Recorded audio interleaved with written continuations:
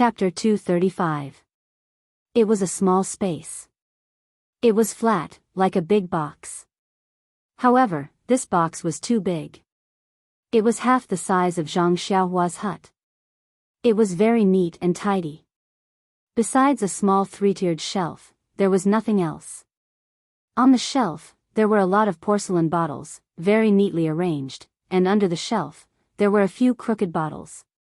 At this time, Zhang Xiaohua was completely stunned, and simply did not have the mind to look at the things on the shelf.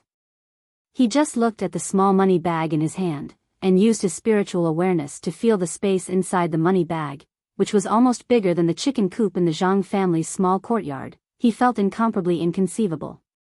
What the hell was going on? Was there another world hidden in this money bag? When Zhang Xiaohua withdrew his spiritual awareness, the money bag was restored to an ordinary money bag, and Zhang Xiaohua could not find any flaws. But when Zhang Xiaohua's spiritual awareness penetrated again, he once again saw the space inside the money bag. This was repeated several times, and it never failed. Suddenly, Zhang Xiaohua thought, this money bag was used to store things, so was that space the place to store things? So, he withdrew his spiritual awareness, and put the pearl hair clip into the money bag. But when he released his spiritual awareness again, he did not see any pearl hair clip in the space. Looking again with his eyes, the pearl hair clip was still in the money bag. Zhang Xiaohua could not help but understand, this money bag seemed to have two places to put things. One could be seen with the eyes, and the other could be seen with the spiritual awareness. However, Zhang Xiaohua's problem came again. The place that could be seen with the eyes was put with the hand, but the place that could be seen with the spiritual awareness, what was the method used to put things in? Zhang Xiaohua held the pearl hair clip in his hand, and put it in the money bag, but could not put it in the space. If there was nothing in the space, Zhang Xiaohua may think that it was impossible to put things in, but there was something in the space, indicating that there must be a method to put it in. But what was this method? Zhang Xiaohua was extremely bored, and swept the shelf in the space with his spiritual awareness. Suddenly, Zhang Xiaohua had a bright idea, since he did not know how to put things in, but if he knew how to take things out, then wouldn't it be the same? So, Zhang Xiaohua began to try to take things out, since this space could only be entered by the spiritual awareness, presumably taking things out must be related to the spiritual awareness. Naturally, Zhang Xiaohua thought of when he had just woken up from seclusion, and the feeling of sweeping the field crops with his spiritual awareness, as if he had an extra hand, he could touch everything in the field. However, Zhang Xiaohua seemed to be unable to use his divine sense to sense this space and use his divine sense to pick up things. Thinking of the Worry-Free Heart Sutra about the use of spiritual awareness, Zhang Xiaohua temporarily withdrew his spiritual awareness from the money bag, and first recalled the skills in the Worry-Free Heart Sutra, and then practiced outside, and then once again immersed his spiritual awareness into the money bag. This time, while Zhang Xiaohua was perceiving the money bag, he also divided a trace of his spiritual awareness, and wrapped it around a porcelain bottle on the shelf, wanting to take it out of the space. Unfortunately, Zhang Xiaohua's spiritual awareness was just able to leave the body, and was really weak. How could he take this real object? Even if Zhang Xiaohua used all his strength, that porcelain bottle still didn't move. Zhang Xiaohua couldn't help but be anxious, and secretly said in his heart, "Come out." Just as this thought arose in his mind, that porcelain bottle suddenly disappeared, and then suddenly appeared in Zhang Xiaohua's other hand that wasn't holding anything. Zhang Xiaohua's hand suddenly had something appear, and he was so scared that he almost threw it away. Fortunately, his eyes were very sharp now, and he saw it clearly the moment he threw it away. Zhang Xiaohua curiously put the porcelain bottle in front of his eyes, and observed it up and down. This was a small bottle carved out of jade. It looked exquisite, and it was warm to the touch. Even a layman could see that it was extraordinary. But it was a bottle used to hold things, and presumably the things inside were even more extraordinary. Unfortunately, Zhang Xiaohua could only guess this point, because that jade bottle was empty. Since he knew how to take things from the space, naturally he also knew how to put things from the outside into the space. Zhang Xiaohua followed suit, and used his spiritual awareness to wrap around the porcelain bottle in his hand. At the same time, he also immersed his spiritual awareness into the money bag, and thought, put it in. Sure enough, that jade bottle suddenly disappeared, and entered the money bag. Ha ha ha, Zhang Xiaohua burst into laughter. This thing was really fun. In the future, if he hid something in the money bag, he was afraid that no one would be able to find it. Thinking, Zhang Xiaohua took out that small stone and the broken jade pendant from his bosom, and put them into the space of the money bag. Then, subconsciously, he also took out the hair clip from the money bag, and put it together into the space. At this time, Zhang Xiaohua suddenly thought, if there were people who could use their spiritual awareness, wouldn't this money bag become a public thing? Anyone who could perceive this money bag, wouldn't they be able to take things from it? However, just as this idea just arose, Zhang Xiaohua laughed. If this money bag was really like that, who would put things inside? So Zhang Xiaohua put the money bag on the ground, and also wanted to try to take things from it, but his spiritual awareness could only sense the fluctuations of the yuan qi on the money bag, and couldn't immerse it.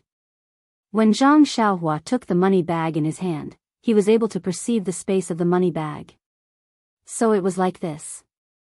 Since he knew that others couldn't casually take things from his money bag, Zhang Xiaohua felt relieved, and carefully counted the things in the money bag. Although his spiritual awareness couldn't move the jade bottles, but he could see the things in the jade bottles. Zhang Xiaohua looked at the jade bottles one by one, trying to find something from them, but when he almost finished looking at all the jade bottles on the shelf, he didn't find anything useful. Zhang Xiaohua was somewhat disappointed, and finally, he saw a few crooked jade bottles at the bottom of the shelf. These jade bottles were different from the others. These jade bottles were sealed. Zhang Xiaohua was overjoyed. Presumably there was something inside. He took out one of the jade bottles. This jade bottle was clearly much coarser than the jade bottle from before, and the quality of the jade was also not on the same level. Presumably, the things inside wouldn't be the same as the things in the previous jade bottle. Zhang Xiaohua took the coarse jade bottle and looked around. On the top of the bottle, there were 3 carelessly written characters, Qi generating pill. These 3 characters were also ancient characters, and seemed to be casually written.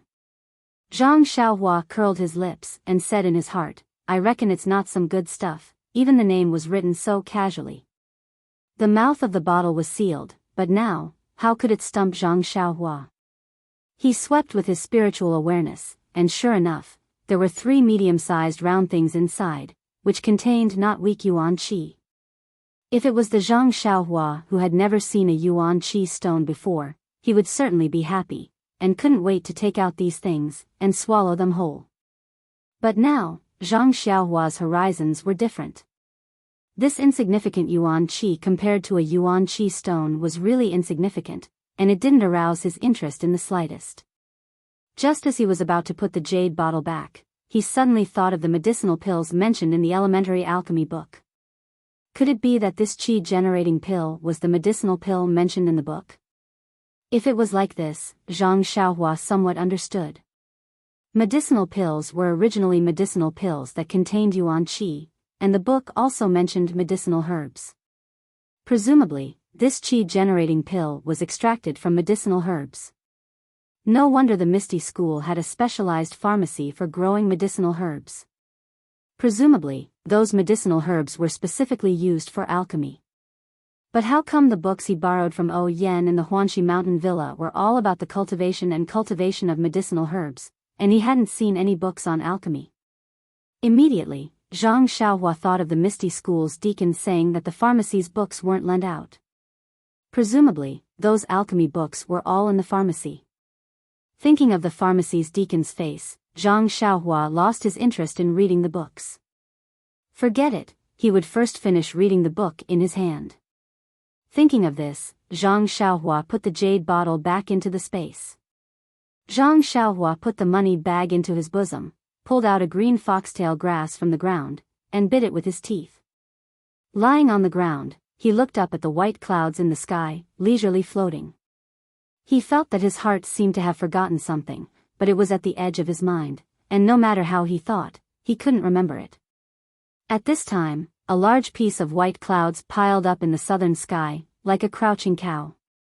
Zhang Xiaohua couldn't help but daydream, how good would it be if I could lie among the white clouds in the sky? It must be much better than riding a cow. Crouching cow stone. Zhang Xiaohua's eyes flashed, and he climbed up from the ground with a zing sound. That huge piece of primordial stone that looked like a crouching cow. Zhang Xiaohua instantly remembered what he had forgotten.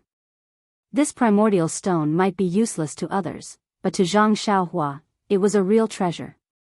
He had just woken up from meditation, and hadn't considered the problem of handling the primordial stone. That piece of primordial stone was incomparably huge, so he definitely couldn't move it away. But even if he could cut a few small primordial stones from above, who knew how many days it would be enough for him to absorb? He couldn't go back to the Guizhuang house every few days, right? Zhang Xiaohua was willing, but Huanxi Manor wouldn't do it. But if he left this primordial stone in the field, it would be exposed to the wind and rain. Zhang Xiaohua himself wouldn't do it. If by any chance it was carried away by others and used to tie cattle and sheep, wouldn't he regret it? Now, this small money bag actually had such a large space, it was simply a large warehouse that he could carry around with him. Didn't it just solve the problem of how to carry the huge primordial stone? But, he didn't know whether such a large and heavy primordial stone could be placed in this money bag. Would it burst this money bag, or was this money bag too heavy? It didn't matter if the money bag was heavy, Zhang Xiaohua could also lift it up. But if it was really heavy, how could he carry it in his arms? Chapter 236. Thinking of this, Zhang Xiaohua could not help but feel excited. Although she knew that the crouching ox rock had been in the field for more than 2 years and no one had noticed it, there were many rocks around the Guizhuang house. No one would take it away in such a short time. Moreover, what use would the rock have? But it was better to be safe than sorry. What if someone took advantage of the fact that Zhang Xiaohua was not around and had evil thoughts about the worthless rock? The more Zhang Xiaohua thought about it, the more likely it was. She ran out from the back of the house and hurried out of the village. It was better for such a precious thing to fall into her purse first. Just as she ran to the front of the Zhang family's courtyard, she met the happy Zhang Xiaolong and the shy Lu Qian. Zhang Xiaolong was carrying a lot of things in his hands, but Lu Qian was walking behind him empty-handed. Seeing Zhang Xiaohua running quickly, Zhang Xiaolong could not help but ask, "Xiaohua, why are you running so fast? Come and help me carry the things." Zhang Xiaohua thought to herself, "The things I want to get are more valuable than yours. I don't have time." She said, "Big brother, I have something urgent to do. Why don't you let sister-in-law carry it?" Zhang Xiaolong said angrily, "Your sister-in-law is pregnant. How can she carry heavy things?" When Zhang Xiaohua heard this, she slipped and almost fell. She said, "Big brother, is it necessary? It's still so small. It's still early." As she said this, she used the nail of her little finger to show it. Lu Qian blushed and said with a kind of happiness, "That's right. I didn't feel it at all. Let me carry it." Zhang Xiaolong said in surprise, "So small? You saw it?" When Zhang Xiaohua heard this, she knew that she had said something wrong. She covered her mouth and said, "I didn't see it. I didn't see it. I just thought it was small." Then she said, "Forget it. I'm going. I'll be back in a while." After saying this, she ran away. Looking at Zhang Xiaohua's back, Zhang Xiaolong shook his head and said, "This child." Lu Qian tugged at his sleeve and asked, "What happened to Xiaohua? His hair is so rough. He's already in his teens, but he still looks the same as when he was young." "Xiaolong, I don't think so. I think Xiaohua is quite mysterious." "Mysterious? How did you come up with this word? Think about it. Xiaohua went to Pingyang City with Xiaohu. Moreover, Xiaohu was the one who went to learn martial arts. Didn't I say that Xiaohua didn't practice martial arts?" Zhang Xiaolong nodded thoughtfully. Lu Qian continued, but when I came back this time, I heard from my mother that he had just arrived at the entrance of the village. When he saw that my mother was about to fall, he immediately ran from the roadside to the entrance of the village. How far is that? How could he run there so quickly? It must be the qin gong that they were talking about. I remember that a few years ago, Hero 1 and Heroine Shui's qin gong weren't that fast. Zhang Xiaolong asked curiously, why haven't I heard about this from my mother? Lu Qian smiled and said, my mother was so happy at that time that she had forgotten about the strangeness of it. A few days ago, when Xiaohua was practicing martial arts, my mother was uneasy. When we were chatting, she mentioned this matter. I even used this to persuade her. Oh right, have you ever seen a person practicing martial arts for 9 days and 9 nights without stopping? Zhang Xiaolong smiled bitterly and said, I've never seen anyone from the Jianghu and I don't know anyone who practices martial arts.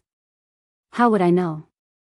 Lu Qian smiled faintly and said, idiot, even if you don't know anyone, what about the books that you read? Zhang Xiaolong thought for a moment and said, Qian, since you asked me to read, I've also read a lot of books. There are serious books, recreational books, myths and ghosts, and anecdotes of the Jianghu. But I've never seen anything like that. Oh, that's not right. It seems that there are some myths that say that immortals who practice martial arts often go into closed-door training for months or even years. I've never seen anything like that in the anecdotes of the Jianghu. Lu Qian said, you haven't read much. Some of the biographies that talk about the Jianghu sometimes talk about closed-door training for 1 or 2 days. But I don't think I've heard of 9 days and 9 nights. For such a long time, he would be thirsty to death. But you haven't seen Xiaohua come home. My mother let him eat, but his appetite wasn't as good as usual. Don't you think that this is very strange? Suddenly, Lu Qian blushed and said, also, just now Xiaohua said that our boy is so small. Do you think that he can really see?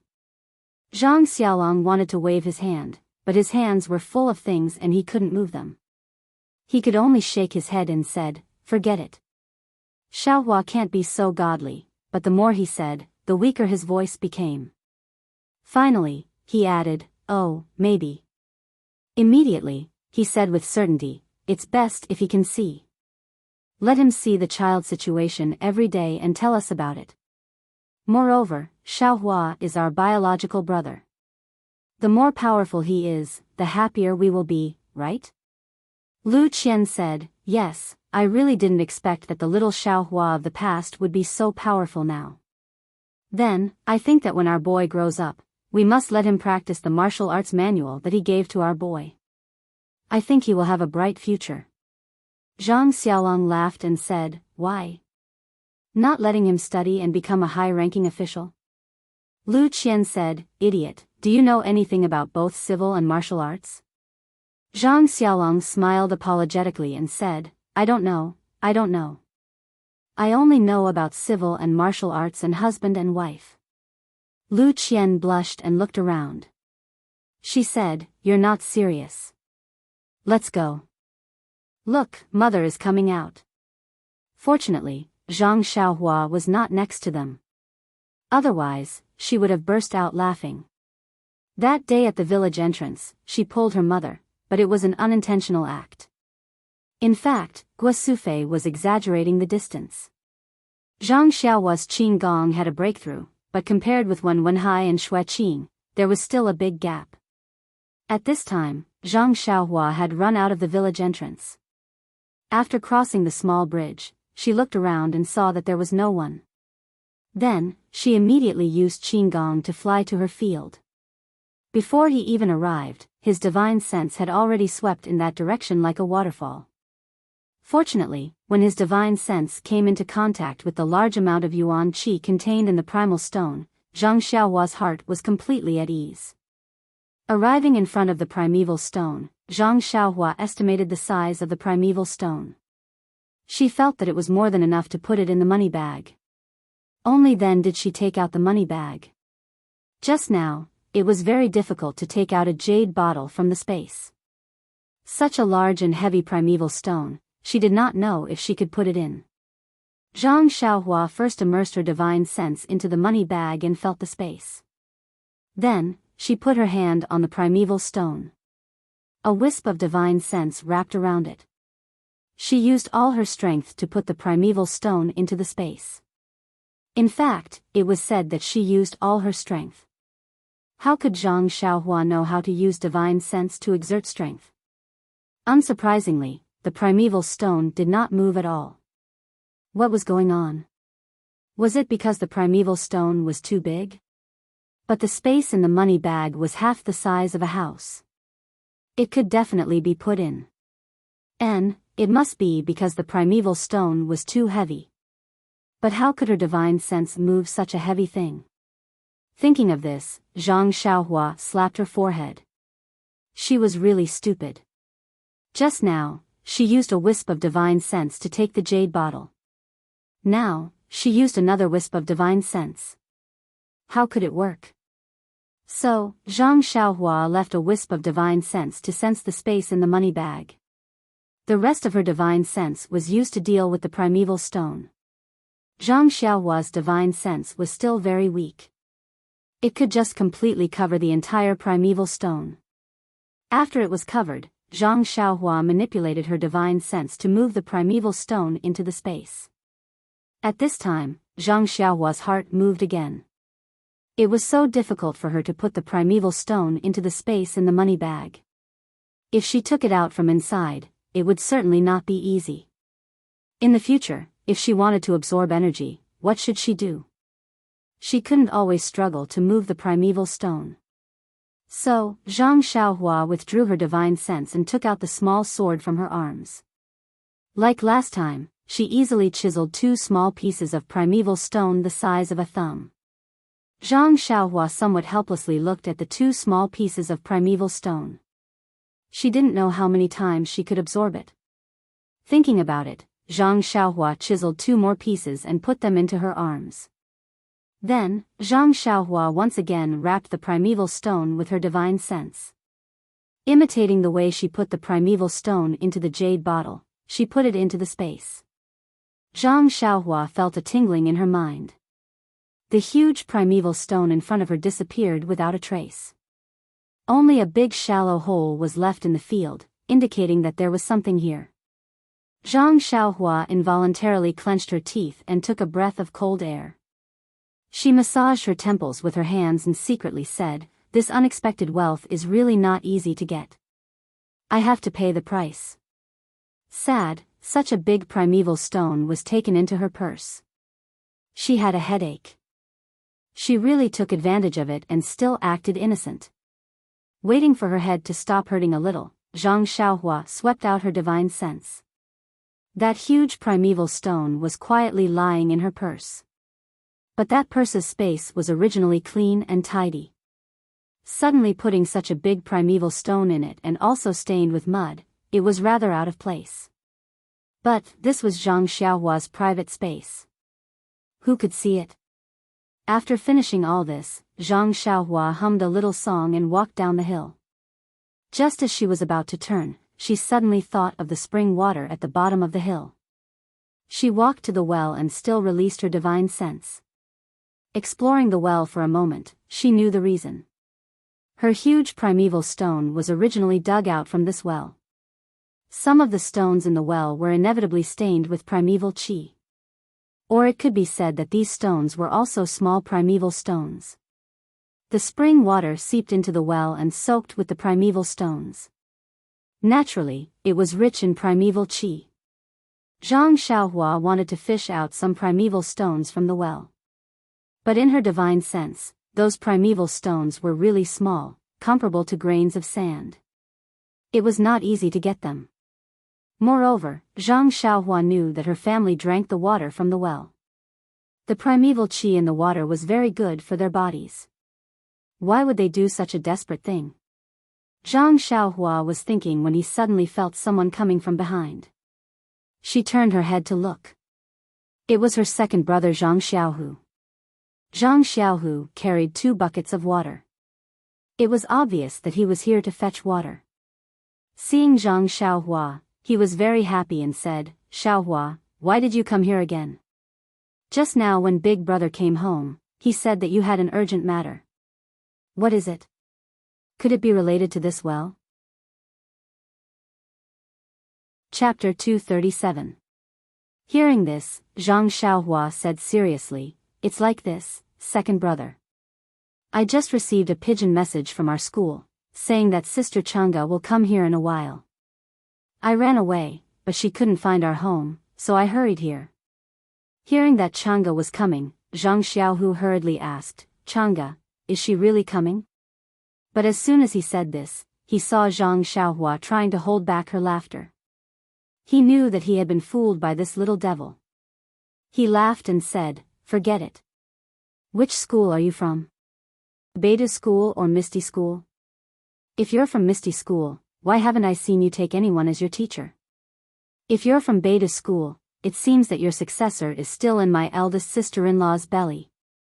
Seeing that second brother knew that she had been fooled, Zhang Xiaohua was not anxious. She said with a smile, I just didn't want to help my eldest brother carry things, so I made it up. Look at him. He carries everything by himself. My eldest sister-in-law is empty-handed. Why does she want me to carry things for him? Hee, Zhang Xiaohu laughed and said, you're wrong. Since you told mother and father this morning that my eldest sister-in-law is pregnant, she's now catching up with your status in the family. She's the first level of protection of our Zhang family.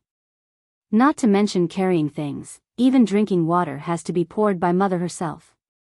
Even if my eldest sister-in-law wants to get up, mother will stop her. You see, didn't you say that the well water is good for the baby? Mother made another water tank and asked me to carry more water home. Zhang Xiaohua shrugged and said, anyway, we have to leave home in a while. My eldest sister-in-law can take my place. I don't care. But her position won't last long. Mother loves the house and its crow. When the baby is born, my eldest sister-in-law will be left behind. Oh, by the way, second brother, the spring water is better fresh.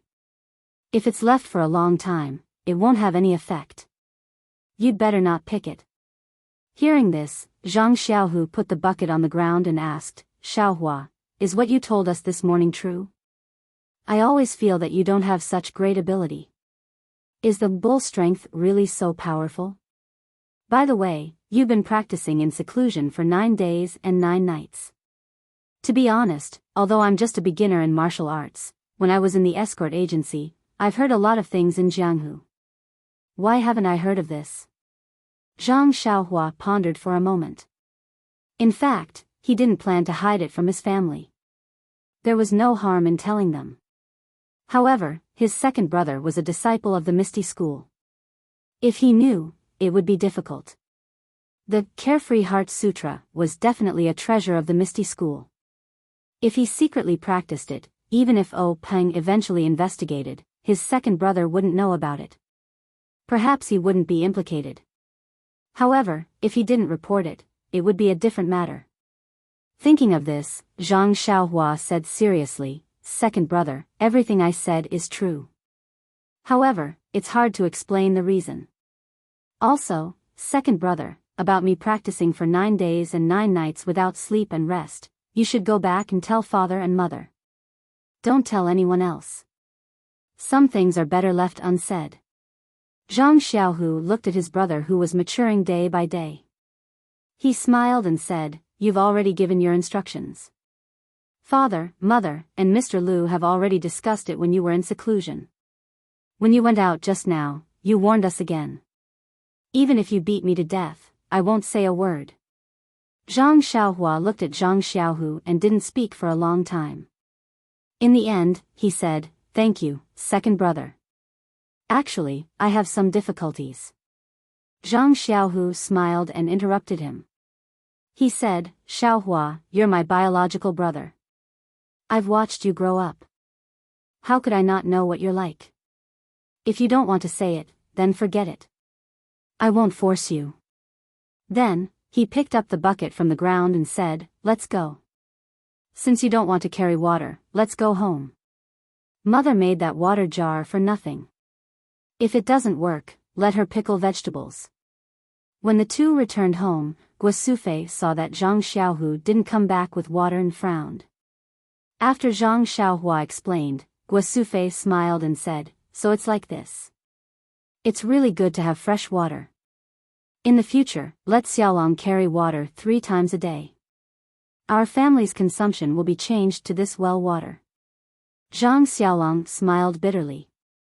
Zhang Xiaohua came out of closed-door training safely and Lu Qian was pregnant. The Zhang family could be considered to have 2 happy events. Naturally, it was very lively at night. Mr. Lu usually ate at the Zhang family's house. Of course, he wouldn't miss out today. The whole family was full of joy and harmony. When it came to cooking, there were some problems. In the past, Lu Qian was the main chef and Guosufei was the assistant. Since the morning when she learned that Lu Qian was pregnant, Guosufei didn't let Lu Qian do anything. Of course, cooking was not allowed. Guosufei was used to cooking in the past, but it was extremely frugal. Now, the Zhang family could be considered to have more than 3,600 taels of silver. This was unimaginable in the past. Today, although it couldn't be extravagant, it couldn't be said to be simple. Therefore, the problem arose. How could Guosufei do it alone? Zhang Xiaohu and Zhang Xiaohua asked for help, but they were chased out by Guosufei. How could she bear to do it when she didn't come back for 2 years? When Lu Qian saw it, she just shook her head. Therefore, Zhang Xiaohua said to Guosufei, "Mother, it's better to let sister-in-law do it. In fact, the child hasn't formed yet. It won't affect anything. Moreover, isn't it good for the child to be more active? When her pregnancy becomes obvious in the future and it's really inconvenient for her to move, it won't be too late to let her rest. You're just a child. What do you know? When you're pregnant, you have to take care of yourself. Don't lose the child." Zhang Xiaohua's divine sense swept over Lu Qian. She smiled and said to her mother, "In fact, sister-in-law's child is already half a year old. It's already stable. Mother can let sister-in-law move around." Moreover, Zhang Xiaohua paused. Then, she said, "Sister-in-law's child is different from ordinary people. We don't know when it will be formed. Mother, you have to be prepared. You can't be impatient." "Ah, I see." Guosufei felt a little unprepared. "How long will it take?" Zhang Xiaohua said, "How would I know? Maybe a year and a half. Maybe 3 to 5 years is also possible. You can't let sister-in-law not work for 3 to 5 years. This?" Guosufei didn't say anything. Lu Qian took the opportunity to step forward and said, "Mother, who cares how long it will take? We'll still live as usual. I'll work as usual. It won't be too late to talk about it when the melon is ripe." Guosufei nodded hesitantly.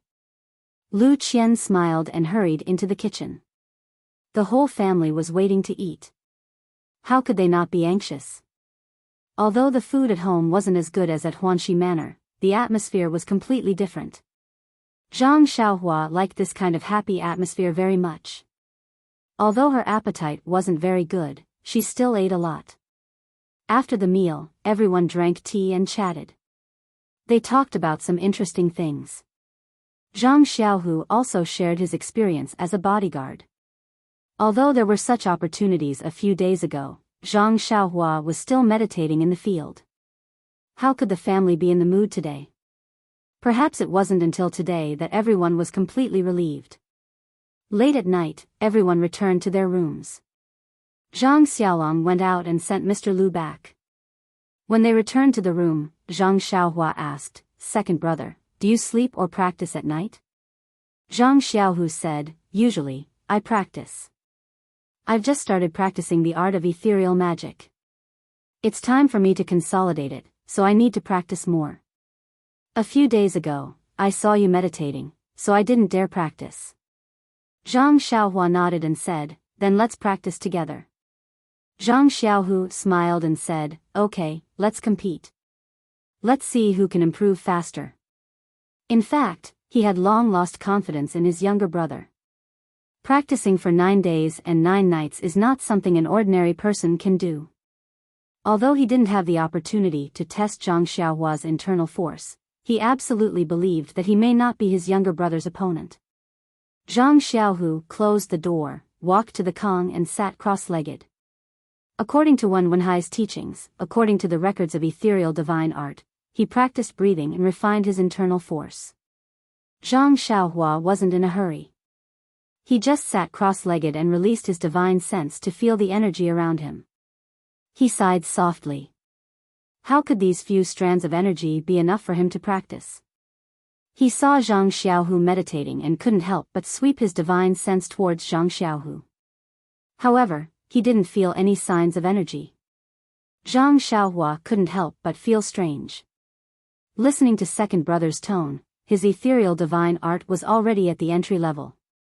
His chi was also beginning to take shape. How could there be no signs of energy?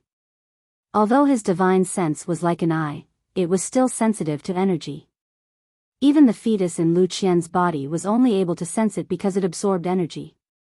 If there wasn't such an opportunity, how could Zhang Xiaohua know so much? Perhaps the ethereal divine art had some mysteries that he didn't understand. Thinking about it, Zhang Xiaohua took out 2 small stones from his bosom. He held one in each hand and closed his eyes to absorb the energy. Zhang Xiaohua originally thought that since the primordial stone was so small, the primordial qi within it must be limited, and the absorption would be very weak. However, just as he circulated his qi, he felt an extremely rich primordial qi flow out of the primordial stone in his hand and into his meridians. It was the same as sitting on the primordial stone a few days ago. Zhang Xiaohua quickly suppressed his astonishment and calmly absorbed and refined the primordial qi. However, he didn't immediately enter a meditative state. After a while, he stopped absorbing and didn't open his eyes. He just used his divine sense to sweep the stone. This sweep didn't matter. Zhang Xiaohua was surprised. The energy in the stone was still abundant. It didn't weaken because of his absorption. This small stone might not be too durable. If so, this small stone would be enough for him to practice for a long time.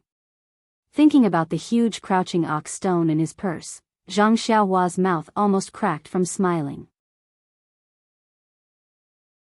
Chapter 238.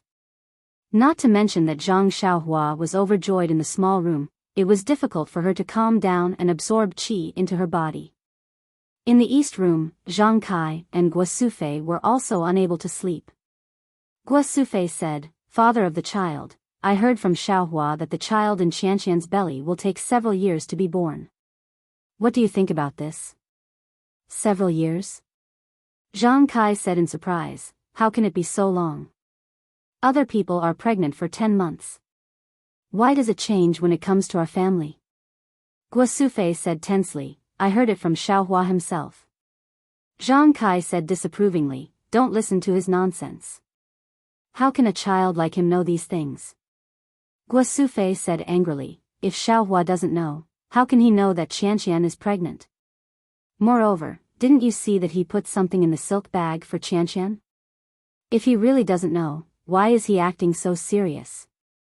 Xiaohua has never been a child who lies. There must be a reason for what he said." Zhang Kai thought about it and said, "It makes sense. Xiaolong and Qianqian have been married for almost 2 years. They should have had a child long ago. According to Xiaolong, Qianqian should have been pregnant half a year ago. If it was someone else, they would have had a big belly by now. But our Qianqian still doesn't show that she is pregnant at all. Even the doctors in the medical hall can't see it. According to the growth of the child, Xiaohua said a few years is fast." Guo Sufei hesitated and said, "But, isn't this too scary? Who needs a few years to have a child?" Zhang Kai was also silent. After a long while, he said, "Didn't I hear the storyteller say that many immortals carry a child for decades? Some even carry it for hundreds of years, or even thousands of years. We've only been pregnant for a few years, so it's normal." Guo Sufei laughed and said, "That's all made up by others. Do you believe it? Whether I believe it or not is not a problem. The key is that there is no smoke without fire. Since there is such a saying, there must be a reason. Otherwise, no one would think of such a legend even if they cracked their brains. That's true. But even so, our Qianqian has been pregnant for such a long time. If others were to find out, who knows what they would say. They might even think that Guosufei couldn't bring herself to say the last word. Zhang Kai sighed and said, yes, it's unusual. If the villagers knew about it, they would definitely think so. By the way, you didn't tell anyone when you went out today, did you? Guosufei thought for a moment and said, I was busy at home today and didn't have time to go out. How could I have the chance to tell others? That's for the best. I'll tell them tomorrow morning, especially Mr. Lu. Don't tell anyone about this yet. We'll talk about it when Qianqian gives birth. Okay. Father of the child, I think so too. Xiaolong and Qianqian went out today. I don't know if they will tell anyone. They definitely won't. If Xiaolong went out alone, he might not say anything. But with Qianqian, this child has always been shy. Even if you give Xiaolong 2 times the courage, he won't dare to say anything. Well, that's good. Go to sleep. There are still things to do tomorrow. These days, I've been worried about the child. The work in the field has been delayed. Let it be delayed. The child has brought back so much money. It's enough for us to live for a lifetime. Mother of the child, you're wrong. Money is just a worldly possession. No matter how much money there is, it's still a dead object. How can it be compared to the field? It's a living thing. We can rely on it for a lifetime. I know. Old man, go to sleep. We still have to go to the field tomorrow. In the west room, Zhang Xiaohua and Lu Qian also found it difficult to sleep. Not to mention the 3,000 taels of silver that Zhang Xiaohua had given to their mother and the dozens of taels of silver that their mother had given to them. Just the fact that they were pregnant and the pregnancy might be very long was enough to make them talk non-stop. Zhang Xiaohua, who was cultivating, immediately fell into a deep sleep. Endless starlight shone on his body and lingered around the entire room. If it was before, Zhang Xiaohua would definitely open all the pores on his body and draw in qi into his body. But now that Zhang Xiaohua had reached the 2nd level of the Carefree Heart Sutra, his cultivation method had also changed.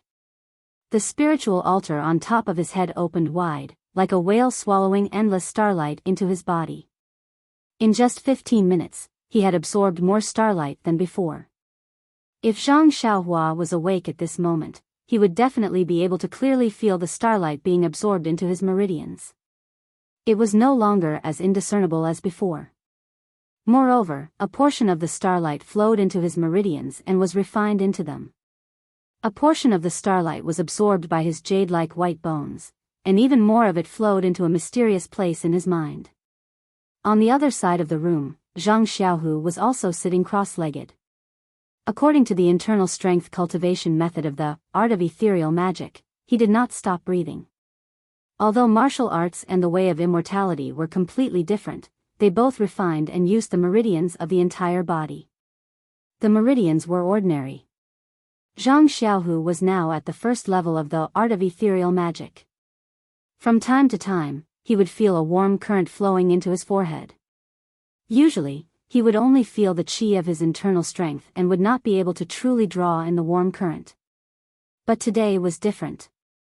Zhang Xiaohua was cultivating in the room and had drawn in an endless amount of qi. This endless amount of qi had already filled the entire room. Although he was absorbing it like a whale, he could not use it all for himself. Zhang Xiaohu's body was also enveloped in a large amount of qi. Just as Zhang Xiaohu was thinking, he suddenly felt a cool qi seeping into his body from his forehead and flowing into his meridians. He could not help but be shocked, thinking that he had suffered from qi deviation. He opened his eyes and moved his hands and feet, but there was not the slightest bit of difference. Thinking that it was his own environment, he began to think again. But just as he entered a meditative state, the clear qi was still seeping into his body. Zhang Xiaohu did not dare to continue cultivating and got off the bed. At this time, the small room was filled with starlight, but starlight was the most mysterious and also the smallest. Even if the room was filled with starlight, it was not as brilliant as the night sky. It was just a layer of faint white light that could not be seen with the naked eye. Zhang Xiaohu got up and walked around the room for a while, but did not feel anything wrong. He only saw that Zhang Xiaohua was also sitting cross-legged, peacefully sleeping. He smiled. He originally wanted to put his little brother down and cover him with a quilt, but his hands stopped halfway. Looking at Zhang Xiaohua's posture, it was the posture of someone cultivating internal energy. It was difficult to guarantee that there was no jinqi flowing in his body. If he casually disturbed him, it would inevitably affect his little brother's cultivation. Thinking of this, Zhang Xiaohu returned to the Kong bed. He closed his eyes and thought for a while, then lay down on the Kong bed, preparing to sleep. Today's cultivation was different from usual, and he did not dare to cultivate again. If he took a wrong path, it would be bad. But when he lay down, tossing and turning, he was unable to fall asleep. There was always a thought in his mind. He closed his eyes and thought that there was qi coming from the sky. Of course, it was because there was no qi that he thought about it. But today, there was such an opportunity. There was actually qi coming from his forehead. Was this a blessing or a curse? Zhang Xiaohu faintly felt from the bottom of his heart that this was definitely a great opportunity. It was definitely beneficial without any disadvantages. After thinking for a while, Zhang Xiaohu sat up on the Kong bed with a hu sound. If there was a blessing, then it was not a curse. If there was a curse, then it could not be avoided. If it was really a great opportunity, then his hesitation would cause him to miss it. Immediately, Zhang Xiaohu had a plan. He sat down cross-legged and began to use the Heart Sutra of the ethereal divine art. He continued to think. Sure enough, the threads of cold qi continued to seep from his forehead, flowing into his meridians. Some of it also flowed into a mysterious place in his mind. Zhang Xiaohu was not like Zhang Xiaohua. He did not go through a systematic internal force study. Not only did he cultivate internal force at the Lotus Escort Agency, but he also received the careful teachings of Wen Wenhai in the Misty School. Regarding the nourishment, refinement, and transportation of jinqi, he had a lot of experience. When the threads of starlight seeped into his forehead, he tried to control the starlight and integrate it into his jinqi. Unfortunately, the starlight was not under his control. After it flowed into his meridians, it flowed forward along the meridians. The more it flowed, the less it became. It was only because the starlight on his forehead continued to seep into his meridians that the cold stream was able to maintain its flow in his meridians and did not disappear. When the cold stream had completed a full cycle and reached the starting point, there were only a few threads left. They mixed with the cold stream that entered later and continued to flow. Zhang Xiaohu was a little anxious. He thought that his internal force control was not good enough and that the cold stream could not enter his dantian and become his jinqi. In reality, the starlight had already integrated into the meridians of his entire body. It was refining and integrating with his meridians. It could be said that his meridians were undergoing earth-shattering changes. This change would allow him to have a higher starting point in his internal force cultivation in the future. It would be difficult for others to catch up with him. If it was really as Zhang Xiaohu thought and was only refining it into internal force, then it would be neglecting the essentials and pursuing the trifles. At this time, Zhang Xiaohu did not know about this. He just kept on urging his heart technique, wanting to retain the starlight and not let it disappear. After an unknown amount of time, Zhang Xiaohu did not know how many times he had urged his heart technique. The starlight in his meridians was still only a faint wisp, just enough to flow through his entire body. At this time, suddenly, Zhang Xiaohu felt that his forehead no longer had the cold stream seeping into it. Correspondingly, the cold stream in his body only circulated one cycle before completely disappearing.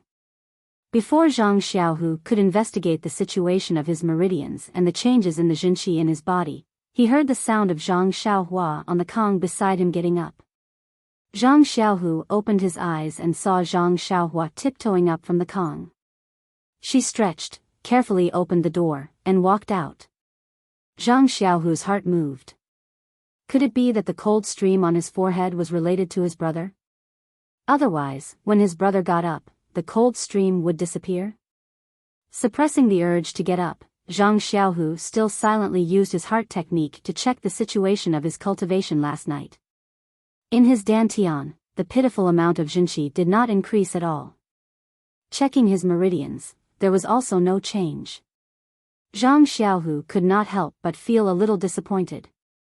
It seemed that his hard work last night was in vain.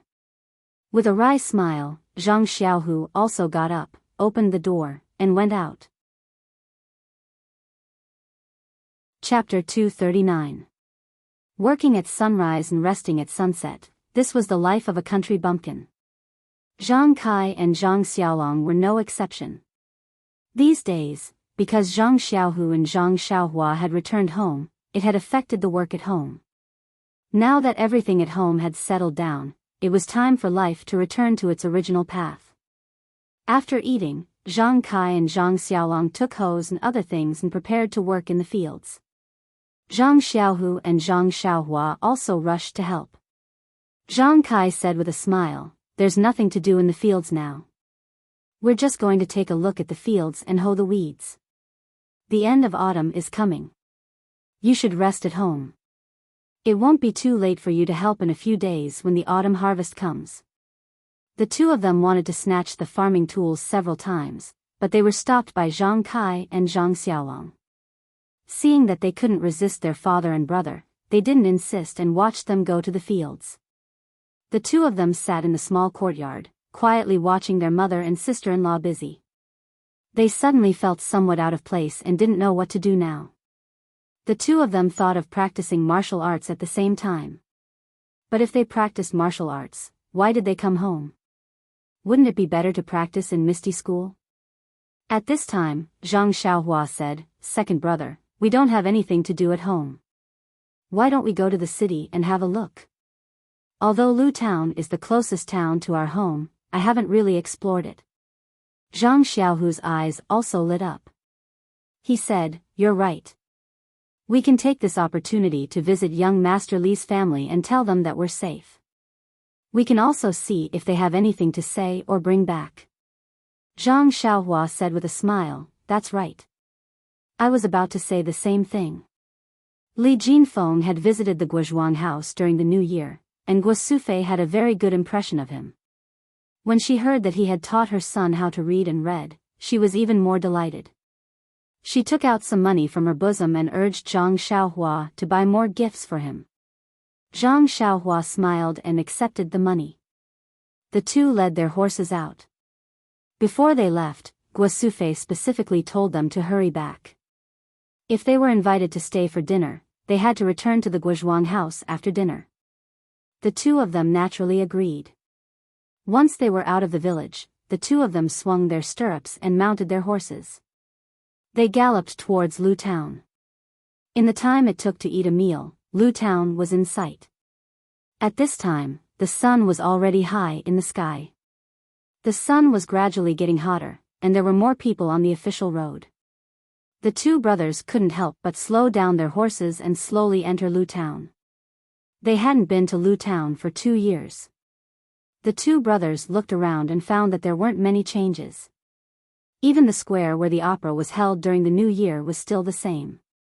However, there were many hawkers and footmen hawking their wares in the square. It was very lively. In a corner of the square, there was even the sound of a gong. It must be a juggling show. When Zhang Xiaohua heard the gong, he didn't want to move. He liked to watch juggling shows since he was young. How could he not go and join in the fun when there was such a beautiful thing in front of him? Before Zhang Xiaohua could reach them, the place where the juggling was taking place was surrounded by a crowd of onlookers. Zhang Xiaohua was short, so of course he couldn't see them.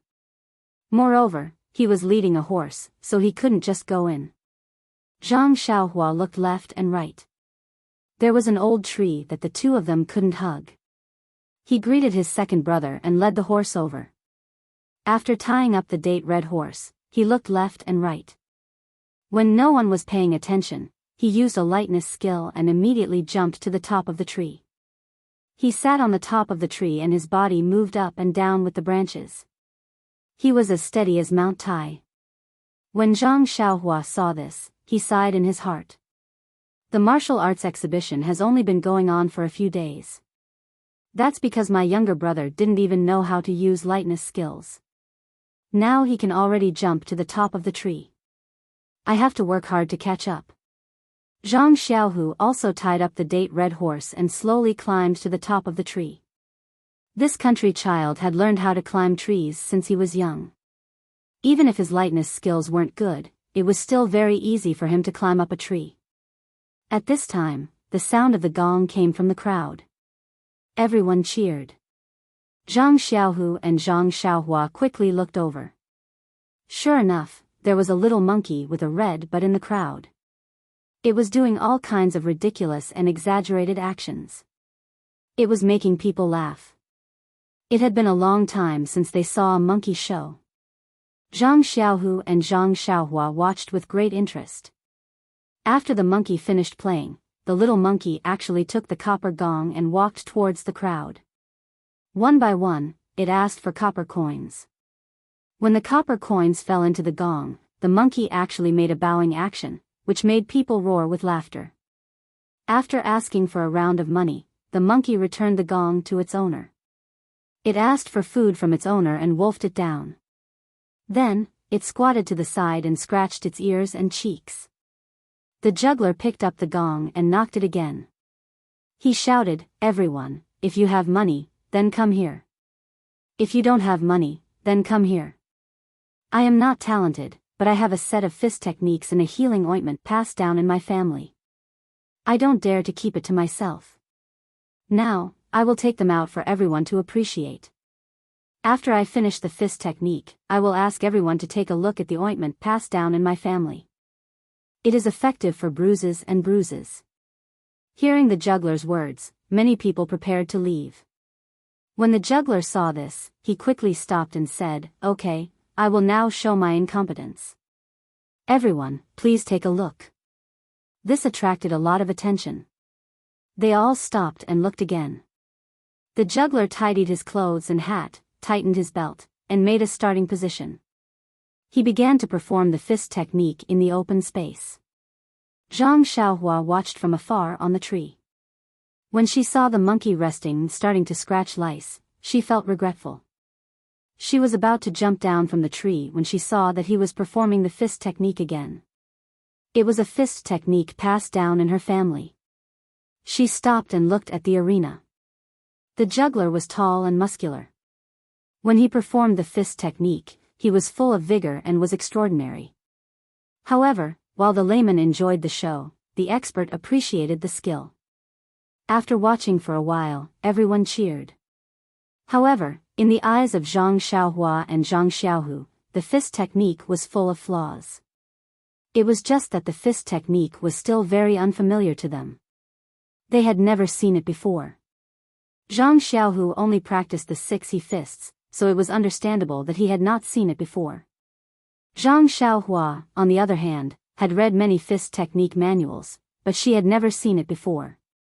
From the looks of it, this fist technique was indeed a family heirloom and was rarely seen in the pugilistic world. As the man was performing, he saw that in a corner to the east, the crowd was in a mess. Zhang Xiaohua was standing high, so she naturally could see further. Furthermore, with her sharp eyes and ears, she had long seen a short fatty. He was leading a few followers and was squeezing into the crowd. When Zhang Xiaohua saw the fatty's face, she could not help but grit her teeth together, producing a creaking sound. Zhang Xiaohu was watching the family heirloom fist technique with great interest. When he heard the sound, he noticed Zhang Xiaohua's odd behavior. He asked with concern, "Xiaohua, what's wrong?" "Toothache." Zhang Xiaohua calmed her heart, pointed at the fatty and said, "Second brother, look at that short winter melon over there." "Which one is it?" When Zhang Xiaohu saw it clearly, he was so angry that he laughed and said, "I've been searching high and low for him. I was still looking for an opportunity to teach him a lesson. Now that he's here, the heavens have opened their eyes. But this guy has brought a lot of followers. Look at the middle-aged man in black clothes near him. He walks with a majestic gait and his stance is steady. He must be his bodyguard. I don't know how good his martial arts are. Let's not go for wool and come home shorn and be taught a lesson instead. This guy has always bullied men and women. Since he's here, there must be something wrong. Let's take a look first before making a decision." While they were talking, the juggler had also finished his boxing. His whole body was covered in sweat. The man took off his shirt, revealing his bulging muscles. He then picked up a package from the ground and took out a few stacks of ointment. He placed them on the gong and began to promote them to the audience. The short black fatty walked to the side of the arena and said loudly, "You, that man, bring your ointment over for me to take a look. If it's good, I'll buy it all." The man thought that it was a big deal and hurriedly walked over with a smile. The fatty said, "What are the effects of your ointment? Tell me about it." The man said, "This is a secret recipe passed down in my family. It's brewed with precious herbs. It's specially used to treat injuries, fractures, and other external injuries. It's very magical. Young master, you'll know when you bring it home and try it." The fatty said, "I want to buy it, but I'm afraid that I'll be cheated. In today's society, the morals of the world are deteriorating day by day. Each generation is worse than the previous. The last time I bought a Dalmatian, I only found out that it was a dog when I went home and took a bath. Who do you think I can find to reason with?" The man smiled apologetically and said, "Young master, you must be joking. I value my reputation the most. I definitely won't lie." The fatty said, "It's best to try it on the spot. If it's really good, I'll buy it all." The man said, "I don't know if there are any patients with injuries. Please come and try it." The fatty smiled and said, "How can a sick person squeeze in? However, I do have an idea. I wonder if you want to try it?" The man smiled and said, "Naturally, I'm willing to try it. However, I have to say that if this ointment is effective, young master should buy it all." The fatty said strangely, "Do I look like someone who goes back on his words?" The man smiled apologetically and said, I don't dare. I have 50 ointment here. Each one is 5 silver coins. Please count it." After saying that, he went to take more ointment from his bag. The fatty waved his hand and said, "No need. It's too troublesome. I believe you." After saying that, he took out a stack of banknotes from his chest and said, "I have 30 silver coins here. It's more than enough to buy your ointment. If your ointment is effective, I'll naturally buy it all." The man was overjoyed and said, "Young master, please tell me how to test the efficacy of this ointment." However, the fatty continued to say, "Don't ask me how to test it first. I still have a request. Young master, please speak." The man was puzzled. The fatty shamelessly said, "My request is, what if your ointment is not effective? How will you compensate me?" The acrobat man was stunned. He smiled apologetically and said, "Young master, listen to me. If this ointment is ineffective, I naturally won't dare to take a single coin from you. How can I compensate you?" Chapter 240. The fat man said, "Why don't you compensate me? I came here to buy medicine, so I naturally have my own intentions. If you sell fake medicine, then wouldn't you be deceiving my childish heart? Leaving an indelible shadow on my path of growth? This is a problem that will affect my entire life. Do you think I won't take it seriously? Can I not compensate you for mental damage?" Zhang Xiaohua watched from afar and couldn't hear clearly. Otherwise, wouldn't she have fallen from the tree? However, Zhang Xiaohua came down from the tree and slowly squeezed into the crowd. She wanted to see what the fat man was up to. When the man heard this, he couldn't help but bitterly say, "Sir, please spare my life. I only have a few coins of silver on me. My entire fortune can't compare to your 30 taels of silver. How do you want me to compensate you?" The fat man laughed and said, "It seems like you are selling fake medicine. If your medicine is not fake, then why don't you dare to agree to my conditions?" The man looked around and saw that the crowd was quite far away from them. He knew that he was in trouble and sincerely said, "Sir, my medicinal plaster is real. My ancestor was a doctor from a famous sect and passed down this prescription. This little one has traveled north and south for many years and relied on this medicinal plaster. I have never seen anyone smash my stall. Sir, please rest assured." When the fat man heard this, the smile on his face became even wider and said, "Since your medicinal plaster is real, why don't you dare to agree to my conditions? Since you don't dare to agree to my conditions, then your medicinal plaster is fake." The man defended himself and said, "Sir, what kind of reasoning is this?" The fat man laughed sinisterly and said, "Naturally, it is my reasoning. If you don't agree to my conditions, then this medicinal plaster is fake and I will smash your stall."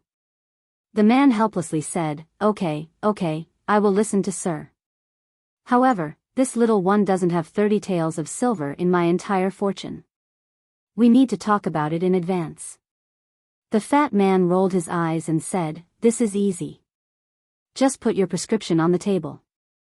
You. The man was so angry that he laughed and said, "So sir has such thoughts. Sir, you are smart.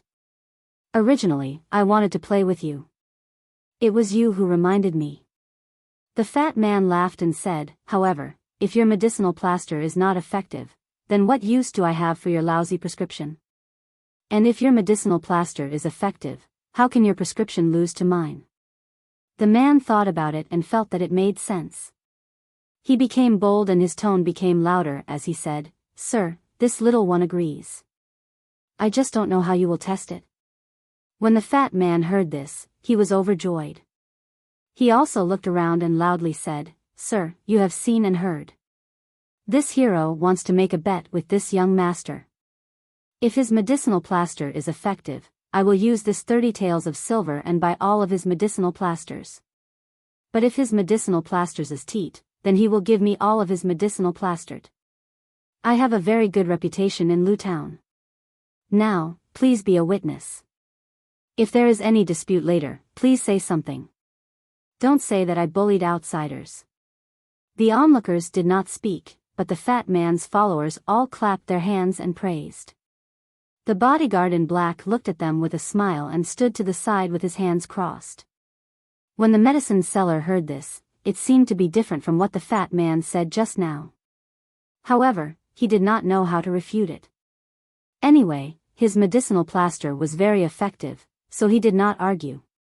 At this time, Zhang Xiaohua had already squeezed his way to the front. He frowned as he watched this farce.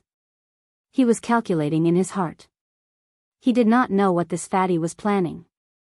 Although this fellow looked stupid, he had been tyrannical in Lu Town for so many years. Today, he was looking for trouble with others. It was a senseless act. However, he would not give away 30 taels of silver for nothing. Sure enough, the fat man then said to the medicine seller, "Since everyone is willing to be a witness, let's start now." The man said, "Sir, please advise." The fat man smiled and said, well said, as long as we break your leg and apply the ointment, we'll see if it can reconnect your leg. Then we'll know if the ointment is effective or not." You. The man pointed at the fat man. He was so angry that his fingers trembled. He said, "This is the method you said?" The fat man spread out his hands and said innocently, "Isn't this the method you asked me to say? What, you don't want to admit it? Or do you think your medicinal plaster is fake and don't dare to try it?" The man's face was livid. He bit his lips tightly and did not know what to say. The fat man clapped his hands and said, "Since you don't want to try it, then this medicinal plaster must be fake. Quickly give me the prescription. I still want to tease your monkey." After saying that, the attendant, who was observing the situation, immediately walked forward and picked up the rope tied around the monkey's neck, wanting to take the monkey away. Only then did the medicine seller understand that the fatty had taken a fancy to his monkey. As the saying goes, time breeds fondness. It was the same for animals. The monkey had been with the man for a long time. The man naturally did not want to let it be taken away. However, the situation was better than the man. Facing a bully with many followers, the man faintly had the intention to retreat. Unfortunately, the fat man did not want to end things here. He stretched out his hand and squinted his eyes. He said, "And the prescription of the medicinal plaster? If you don't take it out now, when will you?" The man's medicinal plaster was the real thing. The prescription was also passed down in his family. It was the foundation of the man's family. He definitely could not give it away. Thus, the man cupped his fist and said, "Sir, this little one is new here and is very presumptuous. If you like this monkey, please take it away. It has been with this little one for many years and is very intelligent. Please treat it well. In addition, this little one drifts in the Jianghu and relies on Gao Yu to make a living. Sir, please be magnanimous and make things convenient. If we meet in the future, it will be something to remember." The fat man was idle and looked for entertainment all day long. Today's matter was originally for the monkey. However, from the man's words, he felt that the prescription had some value. He had evil thoughts and wanted to get the prescription so that he could take credit in front of his father. Thus, how could he take the man's pleas to heart? The fat man said, "You, man, why don't you ask around? My reputation in Lu Town has always been very good. Since I've said it, how can I take it back? Hurry up and take out the prescription." The man had no choice but to lower his voice and say a lot of good things. However, the fat man was determined and did not relent. Zhang Xiaohua was furious and secretly said, "I was just looking for a reason to teach you a lesson. You really know how to give me a way out." Just as she was about to step forward, she felt someone pull her back. Zhang Xiaohua looked and saw that it was her second brother. Zhang Xiaohu did not say anything and only pulled Zhang Xiaohua out of the crowd. Zhang Xiaohua did not leave and struggled with all her strength. However, when she saw her second brother staring at her, she lowered her head and walked out. Once out of the crowd, Zhang Xiaohua angrily asked, "Second brother, what are you doing? Isn't this guy the bully who bullied our family? This is a good opportunity for me to teach him a lesson and vent our anger. It's also a pleasure to help others." Zhang Xiaohu looked around and pulled Zhang Xiaohua to the tree. As he walked, he said, "Xiaohua, do you think I don't want to teach him a lesson? But look around that bully. Don't talk about those servants. They're just clay chickens and pottery dogs. That black-clothed bodyguard next to him is a troublesome character. Do you still remember that last time? Didn't my master let them go for nothing and didn't hit them hard?" Then, Zhang Xiaohu continued, "Also, do you know why we didn't dare to spend all the banknotes in our family before?" Zhang Xiaohua said, "Wasn't it because we were afraid that people would come to our door and cause trouble? But now that we've learned martial arts, why should we be afraid of him? Moreover, you're also a disciple of the Misty School. How can you shrink your neck like this?" Zhang Xiaohu smiled and said, "Don't try to provoke me. Let me ask you, we're not afraid of you, but mother, father, big brother, and sister-in-law all live in the Guizhuang house. If they find us, how will you deal with them?" This Zhang Xiaohua didn't know what to do. If it's because of our impulsive actions that bring disaster to our family, then the gains won't make up for the losses. Zhang Xiaohu said earnestly. Zhang Xiaohua thought for a moment and her pupils suddenly shrank. She coldly said, "Second brother, that's also fine. If they find our family in the Guizhuang house, not to mention a disaster, even if they hurt a single hair on father, mother, brother, and sister-in-law, I'll kill my way to their door and exterminate their entire family." These words were full of murderous intent. If it were said by a Jianghu hero, it wouldn't be strange.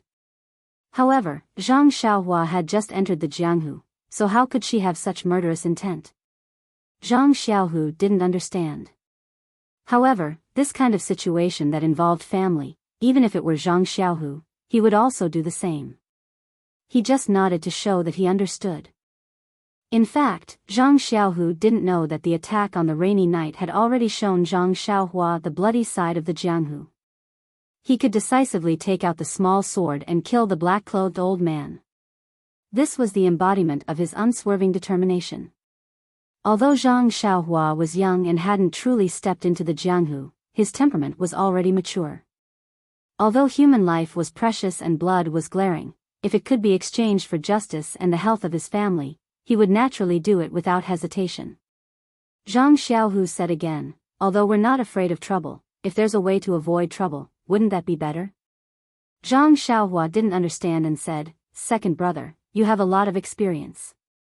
Just say it, I'll listen to you. Zhang Xiaohu took out a large handkerchief from his bosom and covered his face. He smiled and said, look, do you know who I am? Zhang Xiaohua was overjoyed and said, it should be like this. These two date red horses are also very eye-catching. Second brother, you stay here and help me hold the fort. I'll go find that guy to satisfy my craving. What do you think? Zhang Xiaohu thought for a while and said, okay, you go and try. If it doesn't work, then use Qin Gong to escape. Zhang Xiaohua was displeased and said, second brother, don't look down on me. Qin Gong is not used to escape. Chapter 241. When the medicine seller saw that his coaxing and pestering had no effect, he said, since Master Zhao insists on this prescription, please wait for a moment. I will go and get it for you. The fat man smiled and said, seeing that you are so tactful, I will not make things difficult for you. Quickly give me the prescription and I will let you live. When the man saw this, he turned around and walked to the package.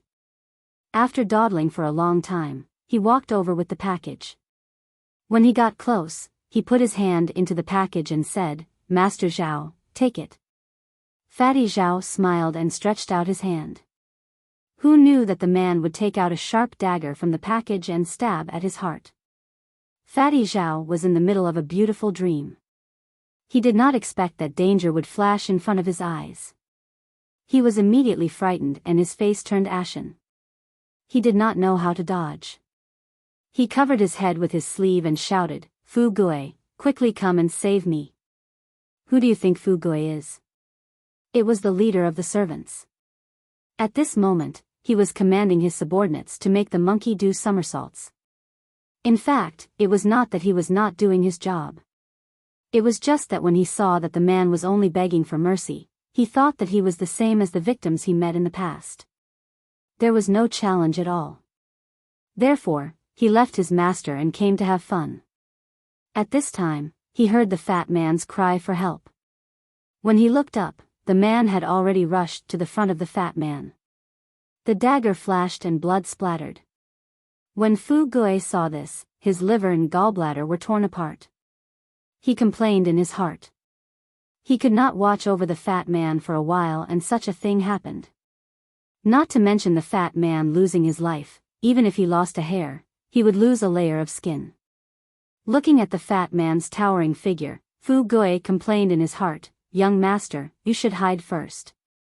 When a person was in a critical situation, who would not have a natural reaction? When others saw the life-threatening dagger, they might have screamed and dodged far away.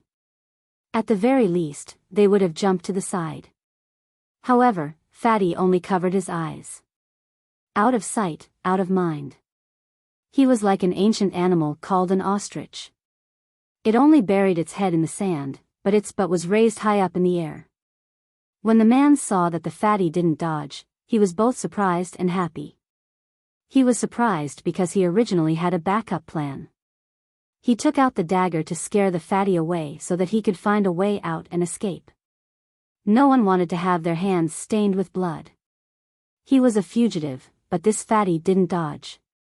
Wasn't that just pushing him to his death? Once he took out the dagger, regardless of whether he could injure the fatty or not, the authorities would not let him off.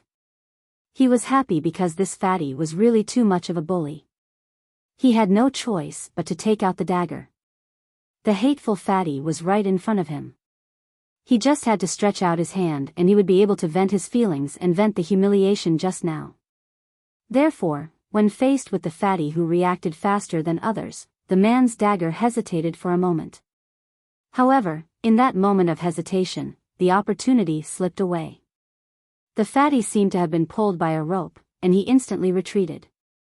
When the man realized what was going on and wanted to chase after him, a black-robed man suddenly appeared in front of him. The fatty came out to bully people. Naturally, he didn't rely on wealth alone. He needed a bodyguard, and this person in black was one of them. Just now, when the man suddenly took out the dagger, the person in black was also caught off guard. He immediately rushed over, but the dagger was already close to the fatty's body. He might not be able to kill the fatty. Fortunately, the man hesitated for a moment.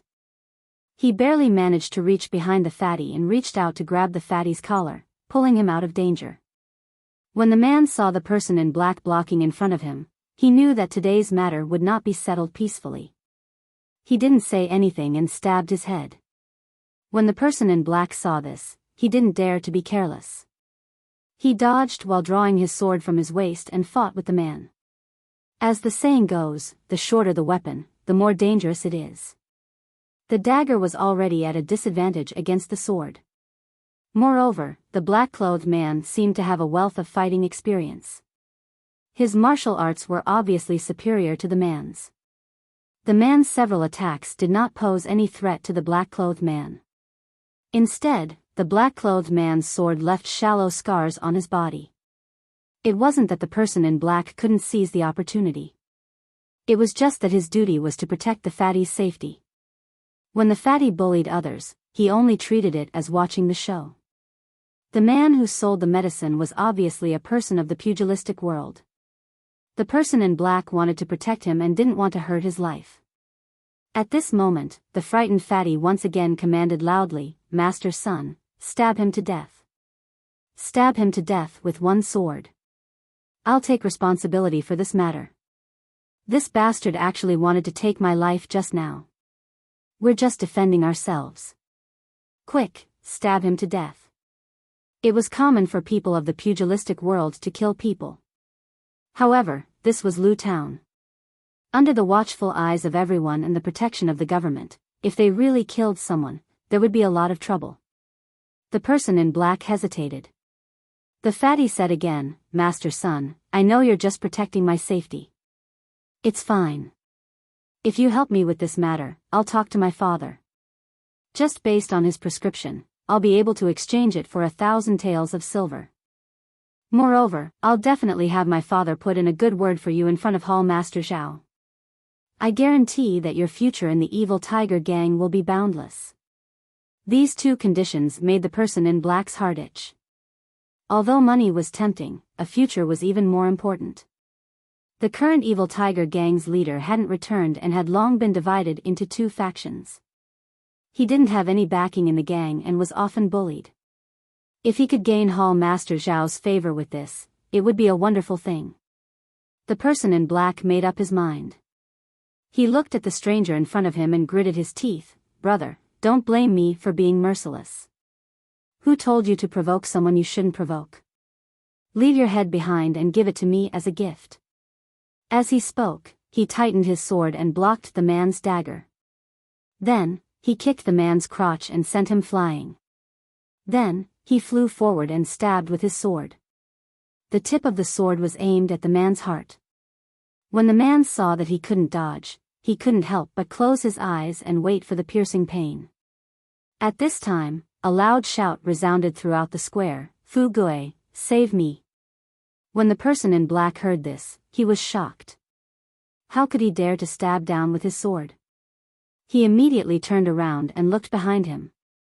In the place where the fat man had been standing, there was a young man who wasn't very tall and looked somewhat weak. He had his face covered and was standing there. A servant was being stepped on by him. The others were a bit further away and looked in horror. The young man was holding the fat man in his hand. Fatty Zhao was being held upside down by the young man by the neck. His feet had long since left the ground and he was constantly kicking. The fat man's hands were covering his eyes as he continuously shouted, "Fu Gui, save me."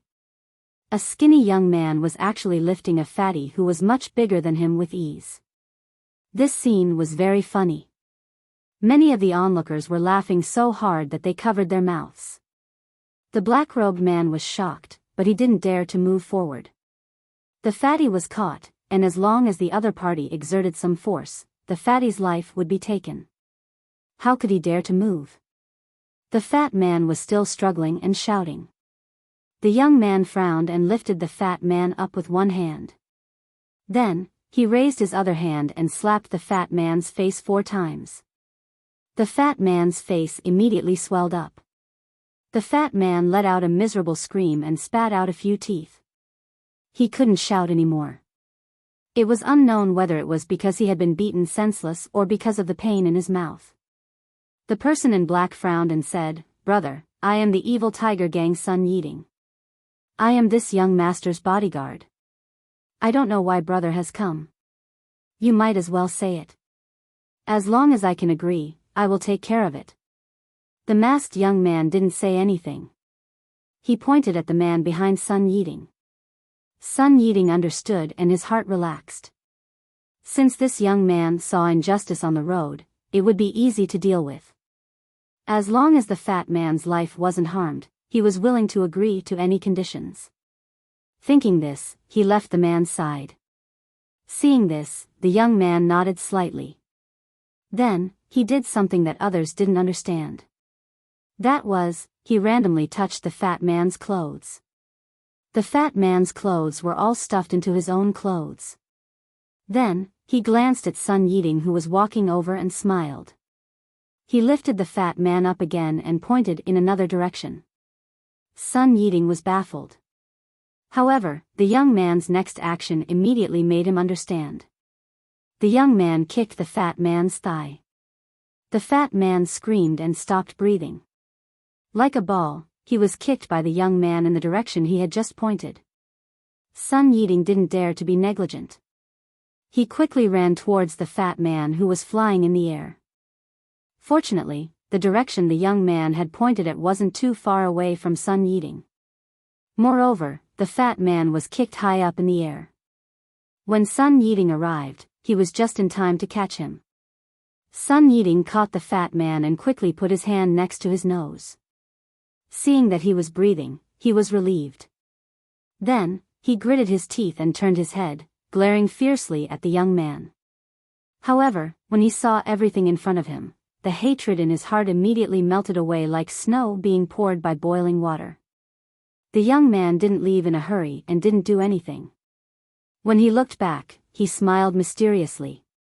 In a flash, he broke into the servants and snatched the monkey. Then, in a flash, he flew to the side of the bundle like a big bird and reached out to pick it up. Finally, he slowly walked to the man's side and threw the monkey and bundle to the man. He didn't say anything and signaled him to take it. The man didn't know what was going on. First, he carried the bundle, then he took the monkey and was about to thank his benefactor. The young man did something that surprised everyone. He took a big stride forward and grabbed the man's arm. Then, with a tap of his foot, he soared into the sky. His body paused in the air for a moment, then he changed direction and pounced towards the big tree beside the square.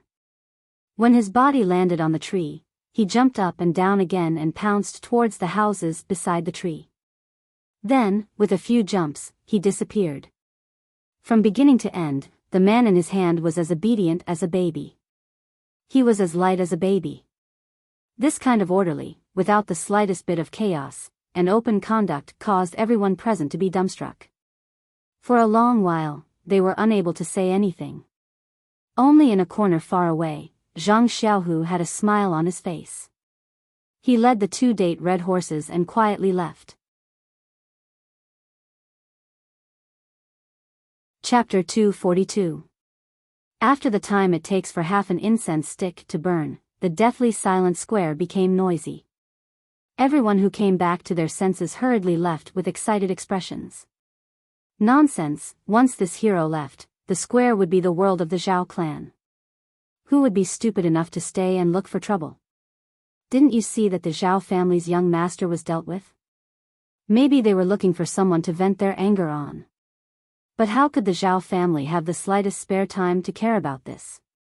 A group of servants, represented by Fu Gui, immediately surrounded them and expressed their concern and loyalty. Sun Yiding put the fat man down and carefully examined him. He was both happy and worried. He was happy that the fat man's life was not in danger. The hero was merciful. He was worried that the fat man's thigh was broken. He might have to use crutches for the rest of his life. No matter what, he did not do a good job as a bodyguard. He would be punished when he returned. Sun Yiding sighed. He let Fu Gui carry the fat man and hurried back. Before he reached home, Master Zhao had already received the news and personally brought people to welcome him. Seeing his son's miserable state, he felt like a knife was being twisted in his heart. He fiercely glared at Sun Yiding and ordered the servants to put the fat man on the carriage. He also ordered people to quickly invite the evil tiger gang's hall leader Zhao and Lu Town's famous doctor. Not long after, hall leader Zhao and the doctor arrived. The doctor was led to the inner hall to treat the injury. Hall leader Zhao was invited to the central room to serve tea. Master Zhao impatiently said, "Brother Zhao, you have to help me. I'm looking for someone who is famous in Lu Town. Although my son is unbearable, I couldn't bear to slap him since he was young. You didn't see how badly he was beaten. I couldn't help but cry." Hall Master Zhao took a sip of tea and said, "Old Zhao, we're relatives, so there's no need to speak like we're strangers. You've been very close to our evil tiger gang for so many years. Even if I can't make the decision, I'll definitely ask the gang leader for instructions and give you justice. But..." At this point, he slightly frowned and stopped. When Master Zhao heard this, he immediately said, "Third brother Zhao, is it about the gift for the gang leader? Don't worry, I've already found a pair of jade bracelets. It's very exquisite. I'll let you take it out later. I definitely won't let you run for nothing." Hall Master Zhao waved his hand and said, "That's not it. Old Zhao, we've been friends for so many years. Why would I bring this up at this juncture? The gang leader wants us to search for antiques, but it's not something that can be done in a short time. What I want to say is that those who dare to go against you in Lu Town are probably not ordinary people. If it was the Misty School that Zhao Quanxing encountered a few years ago, I'm afraid we wouldn't have been able to do anything." Master Zhao smiled apologetically and said, I know. Third brother Zhao, we have to act according to our ability to take revenge. If we can't get what we want and instead get ourselves into trouble, why bother?" Hall Master Zhao cupped his hands and said, "Since old Zhao is so reasonable, I thank you in advance. Let me ask my subordinates about the situation first." When he called Sun Yiding to the front of the hall and told him everything, Hall Master Zhao's expression changed slightly. He tapped his fingers on the table and closed his eyes to think. After a while, he opened his eyes and said, "Old Zhao, I'll take care of this matter for you. Since he's not a disciple of a famous sect and covered his face, he must be afraid of being recognized. I'll let the people in the sect investigate and see who has the guts to go against you and our evil tiger gang." After he finished speaking, he gave Sun Yiding a few instructions and gave him a look. Only then did he let Sun Yiding leave. Master Zhao was very happy when he saw Hall Master Zhao agree so easily. However, he was still a little unhappy and asked, "Third brother Zhao, this Sun guy didn't protect our son well. Shouldn't he be punished?" "Oh." Hall Master Zhao suddenly came to a realization and said, Elder Zhao, you're right. I was thinking too much just now. When we go back tonight, I'll definitely punish him. What kind of bodyguard is he? He can't even protect people well." Master Zhao was overjoyed and said, "That's good. Third brother Zhao, let's go. I've already arranged a banquet. Let's get drunk." Hall Master Zhao waved his hand and said, "No need to be polite. Old Zhao, let's go." let's take a look at my nephew's injuries first. When the two of them arrived at the inner hall, the doctor had already finished his diagnosis and said, Master Zhao, I've already taken a look at your son's injuries. His life is not in danger. However, many of his teeth have fallen out. It might be inconvenient for him to eat meat in the future. It's better for him to eat more porridge. As for the swelling on his face, apply some ointment and it will be better in a few days. There's also a bruise on his thigh. I have some ointment here as well. Apply some and it will go down in a few days. Master Zhao smiled and said, Thank you, doctor. However, my son's leg seems to be fractured. How should I treat it? The doctor stroked his white beard and said solemnly, About this, I'm a surgeon. This fracture is a matter of internal medicine. Master Zhao, please find someone else. With a plop sound, Master Zhao fell to the ground. When everyone helped him up, Master Zhao was so angry that he trembled and said, You, get out of here. The doctor calmly cupped his hands and said, No hurry, no hurry. The consultation fee is 3 silver coins and the ointment is 3 silver coins. A total of 6 silver coins. Master Zhao swayed and almost fell again. He waved his hand and asked the servant to give him the money. The doctor took the silver coins and walked to the door.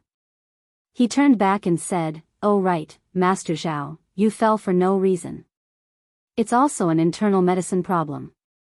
You should find a doctor as soon as possible. After saying that, he walked away. Master Zhao was so angry that he asked, Who found this doctor? Fu Gui walked out trembling and said, Master, it's this little one. Why did you find him? The young master's usual syphilis and gonorrhea were all treated by him. Master Zhao kicked Fu Gui's face and said angrily, Why aren't you going to find the medical saint? Fu Gui rolled and crawled away. Hall Master Zhao saw it and walked to the bed. He first checked himself, and then said with a natural look, Old Zhao, it seems that your nephew is lucky. That person didn't want to kill you. I've already seen it. Although the injury on your thigh is serious, that person obviously held back his strength. He didn't break the bone, but only fractured it. As long as you find a good doctor and treat it carefully, there won't be any big problems. Really? Master Zhao was overjoyed. He heard the servant's description and thought that his son would limp forever. When he heard the news, he was naturally happy. In fact, this was also human nature. If Hall Master Zhao had said this earlier, he would still be heartbroken. However, he was already in despair before. Now that he had received slightly better news, his mentality inevitably changed slightly. At this time, the fat man on the bed groaned and woke up leisurely. Master Zhao felt sorry for his son and hurried forward. When the fat man saw his family, he was even more distressed. He grabbed Master Zhao's hand and said, Father, you must avenge your son. Master Zhao patted his son's hand and said, I know. I've already invited your uncle Zhao. He promised to avenge you. When Hall Master Zhao heard this, the flesh on the corner of his mouth twitched slightly, but he didn't say anything. After a while, Fu Gui brought another doctor over. Master Zhao asked worriedly, Can this doctor treat a broken thigh? Fu Gui flattered, Don't worry, master. I've already asked. Even if the third leg is broken, he can treat it. When Hall Master Zhao saw the doctor coming, he was about to leave. Master Zhao hurriedly said, Third brother, wait a moment. I'll get that jade bracelet for you. Master Zhao was about to leave when he heard the fat man scream, Father. Master Zhao hurried back and asked, Son, what's wrong? Does it hurt? The fat man groaned and said, Well, father, your son did something wrong. Now I'm telling you. I hope you won't be angry. Master Zhao had a bad feeling and asked, Tell me, what's the matter? If it's not big, I'll let you go. The fat man said softly, About that, father, the pair of jade bracelets you put in the study room, your son took it out today to show off to others, but what? Master Zhao asked anxiously. But, when I was caught just now, it was snatched away from my arms. You unfilial son. Master Zhao reached out and was about to hit him. When the fat man saw this, he immediately moaned loudly. Master Zhao's hand stopped in the air and he couldn't bear to drop it. When Hall Master Zhao saw this, he smiled and said, "Old Zhao, it's fine. There's still a long time left. You can slowly search for it. That jade bracelet might not be able to catch the sect leader's eyes." Master Zhao smiled bitterly and said, "Third brother, that's the only way. Today, I've made third brother come here for nothing. Why don't we go to the hall and have a feast before leaving?" Hall Master Zhao smiled and said, "No need, old Zhao. I still have to rush back and get someone to vent your anger for you." After he finished speaking, he cupped his hands and left quickly. Master Zhao was left with a blank face. This Hall Master Zhao seemed to be a little absent-minded today. Not to mention that Master Zhao was feeling sorry for his son, Hall Master Zhao quickly walked out of the Zhao manor. Sun Yiding didn't rush back to the sect. Instead, he tactfully waited at the door. When he saw Hall Master Zhao come out, he quickly went up to him. When Hall Master Zhao saw Sun Yiding, he asked softly, "Yiding, did you do what I asked you to do?" Hearing the Hall Master call him Yiding, Sun Yiding's heart warmed. He went up and said, "No, Hall Master. You already gave me a look, how could I still do it? Moreover, I saw that young man's skills with my own eyes. How could I not know what to do?" Only then did Hall Master Zhao feel relieved.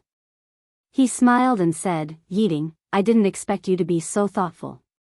Just now, old Zhao wanted me to punish you. Very good. You don't have to be a bodyguard in the Zhao family anymore.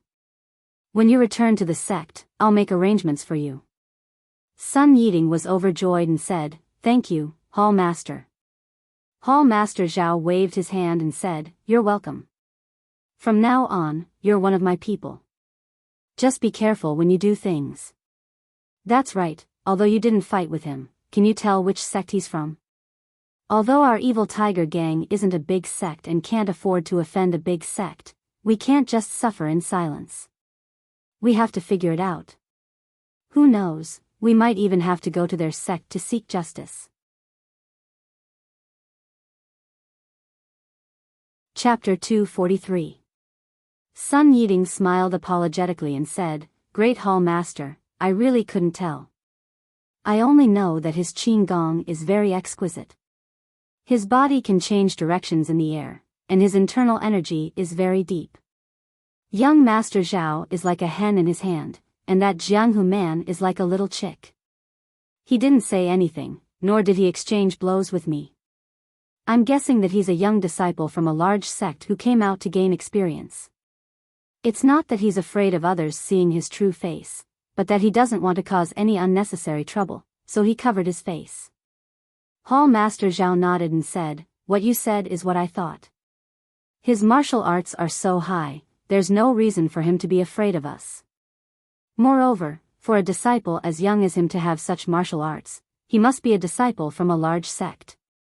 Think about it, although our evil tiger gang has many disciples, which young disciple has such cultivation? Even if it's you, you're probably not his opponent." Sun Yiding said with shame, "Hall Master Zhao's insight is like a torch. That's indeed the case. I didn't dare to go forward to protect young Master Zhao.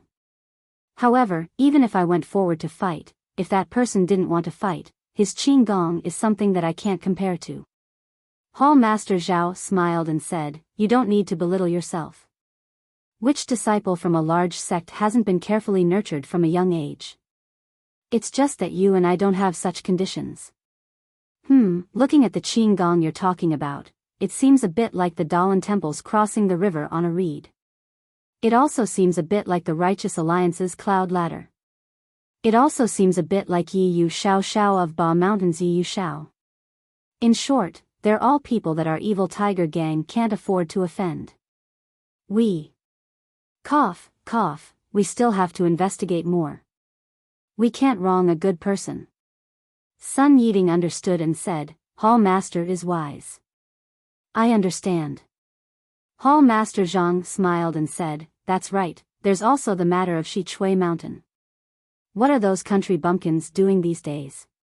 Why did they all run to Lu Town? We have to quickly investigate. Not to mention the discussion between the two from the evil tiger gang. The masked young man grabbed the medicine man's arm like a chick and ran along the roof of a house for a long time. The man heard the sound of the wind and was so scared that his eyes were tightly shut. He didn't dare to move for fear that the young man would throw him down. On the contrary, the monkey's face was full of curiosity. It was in the man's embrace, and it stuck its head out of the man's embrace. It looked around, and occasionally it would squeak. After a while, the man stopped. After a while, the man heard the sound of the wind stop and his feet touched the ground. He opened his eyes and looked around. It was an empty corner. The man knew that he had escaped with his life, so he immediately lowered his head and kowtowed. Seeing this, the masked young man took a step forward and held the man's arm. It was like an iron clamp. The man used all his strength, but he still couldn't kowtow. The man smiled bitterly and said, Benefactor, you saved my life. No matter what, you should let me kowtow and thank you. If not, I will feel guilty even in my dreams. After he finished speaking, he kowtowed again. Sure enough, the young man didn't stop him this time. After he finished kowtowing, the man said, I know that Benefactor has his own reasons, so I covered my face. I am Chu Zhigao from Dragon Mountain. My family has long since fallen, so Benefactor might not know. However, Benefactor, please remember my name. In the future, if fate wills it, please come to my home for a chat. The young man nodded slightly. Then, he took out a pile of things and placed them in front of Chu Zhigao. When Chu Zhigao looked at them, it was a pile of scattered silver, a stack of silver notes, a sweat towel and other odds and ends. These were the things that the young man had taken out from the fat man's arms. When the young man took out the things from the fat man's arms, Chu Zhigao had already stood up from the ground. Of course, he didn't understand the man's intentions. Now that he saw the money in front of him, he couldn't help but burst into tears. He threw himself on the ground again and kowtowed fiercely a few times. The young man wanted to stop him, but it was too late and he could only let him kowtow. After Chu Zhigao finished kowtowing, he didn't stand on ceremony. He took out a few silver notes and a few ornaments and handed them to the young man. He said respectfully, Benefactor, I know that you definitely don't lack these things. However, this is a small token of my appreciation. Please accept it. This is a large amount of 500 taels of silver. Keep it well. However, it's best that you don't exchange it in Lu Town. Their eyes are everywhere here. You may not be afraid of causing trouble, but isn't it best if you don't have trouble? The nearby Maple Leaf Town, Treasure Town, and the slightly further Pingyang City are all fine too. The young man nodded and accepted it. Seeing the young man accept it, Chu Zhigao was very happy. He handed over the ornaments in his hands and said, This is a pair of jade bracelets and a few gold hairpins. They are all of good quality. I'm all alone and it's a waste to keep them. I'll send them to the pawn shop sooner or later. Benefactor, why don't you keep them and give them to your senior and junior sisters in the future? They'll be good gifts too. The young man hesitated for a moment and accepted them. Then, he put them all in his arms. Chu Zhigao was happy to see that his benefactor was so easy to talk to. He cupped his fists at him and said, The green mountains will not change and the green rivers will flow forever. Benefactor, please take care of yourself. See you again in the future. After he finished speaking, he picked a direction and turned to leave. However, just as he turned around, the young man strode forward and pulled him back. Chu Zhigao smiled and said, Benefactor, do you have any other orders? The young man still did not speak and pointed in another direction. Chu Zhigao suddenly understood and turned to walk in another direction. However, after taking 2 steps, he stopped and turned back to look at the masked young man. He lowered his head and thought for a moment, then walked back. Chu Zhigao walked up to him and said, "Benefactor, you saved my life and gave me money. I am very grateful. I always feel that I owe you too much, but I really have no way to repay you. You are a man of Jianghu, and also a disciple of a famous sect, so you must not lack anything. I am from the Dragon Mountain, and my family has declined early. Now I rely on buying medicinal plasters to make a living. My medicinal plasters are really good, but compared to the things in your sect, they are much inferior. I have a medicine book passed down in my family. I have read it for many years, but I still can't understand it. Perhaps it will be of some use to you, so I hope you will kindly accept it." After he finished speaking, he took out a small bag wrapped in oilcloth and handed it to the young man. The young man hesitated and was unwilling to take it. Chu Zhigao knew that the young man was unwilling to take what he liked. He smiled and put it in his hands and said, "Benefactor, please take it first. If you can understand it one day, you can teach it to me. Moreover, if you can really understand it, there is a mysterious place in my family. One day, I would like to invite you to Dragon Mountain. Perhaps there will be another opportunity." Seeing this, the young man nodded and put the small bag into his arms. Chu Zhigao looked at the small bag reluctantly. Finally, he saluted the young man with his fists and walked quickly in the direction pointed out. When he turned the corner, he saw a small city gate of Lu Town. He looked around and did not dare to stay any longer. He followed the crowd and left the city. When the young man saw Chu Zhigao turn the corner, he also looked around and walked to a corner. He took off his clothes and wrapped it in a bag. He held it in his hands and then took off the cloth on his face, revealing his young and childish face. Wasn't that the adorable Zhang Xiaohua? Zhang Xiaohua looked around and saw that there was no one around. She put the cloth in her arms and wrapped the clothes into a bag under her arm. She walked along the alley in another direction. After turning a few corners, she saw Zhang Xiaohu leading 2 jujubred horses. He looked anxious. When he saw Zhang Xiaohua appear, he quickly looked back and said, "Zhang Xiaohua, why did you take so long? I thought something happened to you." Zhang Xiaohua smiled and said, "How could something happen to me? Let's go. Let's leave the city first. We can talk later." After that, the two of them got on their horses and rode out of Lu Town. When they reached a secluded place, Zhang Xiaohua told Zhang Xiaohu what happened just now. Zhang Xiaohu smiled and said, "You are really cautious. You didn't even say a word." Zhang Xiaohua said, "Yes, we must be vigilant. We can't leave any clues for others, even if they are the people we just saved. However, this Chu Zhigao is really generous. He left most of the things I gave him to me." After that, she took out 500 taels worth of banknotes and a few ornaments. Zhang Xiaohu took them. He first took out 4 banknotes and kept them in his arms. He then looked at the other ornaments and handed them back to Zhang Xiaohua. Zhang Xiaohua said unhappily, "Second brother, I put in a lot of effort this time. Why did you take so much?" Zhang Xiaohu smiled and said, "We have given all the banknotes to father and mother. No matter what, we have to keep some for ourselves. As the elder brother, I spend a lot, so I won't stand on ceremony with you." Chu Zhigao is right. We can exchange these banknotes when we reach Pingyang City. Although these ornaments look good, we can't let mother and sister-in-law wear them. If others recognize them, we will be in trouble. We should pawn them in Pingyang City. Zhang Xiaohua felt the same and wanted to keep them in his arms. However, when his eyes swept across a pair of jade bracelets and a few golden hairpins in front of him, his eyes were attracted by the jade bracelets. It seemed that there was something inside that attracted his attention. Zhang Xiaohua's mind was stirred and her consciousness swept out. As expected, the jade bracelets had a faint fluctuation of vital qi. Zhang Xiaohua was overjoyed and sent her consciousness into the jade bracelets.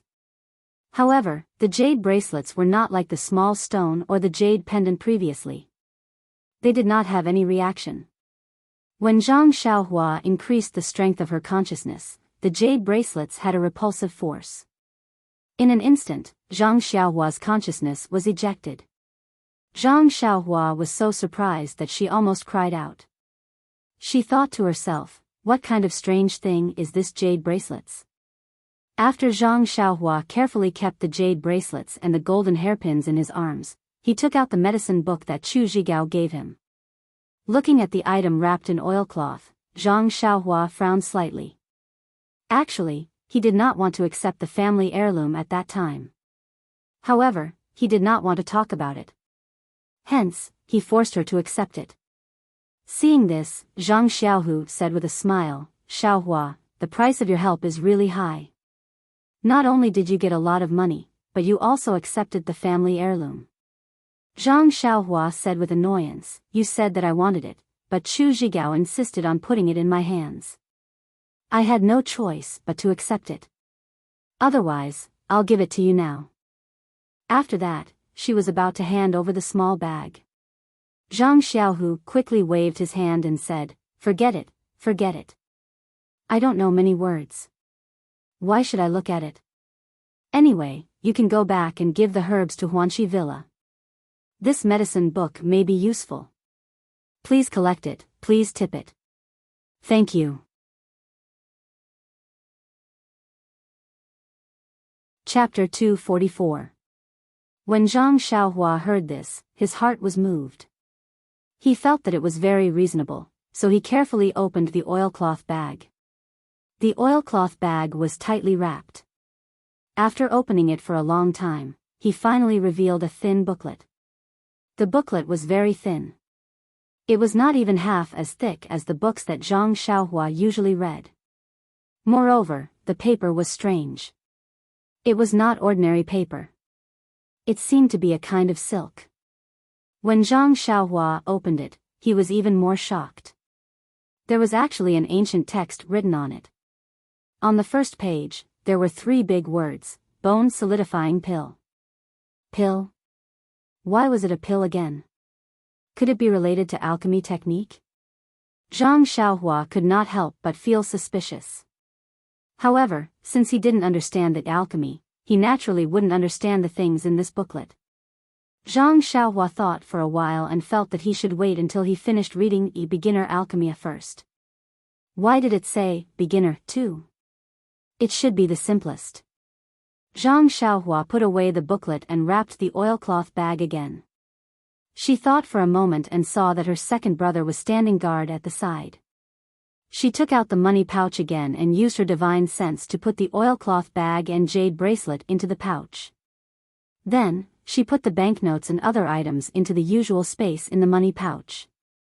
Zhang Xiaohua saw Zhang Xiaohua put the banknotes into the money bag and said with a smile, this money bag is not bad. It was just empty for half a day and now there are banknotes inside. Zhang Xiaohua smiled and did not say anything. He put away the money bag. After tidying up, Zhang Xiaohua looked at the sky and said, second brother, it's already noon. Are we still going to young Master Li's house? Why not? Young Master Li's house is in the southwest of Lu Town. You were causing trouble in the east, so it's quite far away. This time we'll go in from the west gate. You've already changed your clothes. Who would know that it was you? Besides, isn't there a saying that the most dangerous place is the safest place? They would never think that we're still in Lu Town visiting relatives and friends. Zhang Xiaohua beamed with joy and said, that's great. However, I'm already hungry. Why don't we find a restaurant to eat first? They rode their horses and entered Luzhen's west gate. They found a restaurant nearby and ordered a bowl of noodles and a few side dishes to appease their hunger. It was true that good news never left the house, but bad news spread far and wide. Although Luzhen was not a small town, the news that the fat man of the Zhao family was beaten up and his leg was broken had spread all over Luzhen. Zhang Xiaohu and Zhang Xiaohua were eating noodles in the restaurant and were also shocked. They were afraid that they would be recognized. However, when they listened carefully, Zhang Xiaohua did not know whether to laugh or cry. Apart from the fact that the details of her mask had not changed, everything else was completely different. For example, her face was as white as jade. Previously, she said that she was wearing a mask. How could it be that her face was as white as jade? For example, she was 8 feet tall. Zhang Xiaohua secretly looked at her own height. She had not seen her for half a day and she had actually grown. Also, the voice was loud and clear, like a god descending to earth. Zhang Xiaohua did not even need to speak half a word. As she listened, Zhang Xiaohua straightened her back. How was this talking about her? It was like the ancient people with the surname Lei in the legends. They even helped the elderly cross the road and helped find lost children. What was there to be afraid of? Zhang Xiaohu listened and almost spat out the noodles from his nostrils. He covered his mouth and held his stomach, laughing loudly. After eating noodles, the two brothers came out of the restaurant and rode their horses to look for her. Zhang Xiaohua was puzzled. Second brother, why do you think they're talking nonsense? Am I like that? Zhang Xiaohu said, of course it's not you. At this time, you are no longer you. You are the embodiment of justice for thousands of years. Alas, there are too many injustices in this world. It always makes people resent injustice. Zhang Xiaohua also praised, yes, if there were no injustices, how could we be chivalrous? If every government official was an honest official, then there would be no such title as the Master of Justice in this world. Zhang Xiaohu sighed, our strength is still limited. It's already good that we can protect our families. Look at those people just now. Which one of them did not have grievances in their hearts and wanted to find you, the embodiment of justice, to go and save them? Zhang Xiaohua gritted her teeth and said, I hate that I don't have thousands of embodiments. I can't be chivalrous in this world and chase away all demons and monsters. Zhang Xiaohu clapped his hands and said, don't talk about national affairs. Don't talk about national affairs. Zhang Xiaohua laughed and rode her horse to catch up. Fortunately, there were not many people on the street. If they were not excitedly talking about the hero in the restaurant, they were secretly praying that the hero would not come. Otherwise, there would have been people drawing circles in the corner, cursing the playboy for disturbing the people on the street. Li Jinfeng's house was not far from the west gate of Lu Town. The Li family was in the tailor business. There was a medium-sized shop in Lu Town that was easy to find. However, when Zhang Xiaohua and the others found it, the shop with the sign Li family's tailor was closed. Zhang Xiaohua was puzzled. This was the time for business. How could there be a road that was closed? She gradually had a bad feeling in her heart. Zhang Xiaohu dismounted and looked around. He wanted to find someone to ask. Zhang Xiaohua said with a smile, second brother, young Master Li's house is behind this shop. We can go directly to see. Don't we have to go to his house to ask? Zhang Xiaohu said, Xiaohua, this is your lack of Jianghu experience. You can see the real situation if you go directly to his house, but after all, you are not prepared. If there is an accident, you will be caught off guard. It is best to ask around first and have a general understanding of the situation. Only then can you calmly deal with it. Zhang Xiaohua nodded. Second brother's words were very reasonable. This kind of experience that was exchanged with blood was not something that could be easily understood by people who had not experienced it. The street where Li family's tailor was located was a commercial street. There were many shops of different sizes.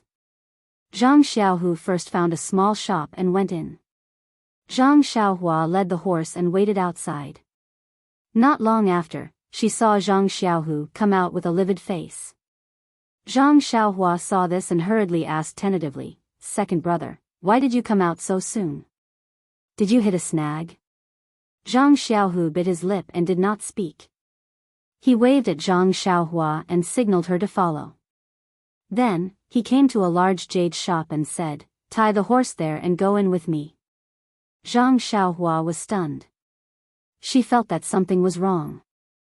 Seeing that second brother did not say much, she did not dare to ask more. She tied the horse and followed second brother into the jade shop.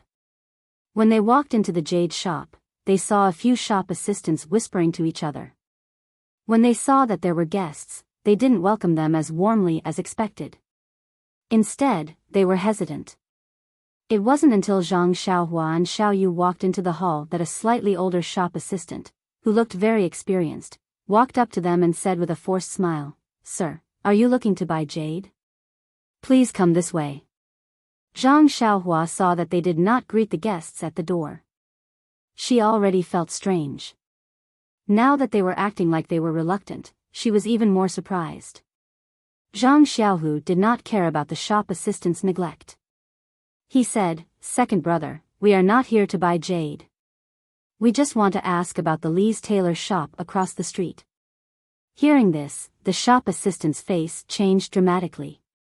He shrank back and waved his hand repeatedly. "Hero, please spare my life. This matter has nothing to do with me. I have an 80-year-old mother and a 3-year-old child. I have 3 lives. Please let me go." Zhang Xiaohu forced a smile on his face and said, "We are not people from Shitsui Mountain. We are just friends of young Master Li. We came to visit today. Coincidentally, we came to ask about it." Shitsui Mountain. Zhang Xiaohua's mind was peng. She understood everything. If it was before, Zhang Xiaohua would have jumped out and ran to the Li's house to see what was going on. But now, she just clenched her teeth and narrowed her eyes slightly. She still followed second brother and watched quietly. Hearing this, the shop assistant looked a little relieved. However, he still waved his hand and said that he did not know. At this moment, from the curtain behind the counter, an old man in a minister's uniform came out. Zhang Xiaohua looked very familiar. She seemed to have seen him somewhere. She thought for a moment. Wasn't he the relative of one of the 2 girls that she and second brother saved that day? She had seen him on the roadside. The old man walked out of the counter and waved his hand to signal the shop assistants to leave. Then he looked up and down at Zhang Xiaohu and turned his eyes to Zhang Xiaohua behind him. When he saw Zhang Xiaohua, his eyes lit up and he looked a little happy. Then he turned to Zhang Xiaohu and asked, "Two heroes, I am the shopkeeper of this jade shop. My surname is Yu. I don't know why you two are asking about Tailor Li." Zhang Xiaohu naturally recognized this person, but he couldn't figure out his relationship with the Li family. He cupped his hands and said, "I am Li Jinfeng, young Master Li's friend. Today I came to the Li family to visit the old man. But I saw that Tailor Li's shop was closed, so I came to ask around." "Shopkeeper," you said, "I heard you say that you are not from Shitsui Mountain. You must know something." Zhang Xiaohu nodded in agreement. Shopkeeper Yu was silent for a moment and said, "Please come in. Let me explain in detail." The 2 of them followed the old man into the back hall. After the tea was served, Shopkeeper Yu asked, "You two say that you are Jin Feng's friends, do you have any proof?" When Zhang Xiaohu heard this, he didn't find it strange. He told him everything about how he met Li Jinfeng and how he met him. Shopkeeper Yu nodded as he listened.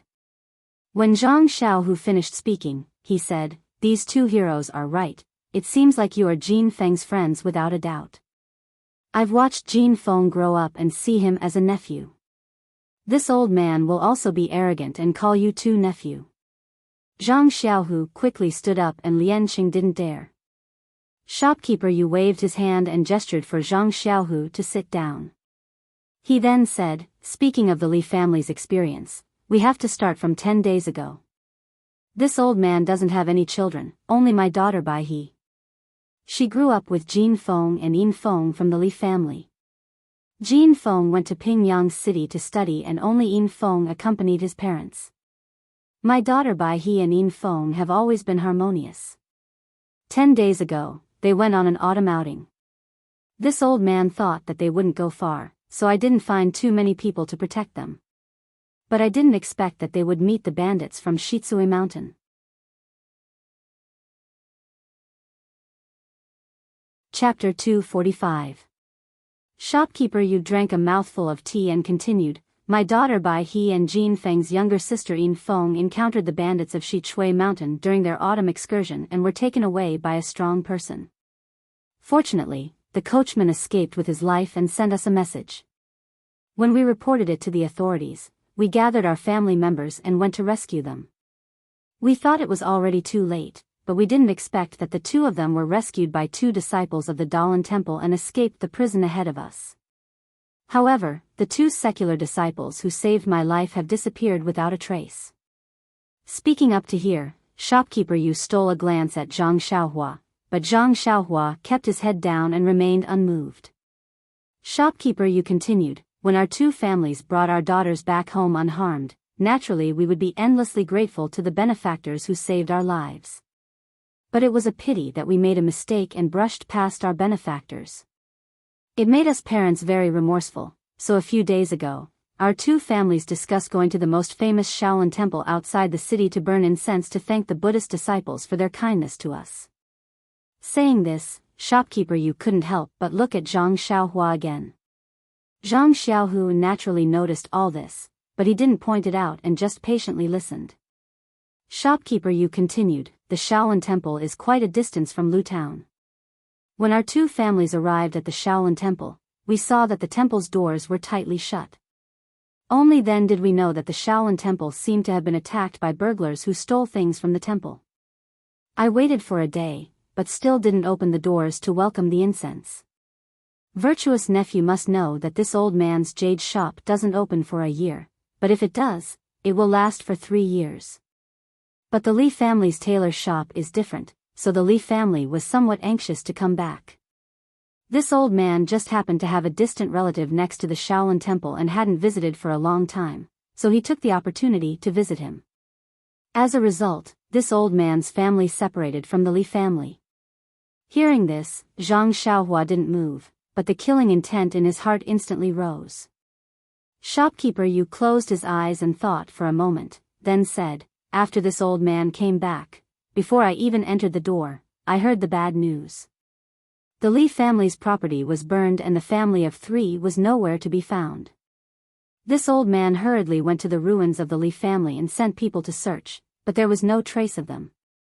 After listening to the neighbors, I knew that on the night before yesterday, several strong men suddenly broke into the Li family and kept saying that they were looking for the 2 girls. Someone immediately reported it to the government. And when the government sent people came, the strong arrogantly said that they were people from Shi Mountain and they were doing business here and people shouldn't interfere. How could those weak shrimps from the government?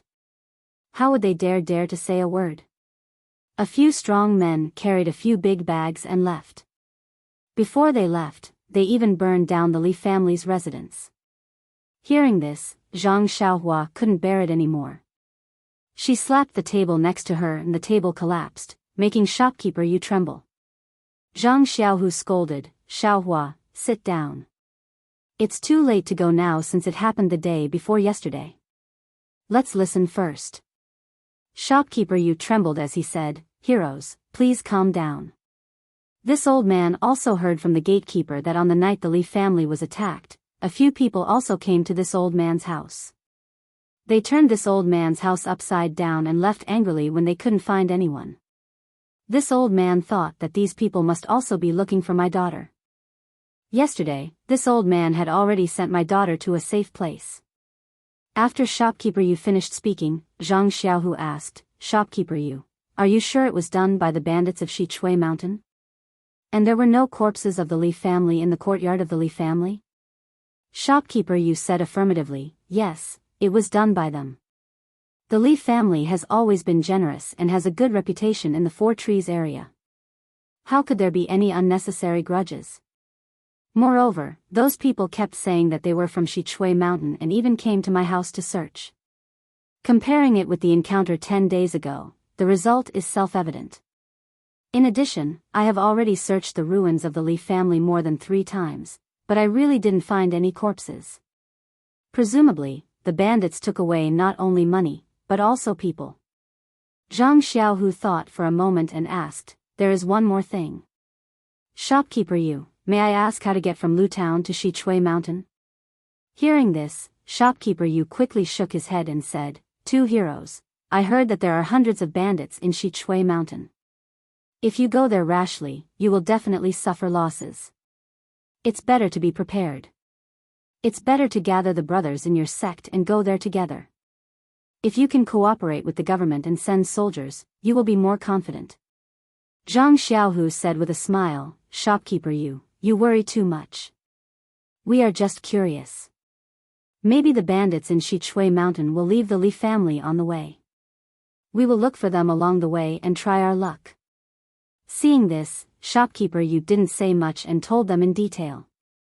Then, the Zhang brothers said goodbye and were about to go out. At this time, Zhang Xiaohua suddenly turned back and asked, "Shopkeeper Yu, may I ask why you call this place Four Trees?" Shopkeeper Yu was stunned. After a long time, he came to his senses and said, "It seems that a long time ago, before Lu Town, there were 4 trees here. This is also what I heard from others." Zhang Xiaohua laughed and said, "Well, not bad, a good place, a good name." Shopkeeper Yu was even more surprised. Why was this boy's thinking so strange? He didn't know that Zhang Xiaohua had already made up her mind at this time. Shopkeeper Yu sent the 2 of them out, but he didn't leave. Instead, he took the 2 of them to the Li family's house. Sure enough, it was in ruins. Even some of the neighboring houses had been destroyed. Since Shopkeeper Yu had already searched, Zhang Xiaohu and Zhang Xiaohua didn't delay any longer. After saying goodbye to Shopkeeper Yu, they rode the date red horse and left. When Shopkeeper Yu saw the date red horse that the 2 of them were riding, his heart was even more tense. He secretly thought that perhaps Old Li still had hope. Of course, he was also a little relieved. If the Li family could come back, his daughter could also return home with peace of mind. She didn't have to be worried outside. Then, he thought of his daughter Bai He and Li family's Jin Feng. They were childhood sweethearts. But when they grew up, why couldn't they be innocent? Seeing that Li Jinfeng had 2 friends with such strong martial arts, he wouldn't be bullied in the future. He was really a good candidate for a son-in-law. But why didn't his daughter and Li Jinfeng meet each other's eyes? If not, he was the shopkeeper of a jade shop. His thinking wasn't just for show. The Zhang brothers rode out of Lu Town. Along the way, neither of them spoke a word. They came to visit in high spirits. They didn't spend the money and were in a depressed mood. Speaking of the Li family's tragedy, Zhang Xiaohua couldn't help but think of her relationship with Li Jinfeng. From the time they met to the time they became friends, young Master Li had always maintained a good friendship with this youth from the countryside. He didn't attack or despise him. In the future, when they became literate, they had a teacher and a friend relationship. This made Zhang Xiaohua feel the warmth of friendship. During the new year, Li Jinfeng didn't greet Zhang Xiaohua and came to visit. He even put himself in the position of Zhang Xiaohua's friend. He was waiting for Zhang Xiaohua to get along well with her temper. Now, the Li family had suffered an unexpected disaster. Li Jinfeng was still far away in Pingyang City and didn't know about it. But even if he knew about it, what could a weak scholar like him do? Ask the authorities for help? Go to Yu City? Ask the Misty School to help? Every path was blocked by Li Jinfeng. As Li Jinfeng's friend, Zhang Xiaohua felt a sense of responsibility. Since the Li family needed her strength and she had the ability to help them, what was there to hesitate about? Hence, Zhang Xiaohua called out, "Second brother." At this moment, Zhang Xiaohu also called out at the same time, "Xiaohua." Zhang Xiaohua saw this and said, "Second brother, you go first." Zhang Xiaohu thought for a while and said, "Xiaohua, I think you and I are thinking the same thing. Li Jinfeng is our friend. He is very kind to us. He is different from Yudai and others. His family is in trouble. If we don't help, not only will we be wronged as friends, but even our martial arts will be in vain." Zhang Xiaohua nodded and said, "That's exactly what I'm thinking. Second brother, since that's the case, let's split up. You go home and inform your family. As for me, I'll catch up with Shi Chui Mountain and see if I can save the Li family. Don't. Zhang Xiaohu stopped her and said, you said the opposite. You should go back to the Guizhuang house and tell them the news. I will go to Shitsui Mountain. Zhang Xiaohua smiled and said, second brother, I will naturally listen to you on normal matters. However, today, you have to listen to me on the matter of saving someone. You have just started cultivating your internal energy, so how can you be my match? It will be more convenient for me to go. Zhang Xiaohua's words were very true. In the morning in the square, although Zhang Xiaohua did not fight with Sun Yiding, the martial arts he showed was not something Zhang Xiaohu could compare with. Even if Zhang Xiaohu knew that his ethereal magic was definitely better than the reckless bull strength, he had just started practicing it. Distant water could not cure present thirst. But if he let his brother go to Shitsui Mountain like this, he would not be at ease even if he gave 10,000 reasons. In his eyes, Zhang Xiaohua was still a child who needed his protection. The two argued for a long time. Zhang Xiaohua said angrily, second brother, what are we doing? Li Jinfeng's parents and sister are still alive. Time is very precious. We should go to Shitsui Mountain as soon as possible. How can we face Li Jinfeng if we keep wasting time here? Later, Zhang Xiaohua said again, since second brother is not at ease, I will go. Second brother, your martial arts are limited. To be honest, with your current martial arts, you can't even go up Shitsui Mountain. What are you going to do? Forget it. Let's go together. You can keep watch outside. I will use my lightness skill to go in and see what the situation is like. Zhang Xiaohu also thought for a moment and said, that's the only way. Anyway, we have big brother and sister-in-law at home. We also left enough money for them. They won't have to worry about food and clothing for the rest of their lives. Besides, big brother has a descendant now. The Zhang family will continue to have descendants. Let's go to Shitsui Mountain together.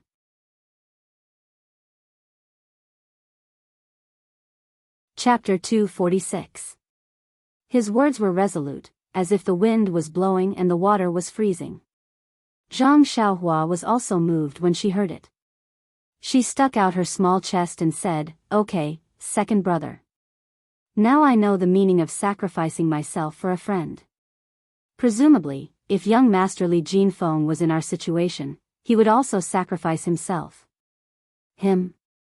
Zhang Xiaohu said with a smile, he is just a weak scholar. He has some skills in calligraphy.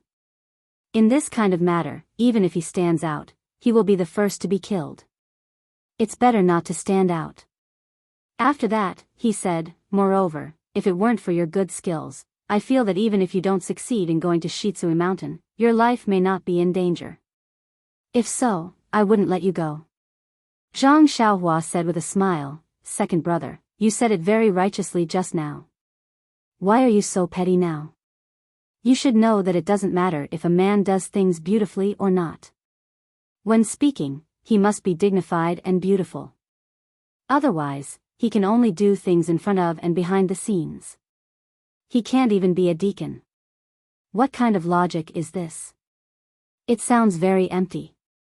Zhang Xiaohua said, the book that young Master Li gave you explained it clearly. Second brother, when you go back, you must read the book carefully. It's terrible to have no knowledge. Zhang Xiaohu said, it's better not to talk nonsense. It's all scholars who harm the country. Isn't it? You're wasting time. Zhang Xiaohua patted her horse and shouted, let's leave these words for young Master Li. I'm just using it as a reference. The jujube red horse was hurt. It neighed and galloped away. Zhang Xiaohu shook his head and looked at his brother's back with a smile. Then he also chased after him. Shitsui Mountain was some distance from Lu Town. It was in the northwest of Lu Town. It was a road between Guizhuang House and Balagu. On the way, Zhang Xiaohua also passed by the place where Zhang Xiaolong met the bandits during his wedding. She couldn't help sighing in her heart. In these 2 years, she had grown from a person who couldn't fight back to a person who had the ability to save others from the tiger's den. Moreover, it could be said that she had avenged the robbery in Shitsui Mountain. The cycle of cause and effect and nature playing tricks on people were really wonderful. Just the moment he passed by that place, Zhang Xiaohua's mind spun with countless thoughts. He gained some understanding of the karma of the world and the changes of fortune. This training of the mind and comprehension of cultivation increased by quite a bit. The gap between Zhang Xiaohua's mind and his inner qi cultivation widened again. Along the way, the two of them discussed in low voices. They sorted things out a little and assigned tasks. Then, they thought about the details in detail. It was only when dusk came that they stopped thinking about it. They could no longer see the distant Shichui Mountain. Zhang Xiaohu was cautious.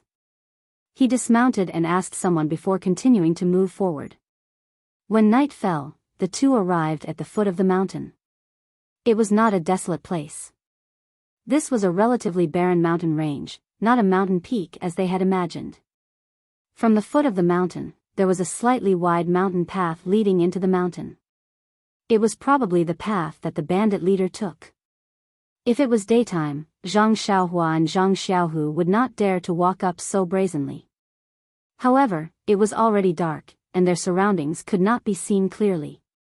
Only the gray mountain path could be seen clearly. The two dismounted first, and Zhang Xiaohu tore a piece of cloth from his clothes to wrap the hooves of the two horses. Only then did they ride up the mountain path. Sure enough, the sound of horse hooves was almost gone. The two people and two horses quietly walked in the mountain under the curtain of night. The mountain wind was bleak, and the chirping of insects was incessant, but there were no traces of people. After waiting for half a meal's worth of time, the two of them climbed up the first mountain. This mountain wasn't very high, but it stretched as far as the eye could see. The view was broad, and they could see the lights on the mountain in front of them from afar. Zhang Xiaohua was overjoyed and said, "Second brother, there are lights on the mountain. It must be the main peak of Shitsui Mountain." Zhang Xiaohu said, "It should be there. However, the closer we are to the bandits, the more we can't be careless. Maybe there are bandit sentries on the road. If we are discovered by them, tonight's rescue operation will be terrible." Zhang Xiaohua nodded and said, "I'll listen to the arrangement of second brother." Zhang Xiaohu looked around and pointed to the woods in front of them. He said, "Let's go to the woods first. Leave the red horses here and let them rest. When we rescue the people of the Li family, we still need to rely on them." When Zhang Xiaohua heard this, he cried out, "Aya, second brother, we left in a hurry and forgot that there are only 2 horses. How can we carry 5 people?" Zhang Xiaohu patted his head and said, "Yes, I also forgot." What should we do?" The two thought for a moment and said, "Let's talk about it after we rescue them. We don't know how many people we can save." The two tied the red horses in the woods and carefully walked to the mountain road. Zhang Xiaohua said, "Second brother, as you said, there must be bandit sentries or traps on the mountain road. We should go from the side." Zhang Xiaohu pointed to the lush pine trees next to them and said, "We can only go through this forest, but I don't know if this forest is safe or if it can lead to the foot of Shitsui Mountain." Zhang Xiaohua said with a smile, "Second brother, you don't have to worry about this. As long as there is a forest, I can go through it." Zhang Xiaohu said, "Well, your lightness skill should be fine and you shouldn't alarm others. However, I can't do it. I haven't practiced my lightness skill well." Zhang Xiaohua said, "It's okay, second brother. I'll help you." Zhang Xiaohu looked at the lights in the distance and said, "That's the only way. However, don't grab my neck. Just grab my arm." Zhang Xiaohua was puzzled and said, "Second brother, isn't it better for me to carry you?" "Humph," Zhang Xiaohu snorted and said, "In that case, I will lose all my face. It's not appropriate. You'd better grab my arm." Zhang Xiaohu now weighed no more than 100 kilograms. With Zhang Xiaohua's arm strength, it was really negligible. Why would Zhang Xiaohua care about carrying him like this? Later, Zhang Xiaohu looked at the terrain and told Zhang Xiaohua in detail about the walking route. Only then did he let Zhang Xiaohua carry him under his arm. With Zhang Xiaohua's lightness skill, they jumped to the treetops. At this time, the moon had not risen. Zhang Xiaohua carried her second brother and ran like a wisp of smoke. According to the route that Zhang Xiaohu had already told her, they flew among the treetops in the forest. This mountain road was the only way to Shitsui Mountain. How could there be no traps on the road? How could there be no sentries in the mountain forest? Perhaps it was because of the notoriety of Shitsui Mountain that few people so blatantly broke into the mountain, making the patrolling bandits lose their vigilance. Or perhaps it was because Zhang Xiaohua's lightness skill was so good that she avoided the sentries early. In short, Zhang Xiaohua was not discovered by the sentries along the way. On the contrary, there were several groups of bandits who were either drinking, gambling, or sleeping. They were all seen by Zhang Xiaohua from afar and avoided. With Zhang Xiaohua's current true qi cultivation, she could still cope with the consumption of true qi from the levitation skill. When she reached the top of the mountain and jumped down from the tree, she did not use much true qi.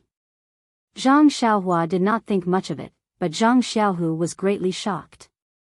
When he was in the Lotus Escort Agency, he followed Fourth Master Wen and saw his lightness skill.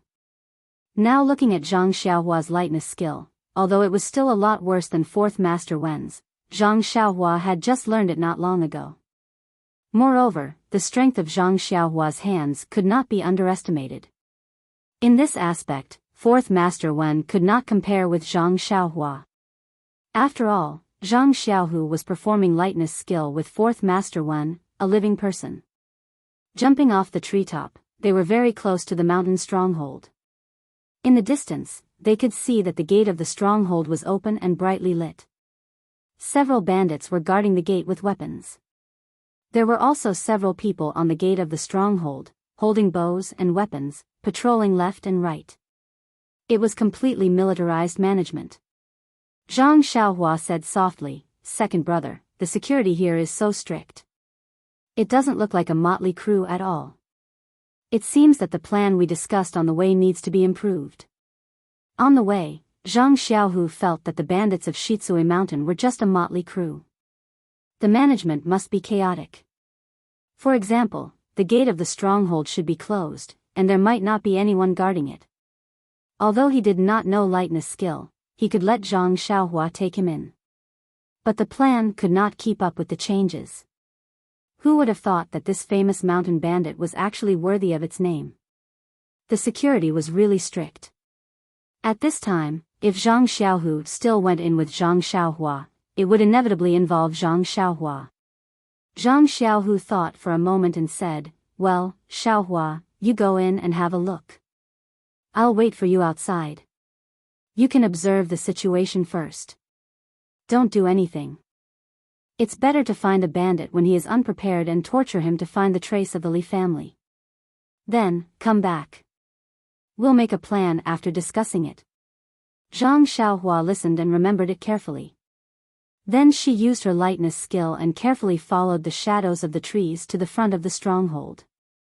Although she was close, there was still a long distance. Even if she used her lightness skill, she would inevitably be discovered by the bandits, not to mention that she had to jump over the wall of the stronghold where the bandits were patrolling. Zhang Xiaohua looked at the orderly patrolling of the bandits and could not help but think of an idea. He bent down and picked up a small stone from the ground.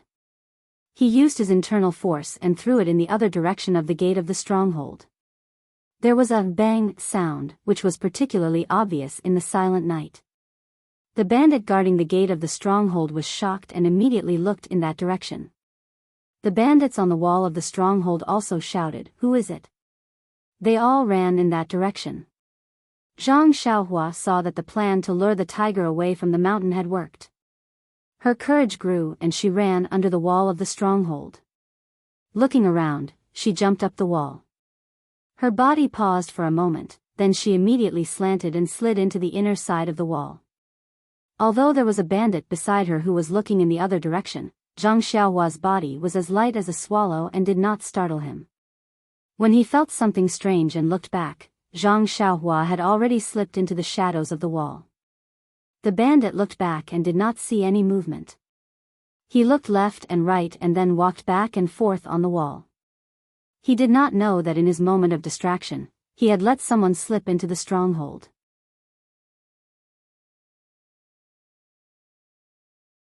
Chapter 247. Zhang Xiaohua slipped down the wall and hid in a dark place. His heart was beating wildly. This was the first time he tried such a dangerous thing, so he was inevitably nervous. After calming down a little, Zhang Xiaohua carefully looked at everything in front of him. This was a chaotic place.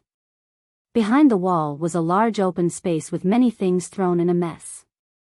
It was hard to see what they were in the dark. On the other side of the open space were some messy houses built. The fire on the wall was bright, but it only illuminated the edge of the open space. The houses in the distance were faintly lit.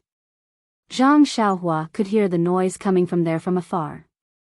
It must be very lively there. Looking at the open space that he had to pass through, Zhang Xiaohua frowned. How could he pass through here without attracting the attention of others? Moreover, what was the situation on the other side of the house? Suddenly, Zhang Xiaohua had an impulse to slap his own face. He just remembered that he could use his divine sense. Why did he rush up the wall without investigating? Alas, he was still not used to it. It seemed that he had to practice this skill more in the future. Thinking of this, he immediately released his divine sense. Sure enough, the movement on the wall behind him was clear at a glance.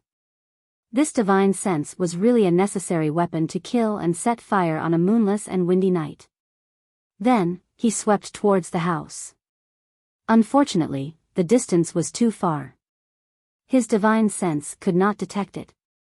However, Zhang Xiaohua secretly thought, the house is unusually noisy. There must be something lively.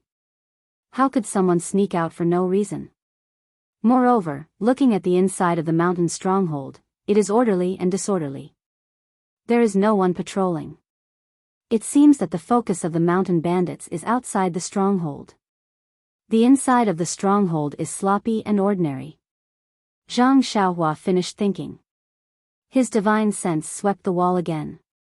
Sure enough, there were many guards on the wall. They were walking back and forth, but their faces were facing outside. Very few people paid attention to the situation in the stronghold. Zhang Xiaohua laughed in his heart. The real guards were really useless. Then, he found a gap and flashed out of the black shadow. Using his lightness skill, he drifted towards the house like a faint shadow. At the same time, he released his divine sense to observe the house closely. Sure enough, as soon as he got close to the house, he sensed a person walking around unsteadily. Zhang Xiaohua was shocked. He immediately stopped and lay on the ground. There were a lot of things in the square, and he couldn't find any firelight. He wasn't afraid of being seen. As soon as Zhang Xiaohua bent down, the door of the house in front of him opened. A man in disheveled clothes yawned as he walked out. He looked around and muttered, "A bunch of idiots. How dare they imitate other people's formations and patrol the night? Bandits will always be bandits. What kind of militarized management is this? Even if they've replaced their shotguns with cannons, they're still bandits." After saying that, he actually took off his clothes and started urinating in the square. Zhang Xiaohua was not far away, so she heard the man's words. She could not help but think, learning military management from others? What did that mean? Is there any change in this mountain village? When the man came back, Zhang Xiaohua got up again and quickly went to the house. She flew up to the roof and then quietly bent down to rest for a while. Thinking of her series of actions just now, Zhang Xiaohua was secretly proud. Could it be that she had the potential to travel at night? When she was satisfied, Zhang Xiaohua released her divine sense again to explore the house. It was not until then that Zhang Xiaohua found that there were still quite a lot of houses in this area. The houses on the edge were indeed messy and were built randomly. Looking at the center, there were also stone houses, mud walls, pavilions and small courtyards. The planning was very standard. Even if it was not as large as Huanxi Villa, it was more than enough to compare with a village in the countryside. Seeing this, Zhang Xiaohua knew that the people living on the edge of the house were small bandits. If she wanted to know about the Li family, she had to go inside. Making up her mind, Zhang Xiaohua once again used her lightness skill and walked all the way along the roof. There were many houses in the mountain village. They were built in rows and were close to each other. Zhang Xiaohua walked on the roof. Her footsteps were very light and did not make any sound. Not long after, she had already arrived at the center. Here, Zhang Xiaohua was more careful. The small bandits on the periphery had limited martial arts, so of course, they could not find her. The deeper she went, the higher the status, and the more profound her martial arts and experience would be. If she was careless, she would inevitably be found. The bandits in the house were active and noisy. Zhang Xiaohua did not know where to start for a while, so she had to walk slowly and pay attention to the sounds everywhere. Just as she was walking, a rough voice came into her ears. "Damn it, that beauty was handed over just like that? Brother Su, tell me, what is this? We worked so hard and risked our lives to get this beauty from the evil tiger gang's territory. Originally, we wanted to go back to the mountain village and have some fun, but before we even reached the village gate, we were seen by the master. If this is the case, we might as well have some fun at the foot of the mountain." Another voice sounded. When Zhang Xiaohua heard it, her heart was shaken. Wasn't this voice the slightly older bandit, Brother Su, whom she had met in the forest that day? That voice said, "Old Chow, you should be content. Didn't those valuables from the Li family also get divided among us? Usually, the master doesn't care about this, but now it's different. The divine sect has people in the village, and the master is trying his best to please them. If the divine sect can favor our Shitsui mountain, won't we be able to ride on their coattails in the future?" Old Chow shouted, "Brother Su, you're really open-minded. Didn't you see that the divine sect's people don't like to talk to us? Even if they want to support us, they should go to the evil tiger gang. We're just a mob." Brother Su smiled and said, "That's not necessarily true. The evil tiger gang has its disadvantages, but our Shitsui mountain has its own advantages. Didn't you see that the divine sect's people have already given us advice? They're doing some militarized management, patrolling at the foot of the mountain, and guarding at the gate of the village. It's completely different from before. Presumably, they'll give us some benefits in the future. If it weren't for the fact that the evil tiger gang is hard to control, would they have chosen us?" Old Chow said, "What militarized management? It looks neither fish nor fowl. It looks like it on the outside, but isn't it the same inside the village? Moreover, Shitsui Mountain has been here for so many years. Who dares to come up the mountain? What kind of people are they? Groundless fears." Brother Su corrected him and said, "Forget it. We're just minions. We'll just follow the chief to make a living. If the chief hadn't come to the village this year, we would probably still be hungry. Okay, let's drink, let's drink." Then there was a burst of toasting sounds. Zhang Xiaohua was puzzled when she heard this from the roof. The divine sect? What kind of sect was this? Why hadn't she heard of it? However, she had heard about Li Yinfeng from these bandits. She just didn't know if she had come too late. After thinking about it, she scanned the room with her divine awareness. There were 5 or 6 people in the room. They must be the group of bandits in the woods that day. Zhang Xiaohua thought, there are so many of them. I may not be able to kill them all at once. It's difficult not to disturb others. Did I save Li Yinfeng before? At this moment, another wretched voice rang out, "I don't know what the stockade master is thinking. He actually didn't throw those 2 old farts off the cliff and even wanted to serve them well and treat them like his own parents." Brother Su laughed and said, "You don't know.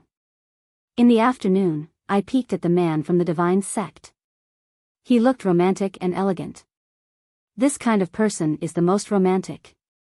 The chief let us offer the beauty to him because of his temper. I'm just afraid that the beauty really suits his taste. If we throw her parents to death, won't our village be blown down by the beauty's pillow wind? Anyway, it's just a few meals. Let's just treat it as feeding pigs. Now the chief is accompanying her and will enter the bridal chamber in the evening. If the people from the divine sect don't say anything, it won't be too late to kill them then. Brilliant, Brother Su, you're the leader of our group. You're really amazing. You're simply a roundworm in the chief's stomach. Come, us brothers propose a toast to you. We hope you can continue to grow under Brother Su's care in the future. Well said, well said. Brothers, let's drink. In a few days, we'll go down the mountain and take a look. I heard that Bali Valley, Guizhuang House, and Guanyin Temple have a lot of good stuff. Let's go take a look. That's true. A few years ago, the chief also went there with the former chief. At that time, the chief even brought back a chief's wife from there. When we have time, we really should go take a look. Hearing this, Zhang Xiaohua was even more delighted. It seemed that she had come in time. The Li family of 3 were actually still alive. Seeing them, she had to act quickly.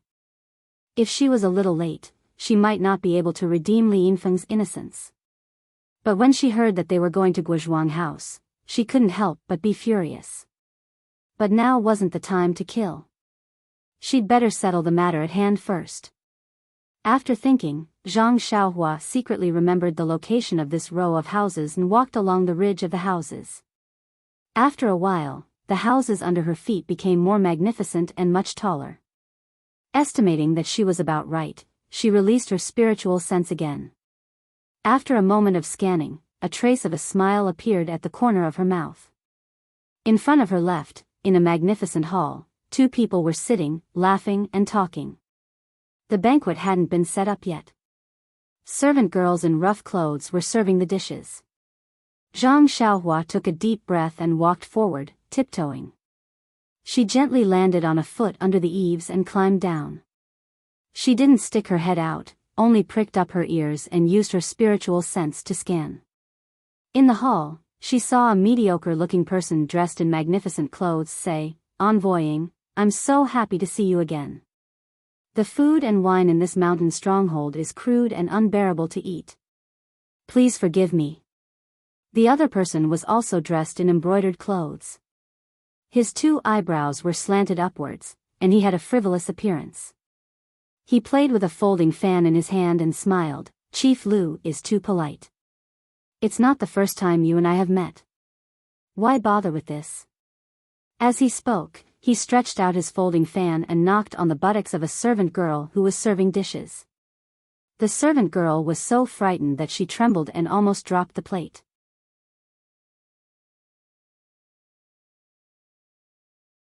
Chapter 248.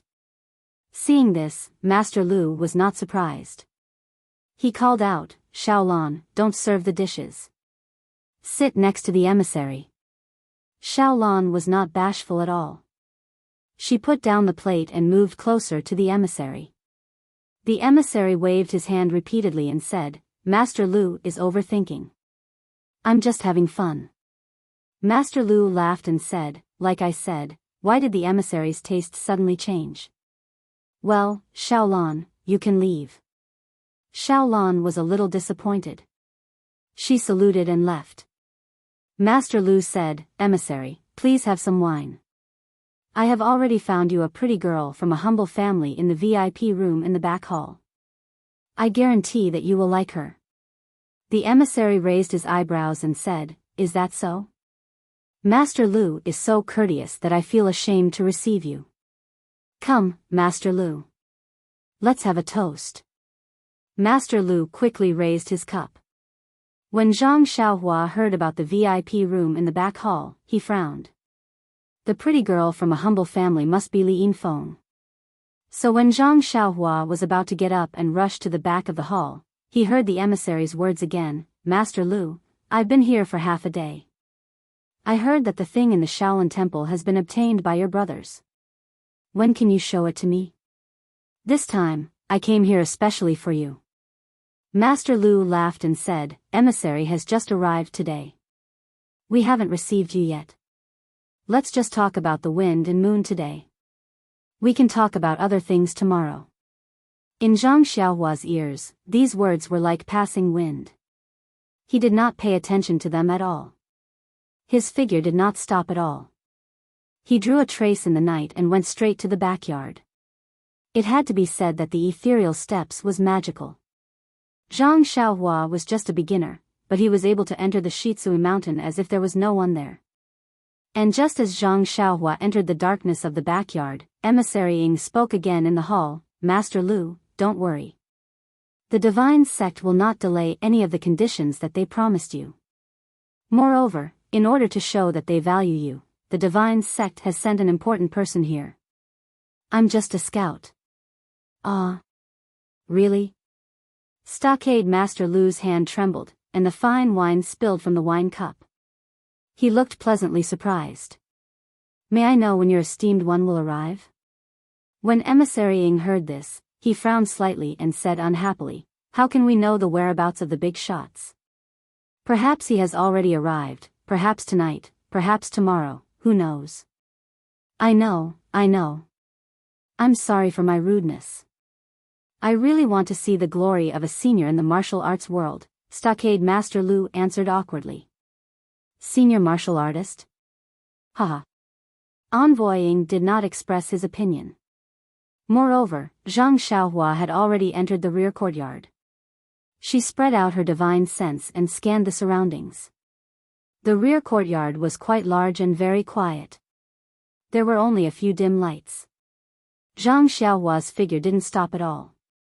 With a few leaps, she scanned all the places with lights. She didn't see Li Yinfeng's shadow.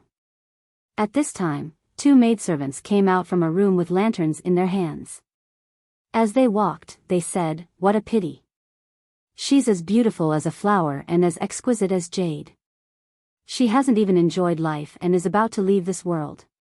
"What nonsense are you talking about? Sister, weren't we like this in the past? Once you get used to it, you'll be fine." Stockade Master Lu is not very lecherous at all. Perhaps he will take her into his room? "Sister, you're wrong. This time, she doesn't serve people from the stockade. I heard that she is from some divine sect.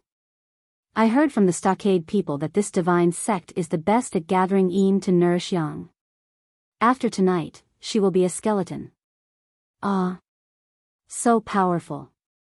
Alas, this morning, I was ordered by the stockade master to persuade her in the embroidery house in the garden. It's a pity that such a pure and beautiful body is wasted. If only she was given to me. The two maidservants walked away while talking.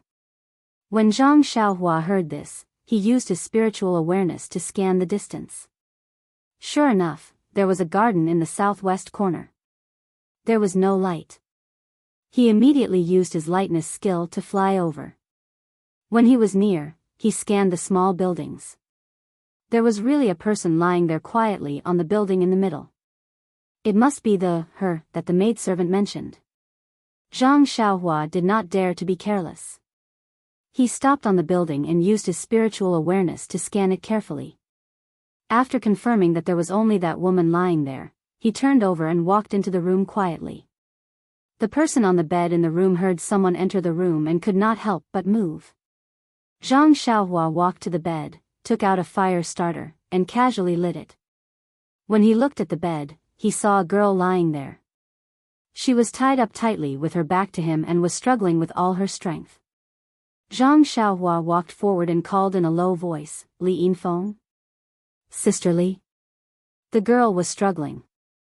When she heard his voice, her body immediately stiffened.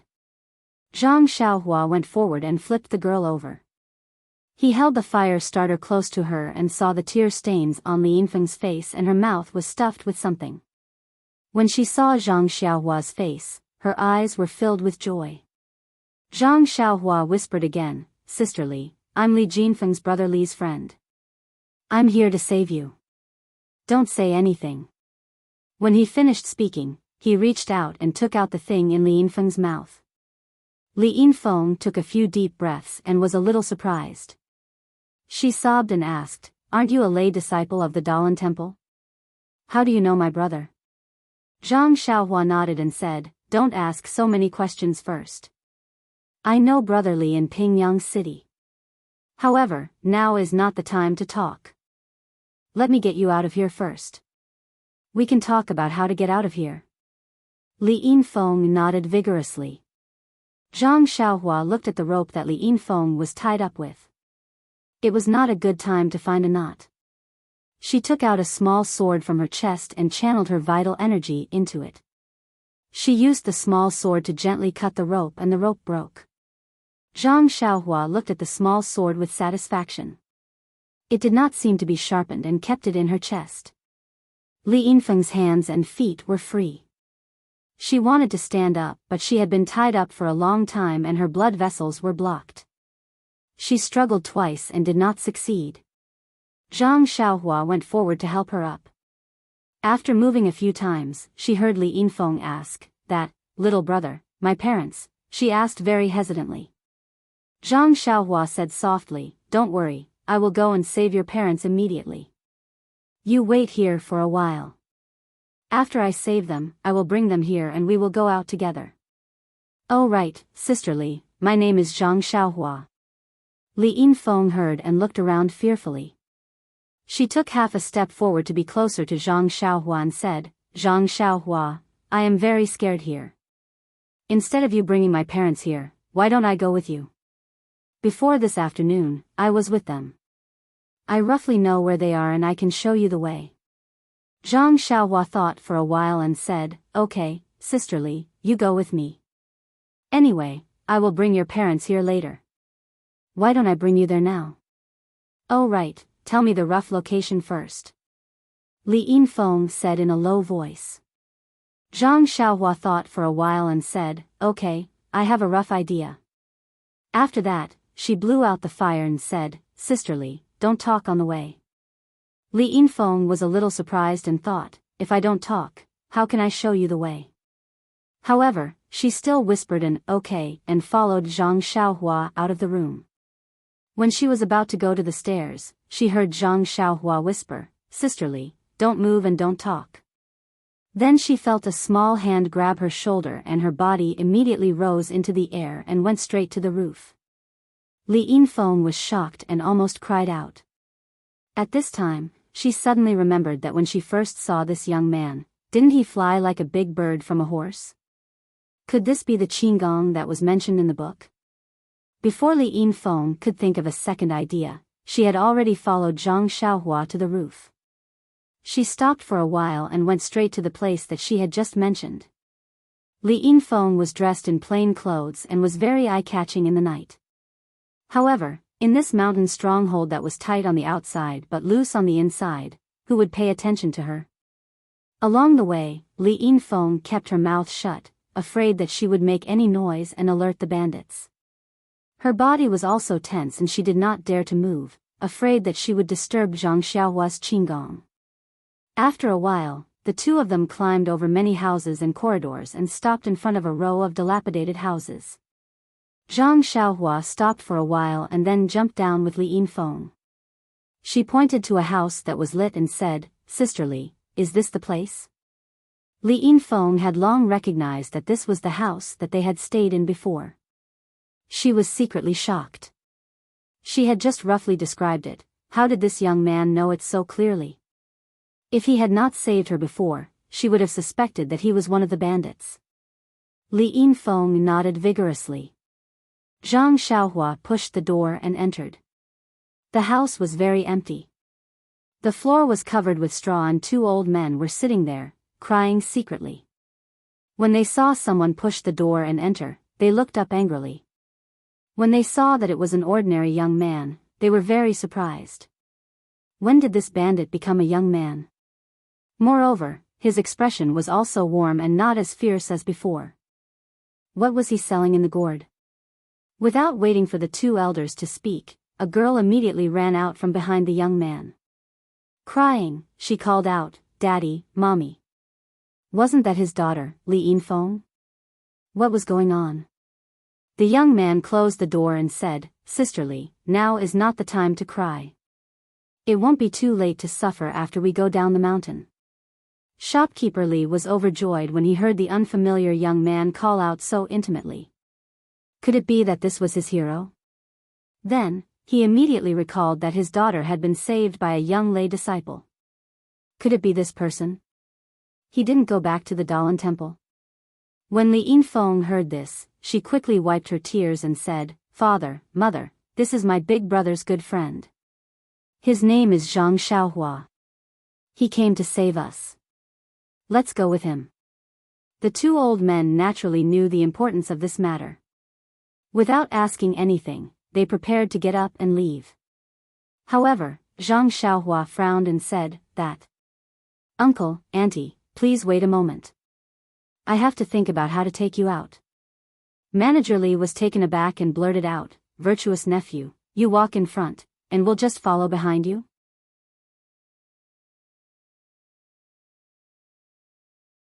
Chapter 249. Li Yinfeng whispered, "Father, don't talk. Listen to Zhang Xiaohua's arrangement."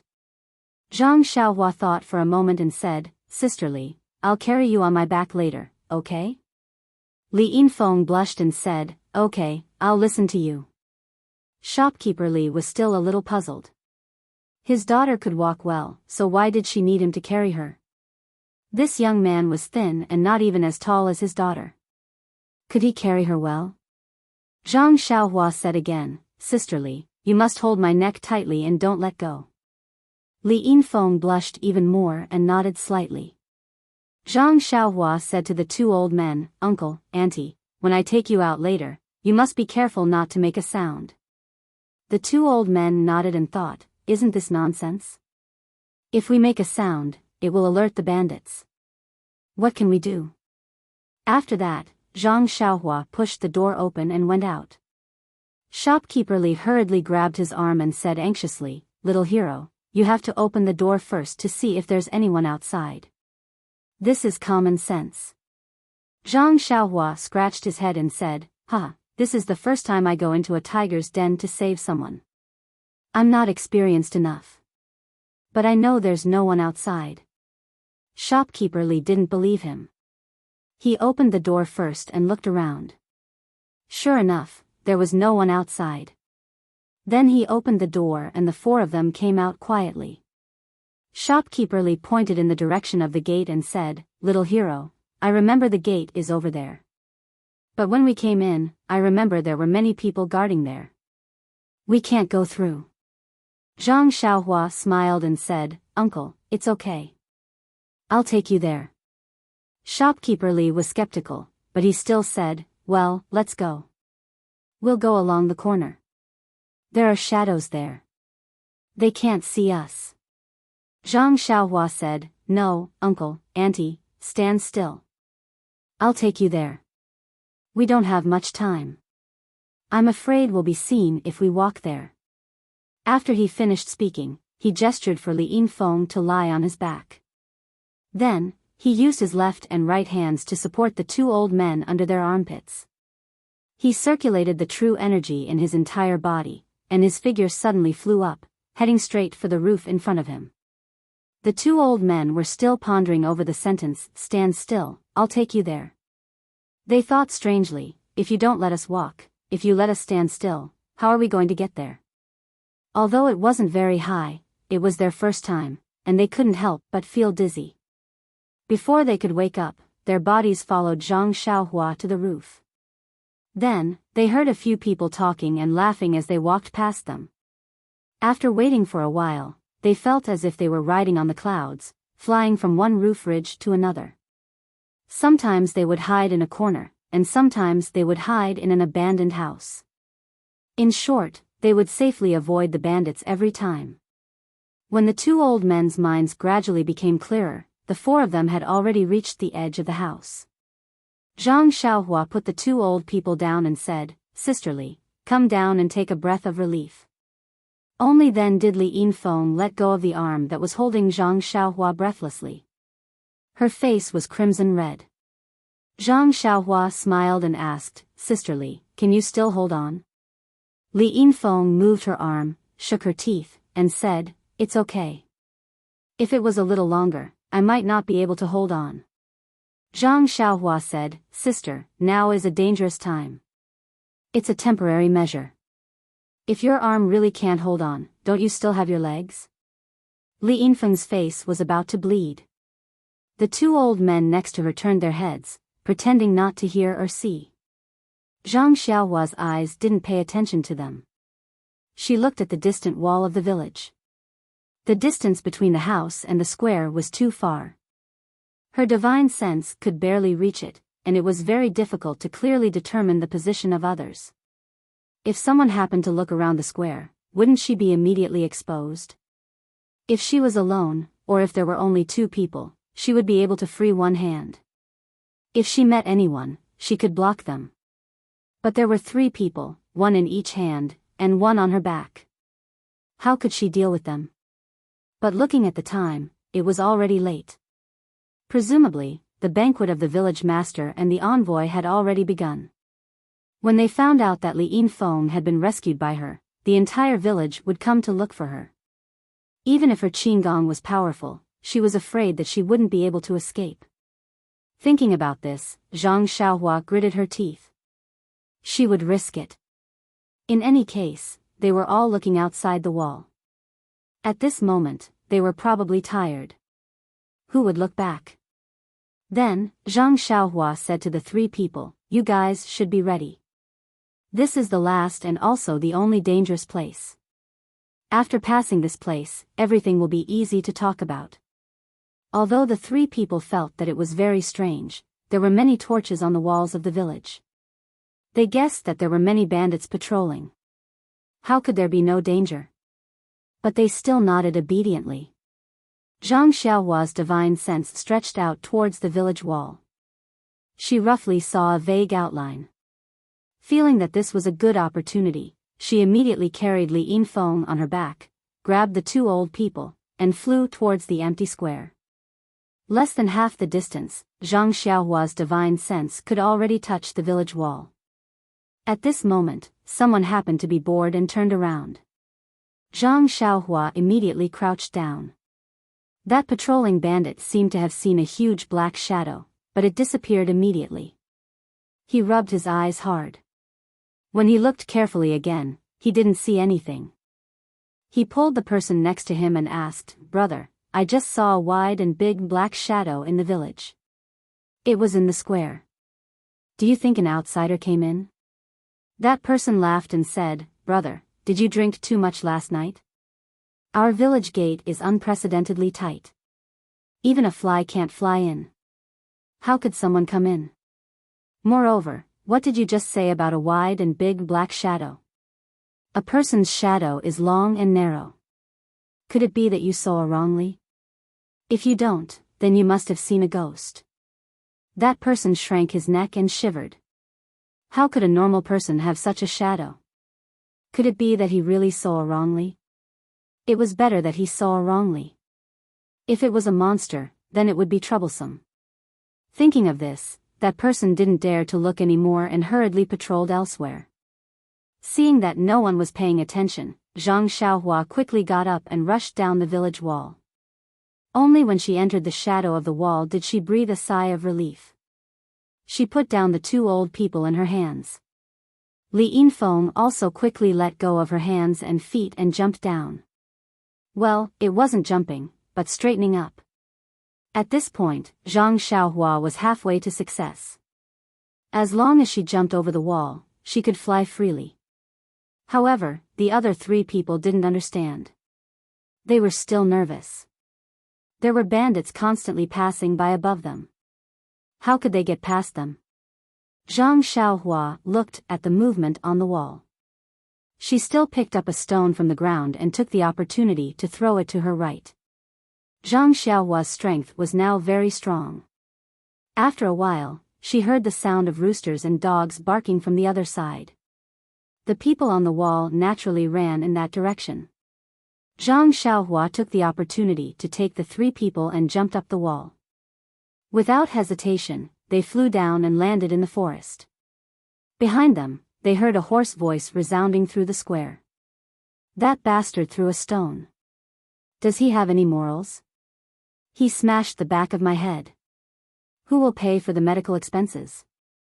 In the forest, Zhang Xiaohu was restless. His brother had been gone for a long time and still hadn't returned. However, the patrols on the village wall were still there. There was no abnormality. Presumably, his brother hadn't been discovered. If it wasn't for his poor lightness skill, Zhang Xiaohu almost wanted to go and take a look himself. Just as Zhang Xiaohu was feeling anxious, he saw a huge shadow appear on the wall and quickly rush towards him. Zhang Xiaohu was shocked. Where did this monster come from? Just as he was about to dodge, he borrowed the light from the torches on the wall and vaguely saw a few human figures. Only then did he realize. Could it be that Xiaohua had brought people out? When he looked again, it was indeed the case. Both hands were holding two old men. Their eyes were tightly closed. In the darkness, he couldn't see clearly. Both hands were tightly clenched. Why were there two more hands and two legs in front of Xiaohua? When he looked carefully, there was actually a long-haired girl on her back. Zhang Xiaohu was overjoyed. He wanted to go forward to welcome her, but Zhang Xiaohua's speed was extremely fast. Just as Zhang Xiaohu was hesitating, she had already flown into the forest. Zhang Xiaohu whispered, "Xiaohua? Is that you?" "Second brother, it's me." Zhang Xiaohua replied and placed the three people on the ground. Zhang Xiaohu looked at the three people in disbelief and said, "Xiaohua, how did it go so smoothly? Could it be fake?" Zhang Xiaohua rolled her eyes at him and said, "How difficult did you think it was? This is just a bandit's lair. I am the dignified founder of the Fist of the North Star. Saving people is as easy as flipping my hand." Zhang Xiaohu saw that his younger brother had safely come out. His heart was also relieved. He smiled and said, "You keep bragging. Let's hurry up and leave. If we don't get discovered, all our previous efforts will be wasted." Zhang Xiaohua's heart also trembled. She said, "Second brother is right. But, how do we go down the mountain?" That was because when they arrived, he was carried up by Zhang Xiaohua. When they came out of the stronghold, Zhang Xiaohua had one person in each hand and one on her back. If they were to go down the mountain now, unless Zhang Xiaohua grew a third hand, the path from the stronghold to the outside of the mountain naturally could not be taken. They could only let Zhang Xiaohua carry the four people through the forest. If they were to pass through the forest, the mountain was so high. It was probably impossible. When Zhang Xiaohua was at her wit's end, Li Yinfeng said tiredly, "Isn't this big brother Zhang Xiaohua's senior brother? Can't you bring one person?" Zhang Xiaohu smiled and said, "Miss Li, my name is Zhang Xiaohu. I'm also Li Jinfeng's friend. However, I'm not Xiaohua's senior brother, but her biological brother. I want to bring one person. I have enough strength, but I don't know Qinggong. I can't go up and down the mountain. I can only use my feet step by step on the road down the mountain." Li Yinfeng thought for a while and said, "Then please bring my father and let Zhang Xiaohua bring you. Won't that be fine?" However, Li Yinfeng said in distress, "It's too difficult for Zhang Xiaohua to bring the four of us. It's better to do it twice." When Zhang Xiaohua heard this, she shook her head and said, "Forget it. Don't come twice. Time waits for no one. If you're not careful and get caught by the bandits, it'll be too late to regret. Come on." Everyone was puzzled and asked, "Why?" "Miss Li, come up," Zhang Xiaohua said with a smile.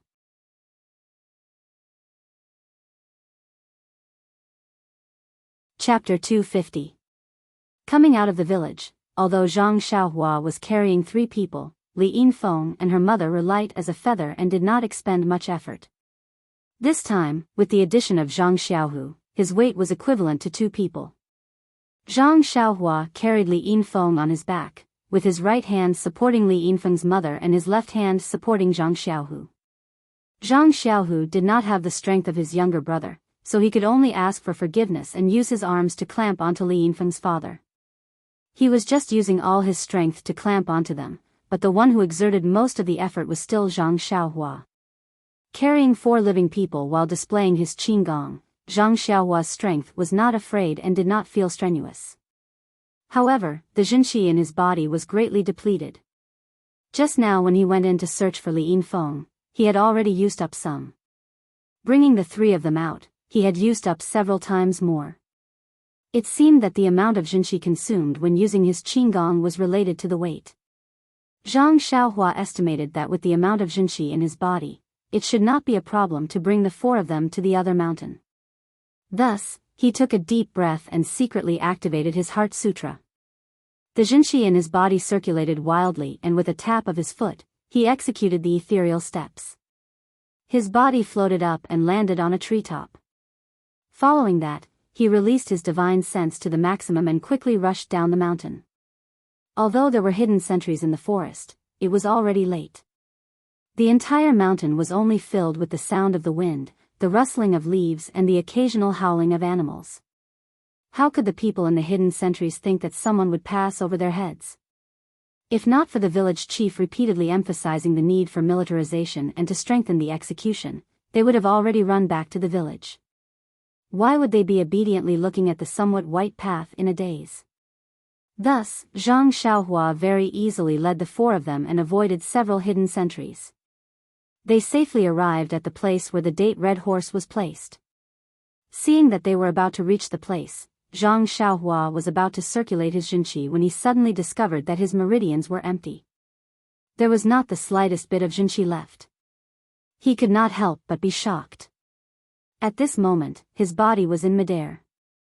In a hurry, he said in a low voice, "Second brother, get down." He casually threw Zhang Xiaohu to the ground and his own body fell to the ground. Zhang Xiaohu was also a martial artist and his skills were naturally strong. Being in midair was actually the height of a tree, so of course it was not difficult for him. With a single stride, he jumped to the ground. Although the forest was pitch black, he was able to stand very steadily. At the same time, there was a sound next to Zhang and Zhang also very easily to the ground. Zhang landed on the ground. Zhang Xiaohu asked in a low voice, "Xiaohua, why aren't you walking? Have we arrived at the place?" Zhang Xiaohua bitterly smiled and said, "It's right in front of us. Right now, I don't have any Jinqi left, so I can't use qigong. I can only put you guys down." Li Yinfeng came down from Zhang Xiaohua's back and quickly asked, "Then is your body okay?" Zhang Xiaohua said, "It's okay, big sister Li. After a while, I'll be fine. Let's go, the date red horse is not far ahead. We should quickly leave the mountain." Zhang Xiaohu asked curiously, "The night is pitch black, how do you know that the date red horse is just ahead?" Zhang Xiaohua smiled and said, "Feeling, second brother. A man's sixth sense."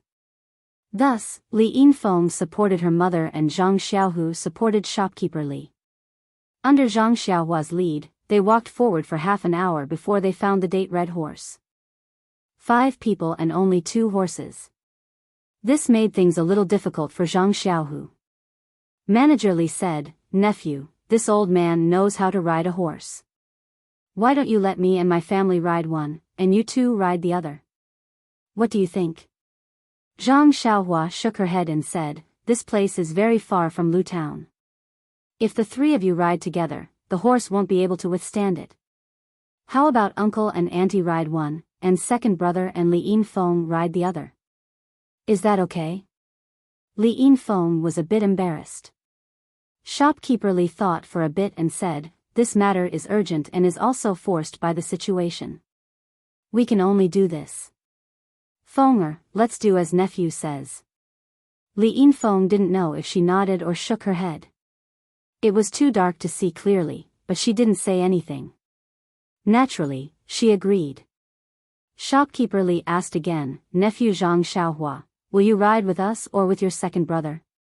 Zhang Xiaohua smiled and said, "I won't ride with you. I know qigong. I'll use it to catch up with you." Zhang Xiaohu said strangely, "How can that be? Your body is very light. You can ride the same horse as us. Why do you have to use qigong? Besides, you don't have any true qi in your body. How can you use qigong? Zhang Xiaohua said, second brother, time is tight now. Why are you so wishy-washy? If I ride the horse, it will definitely be slower. Besides, if the people from the mountain village catch up with us, they will definitely catch up with us. Won't I be working in vain tonight? Besides, if I wait here for a while, maybe I can block them and let you run farther. Forget it. Who do you think you are? You're not a real hero. Why do you stay here? Brother Li's family has been rescued. Let's go back together. It's fine, second brother. I have my own plans. Besides, even if they see me, they won't think that I'm the one who saved them. Also, don't forget that I'm a disciple of the Dalan Temple. How would they dare to touch a single hair on my head? Well, forget it. I won't go. I'll go with you. If I go back like this, I won't be able to explain it to my parents. Don't, second brother. Sister Li can't ride a horse. Even if she can, the road from here to Lu Town is not very safe. It's late at night. Don't you worry about them traveling alone? Well. Zhang Xiaohu was a little hesitant. Second brother, get on the horse quickly. Listen to me. I'll rest in the woods for a while. When there's no movement in the mountain village, I'll go back tomorrow. If we hesitate for a while, they'll really catch up with us. Hearing this, Zhang Xiaohu gritted his teeth and said, Xiaohua, second brother knows that I'm not good at martial arts and can't help you. But you must be careful. When we leave, quickly recover your martial arts and catch up with us with your qigong. I know, second brother. Don't worry. When has your brother ever suffered a loss? Didn't the little bald donkey from the Dalan Temple also fall into my hands? Huh, okay. I'll take them away. Catch up with them as soon as possible. After saying this, Zhang Xiaohu no longer hesitated and got on the horse. Li Yinfeng was also helped by Zhang Xiaohua to sit behind him. Then he helped shopkeeper Li and Li Yinfeng get on the horse. Li Yinfeng's mother, who had been silent all this time, said in a low voice, Xiaohua, you're a good child. Come back quickly. We'll wait for you in Lu Town. I know, auntie. I'll go back tomorrow. It won't be long. After he finished speaking, he gently patted the red date horse's butt. The two horses stomped on the ground and quietly galloped down the mountain. After running for a while, the two horses stopped at the same time. The people on the horses all looked back, but it was dark and they couldn't see anyone. Soon after, they heard the sound of horse hooves. Ta, ta, ta. It gradually went farther and farther away. Slowly, the sound of horse hooves could not be heard. Zhang Xiaohua stood at the edge of the forest at the top of the mountain. She didn't wait for them to go far. She took out the primordial stones from her arms and absorbed them with all her strength. Instantly, a long and vigorous stream of primordial qi rushed from the meridians in her hands to her dantian. Zhang Xiaohua felt her whole body was incomparably comfortable. After the time it took to burn a stick of incense, Zhang Xiaohua stopped absorbing the primordial qi. She secretly circulated her qi and hurriedly improved her cultivation a little. She used her spiritual sense to examine the two primordial stones. The primordial qi inside did not seem to show any signs of decreasing. Zhang Xiaohua couldn't help but think that her cultivation was really weak. According to the records in the Heart Sutra, this kind of primordial stone would be discarded after being absorbed a few times. She had already absorbed it twice and still hadn't absorbed much. Zhang Xiaohua put the primordial stones away and got up to stretch his body. Looking at the fire in the mountain stronghold in the distance, his pupils shrank slightly and flashed a trace of killing intent. He insisted on staying. On the one hand, it was to slightly resist the pursuers of the mountain stronghold and lead them to another direction. The most important thing was that the bandit named Brother Su had touched his bottom line. He had saved Li Yinfeng, which had already made it clear that he was a disciple of the Dalan Temple. This group of people even planned to take Li Yinfeng back to the mountain stronghold. They even robbed the Li family's property and burned their house. It was clear that they didn't treat bean buns as dry food.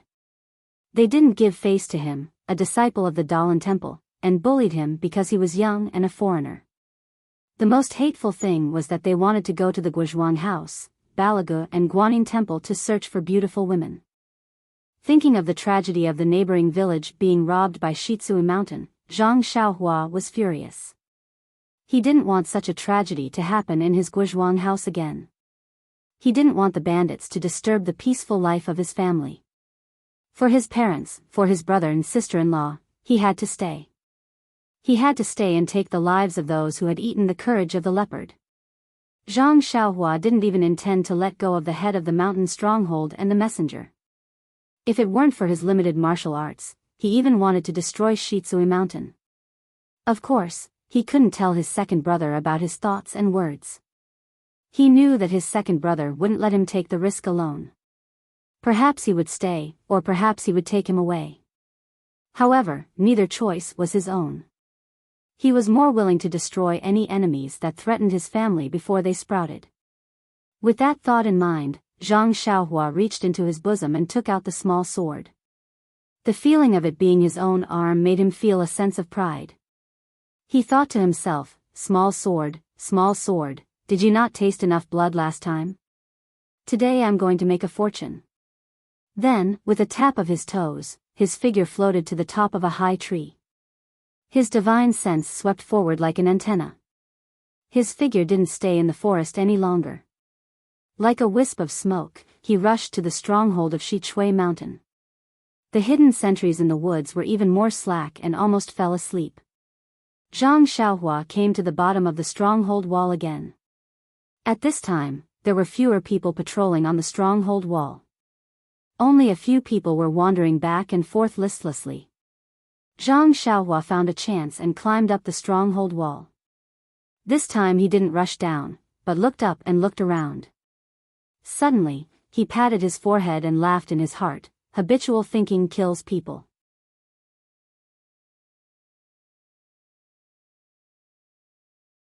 Chapter 251.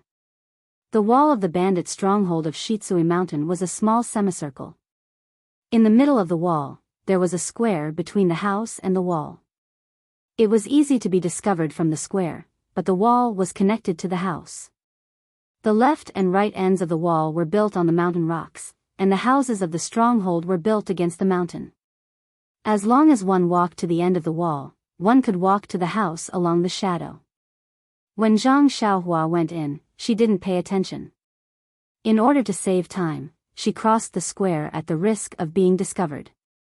And when she came back, she didn't think much. She just went back from where she came from. She never thought that if she walked to the end of the wall, she wouldn't be discovered by the bandits at all. Thinking that she was almost discovered with 3 people just now, Zhang Xiaohua secretly reminded herself that she should pay more attention in the future and carefully observe the terrain. She should never make such mistakes again. After criticizing and self-criticizing, Zhang Xiaohua didn't intend to find a new route. Anyway, there were no people patrolling. Why should she take a detour? Her genuine chi was painstakingly absorbed from the primordial stone. There was no reason to waste it. Zhang Xiaohua turned over and got down. She still skimmed across the square. Under her divine awareness, she was not discovered by anyone. According to her memory just now, Zhang Xiaohua came to the place where the bandits' brother Su and others were drinking. When the banquet reached the climax, everyone was drunk. She heard old Chao say, "Zai Shunzi is so scheming. He actually sprinkled the 1,000-mile incense on that girl's car. Otherwise, we wouldn't be able to find that girl in a short time." Another voice sounded, "Brother Chao, didn't I tell you not to mention that girl again? She's not ours anymore. It's useless to talk about her. It makes us feel itchy." Old Chao said, "Well, I won't say it. I haven't said it all night. Now I really can't stand it anymore. Alas, how could we be seen by the chieftain? It would be better if we left earlier." Presumably, that bullshit messenger is having fun now. A voice said, Old Chow, you're drunk. You'd better talk about something else. That's right, let's talk about Xia Shunzi's cleverness. Tell me honestly, did you really find the Li family's lass with that 1,000-mile fragrance? Xia Shunzi said, hee hee, Brother Su guessed correctly. There are many people in Lu town, and the smells are mixed. The 1,000-mile fragrance is indeed useful in open areas, but when I'm there, how can I smell it? I don't have a dog's nose. Ah. Old Chow said, you actually lied to me and made me envious of your intelligence. Oh right, without the 1,000 miles incense, how did you find the Li family's door? Xia Shunzi chuckled and said, in this world, there are many people who like to gossip. Everyone has a gossipy heart. I only sat in the tea house for a while and casually asked about interesting things in the city. Someone who likes to show off told me about the robbery of the Li family and the Yu family's daughter from 4 trees. It only cost 2 copper coins for the tea. It's a pity that the Yu clan's young lady isn't here, and there's no one at home. Otherwise, we would be able to do something big. Don't worry, they won't run away. We'll just go again another day. Okay, brothers, let's drink, and then we'll go together. Okay, let's drink. Everyone drank a few bowls. Zhang Xiaohua, who was listening on the roof, was angry, but there were 6 people in the room. He didn't have the ability to kill all 6 of them at once. As long as one of them shouted, who knows how many people would hear it in this kind of night. At this time, Old Chow said, you guys drink, I'll go out and waterproof. After saying that, he left the room alone. Zhang Xiaohua was overjoyed and followed him to a corner. Old Chow stood crookedly, whistling while waterproofing. Zhang Xiaohua walked behind him and patted his shoulder. Old Chow ignored him and said, wait, I'm not done yet. Zhang Xiaohua continued to pat him. Old Chow anxiously said, who's so annoying? Are you looking for a beating? After saying that, he turned around and saw an unknown young man. Just as he was about to say something, the young man suddenly came forward with something in his left hand. With the help of the light from the window, he saw that the young man was actually holding a toy sword in his hand. Before he could take a second look, the sword was already at his throat. When the small sword reached his throat, it clearly paused, as if it was hesitating. Old Chow felt a wave of fear, but he didn't feel anything sharp at his throat. He immediately understood that it was just a toy, and the tip of the sword hadn't been sharpened. He couldn't help but grin, and said the last sentence of his life, where did this little brat come from? How dare you joke with me? Watch how I deal with you. After saying that, he reached out to grab the toy. At this time, another voice sounded from the side, Brother Chow, who are you talking to? Then, Old Chow felt a chill in his throat. Then, he covered his neck in disbelief and fell to the ground weakly. Even before he died, he didn't understand how this unsharpened toy could pierce his throat. The young man who killed him was Zhang Xiaohua. In fact, when his dagger was at Old Chow's throat, he did hesitate. After all, he had never really faced killing before, so he couldn't do it. However, the person behind him had blocked his escape route. If he didn't stab with his dagger, tonight's operation would be ruined. He could escape, but the Li family, Yu family, Guozhuang, and Balagu might suffer. In a situation where there was no way out, he had no choice but to stab with his dagger. When he pulled out the dagger, he saw Old Chow lying limp on the ground. His life was so easily dodged by him. He felt a wave of confusion in his heart, but soon after, he felt a wave of relief. So this was how killing people was, how easy it was to kill people. At this time, he was already unable to summarize his experience. There wasn't much time left for him. The person behind him was about to turn the corner. Zhang Xiaohua immediately slid to the side of the wall. The person just happened to lean out half of his body and was still saying, "You didn't drink too much, did you?" His words suddenly stopped. A small sword easily pierced his throat. It was gentle, like a lover's kiss. The only difference was that the lover left a red lipstick mark, while the small sword left a faint red. The people in the room didn't know that something was wrong outside. After drinking for a while, they still didn't see anyone coming back. Brother Su said, "Xia Shunzi, go with Shaoli and see what happened to old Xiao and the other two. Did they really drink too much? Carry them back. It's still early, so it's not their style." Xia Shunzi and the other person answered and came out. As soon as they turned the corner, they saw the two people lying on the ground. They laughed and said, "Old Xiao, oh old Xiao, I've never seen you like this. When you wake up tomorrow, how will I scold you?" Before the two people could go forward, Zhang Xiaohua descended from the sky. Her left hand held a sword, and her right hand formed a claw. She stabbed the sword into the throat and grabbed it with her other hand. With a slight force, there was a crack sound. Blood seeped out of the corner of the person's mouth and he fell to the ground. Zhang Xiaohua looked at the corpse lying on the ground. It was no longer as agitated and trembling as before. She whispered, "It's better to use a sword. It's clean and nimble." There were only two people left in the room, and they were both drunk. How could they be worthy of his attention? Brother Su was still drinking with the other person in the room when he heard a knock on the door. He couldn't help but frown and say, "You don't have hands. Open the door yourself." However, the knocking continued. He was angry. He got up and strode to the door. He opened the door and said, "Who the hell are you?" In front of him was Xia Shunzi, who had just gone out. His eyes were closed and his head was drooping. Brother Su laughed and said, "Xia Shunzi, don't tell me you just went out for a while and fell asleep." Unfortunately, Xia Shunzi didn't reply. Brother Su felt that something was amiss. He was about to call someone over when he saw a short figure emerge from behind Xia Shunzi. The faintly discernible face was actually very familiar. Brother Su called out, "Dalan Temple." Just as he finished speaking, a small sword pierced his throat. There was no resistance. Brother Su died with remaining grievances as he looked at the young boy in front of him and fell to the ground. There was only one person left in the room. He was drunk when he heard Brother Su call out for the Dalan Temple. He couldn't help but be shocked. When he saw Brother Su fall to the ground and revealed the lay disciple, he immediately broke out in a cold sweat. His drunkenness completely disappeared as he shouted, "Help!" Just as he finished speaking, Zhang Xiaohua rushed in front of him like lightning. The man didn't have time to dodge. He only managed to lean slightly to the side before the small sword pierced his throat and he stopped breathing. When the last person fell to the ground, Zhang Xiaohua let out a sigh of relief.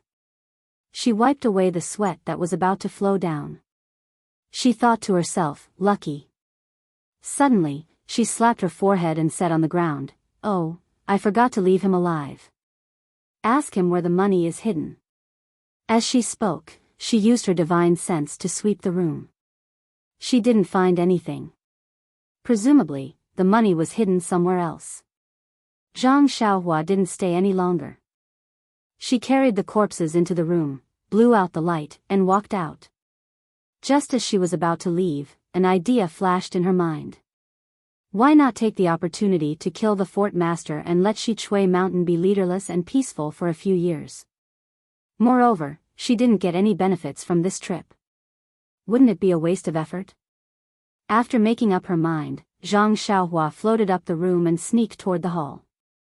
In the hall, the banquet was not over yet. The two of them were talking about something.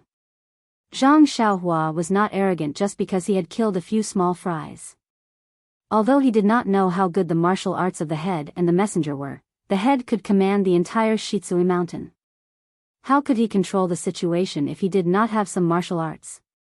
Presumably, he was no match for them. If he wanted to kill them, it was better to do it suddenly. And the emissary seemed to be from some divine sect. Such people dared to come out to represent a sect. Which one of them wasn't a master? Zhang Xiaohua didn't think that he could beat them. Thinking of this, Zhang Xiaohua floated to the back of the inner hall. She used her divine sense to sweep around, trying to find a good place to hide. But before her divine sense found a hiding place, she found that there seemed to be a fluctuation of primordial qi under the ground of the back hall. Please collect, please tip, thank you.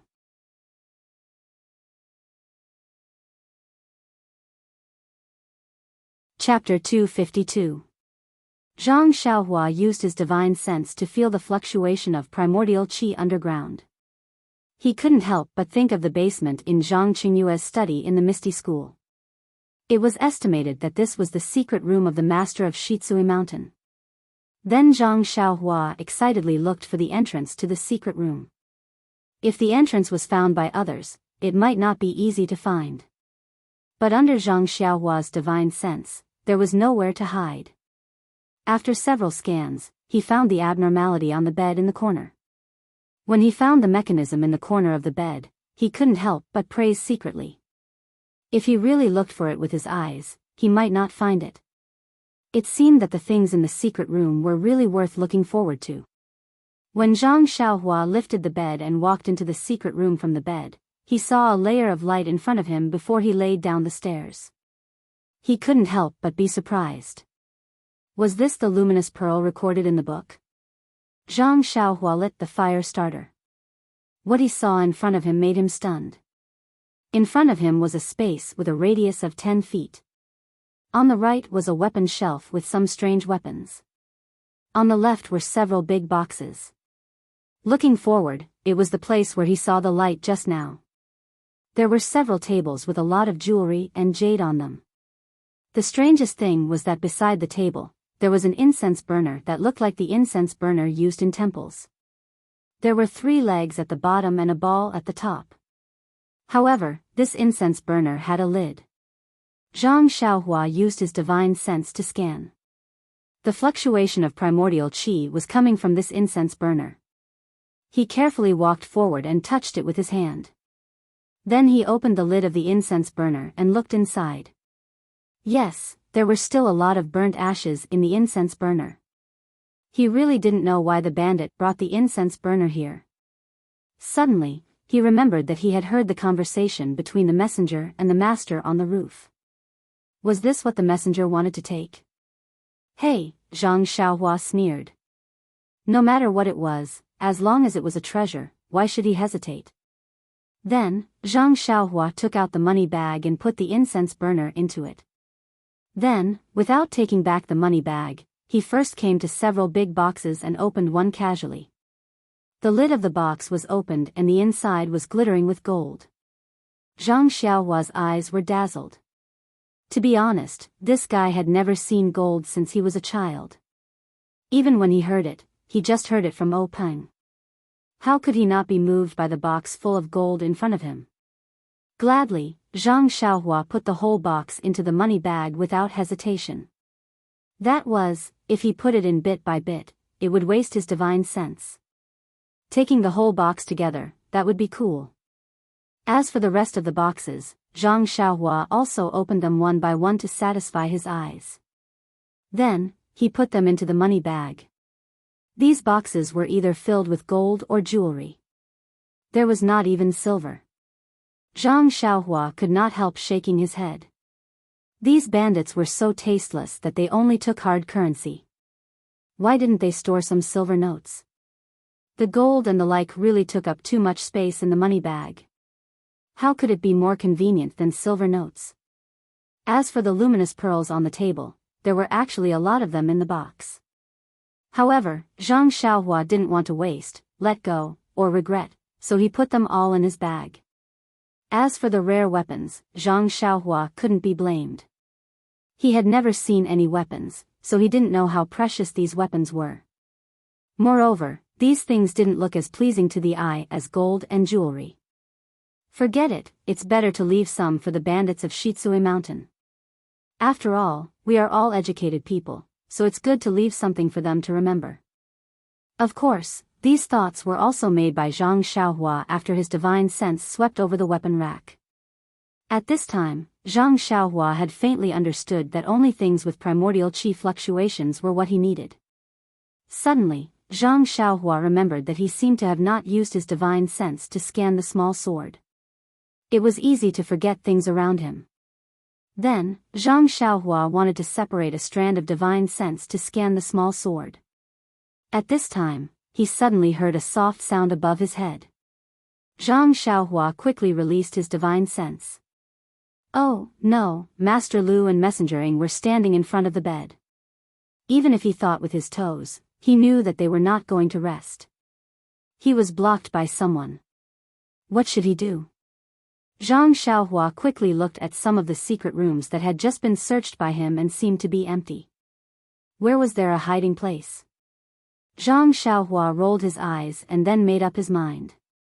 He put away the fire starter, took out the big handkerchief from his arms, covered his mouth and nose, and floated up with his qin gong. Since he was caught like a turtle in a jar, he might as well fight to the death. Outside the secret room, Master Lu smiled apologetically and said, "Messenger, I have put that thing in the secret room later. I am the only one who knows about this secret room. I have already dealt with the other people who know about it. That thing will be fine if it is placed here." Emissary Ing said with a smile, "Actually, it would be easy for someone from my divine sect to get this thing. However, this kind of thing involves a lot of people. My sect finds it troublesome and the evil tiger gang is not in a good situation. That's why we came to Shitsui Mountain." "Hee, Chief Lu, I've said enough. I think you already know what to do. You must have guessed it." I know. Messenger, don't worry. I know very well in my heart.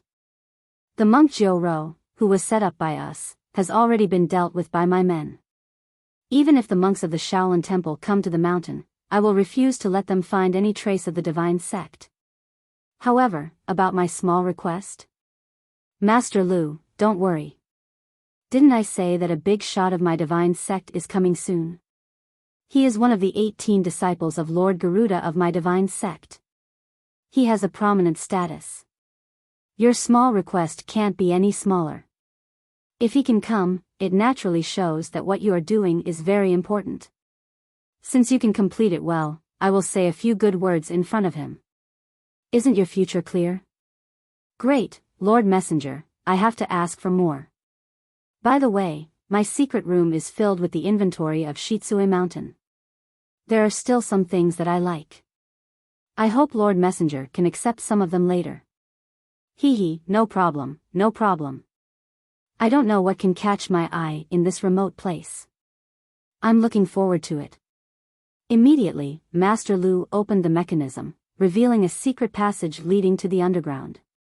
Master Lu looked at Messenger Ing and said with a smile, "I will lead the way." After that, he lifted his leg to get on the bed and was about to enter the secret passage. In the blink of an eye, just as he was about to step into the secret passage, a thin and weak figure dashed out from the deep secret passage with a whoosh and crashed into Chieftain Lu. Master Lu was calculating his own plan while taking into account the feelings of the messenger behind him. Moreover, he didn't expect that a figure would rush out from the secret passage, so he didn't have any reaction at all. Even if he was prepared, at such a close distance, Zhang Xiaohua had used all her strength. How could he react? When he came to his senses, a cold feeling came from his throat. In an instant, he felt that all the strength in his body flowed out of his body along with this feeling. Before that beautiful future could warm up in his mind, it was pierced by the sudden assassination and disappeared without a trace. Before he died, the only sentence in Master Lu's mind was, "This world is full of surprises." When Zhang Xiaohua saw Master Lu collapsed on the ground, she pushed Master Lu's body towards Messenger Ing and didn't stay any longer. She exerted strength in her legs and soared into the sky, escaping out of the house. She was betting on this little bit of time. She thought that once she appeared, she would be able to catch them off guard and kill the weaker Master Lu. As for that Messenger Ing, even if he reacted, he might not have the time to block her. Moreover, if she could successfully escape out of the house, that messenger would definitely not chase after her because he still had to look into the secret chamber. Sure enough, when the messenger pushed the corpse away, it was already too late to block Zhang Xiaohua. Messenger Ing looked at Zhang Xiaohua's figure it had just escaped and the dark entrance of the secret passage in front of him. He hit his feet and quickly scurried up the bed. After taking a few steps, he quickly lit up the fire starter. Looking at the empty secret chamber, his heart thumped and he knew that it was not good. He saw the figure that had just escaped clearly. It was a slightly weaker figure, like a youth. There seemed to be a dagger in his hand, and then there was nothing on him. The incense burner that he wanted was huge and he wouldn't be able to carry it. The messenger looked around the secret chamber worriedly and didn't see any place to hide the incense burner. He quickly scurried out of the secret chamber and with a stretch of his body, he used his lightness skill to rush out of the house. His figure was actually faster than Zhang Xiaohua. The disappearance of the incense burner must have something to do with the youth who came out of the secret chamber. Even if he didn't take it, he must have some clues. The key was that if he didn't chase the youth back, he couldn't explain it to the cult. When he chased out of the house and looked from a high place, the youth had already run far away. But he didn't go in the direction of the fortress wall. Instead, he went to the back of the mountain. Could it be that he had reinforcements at the back of the mountain?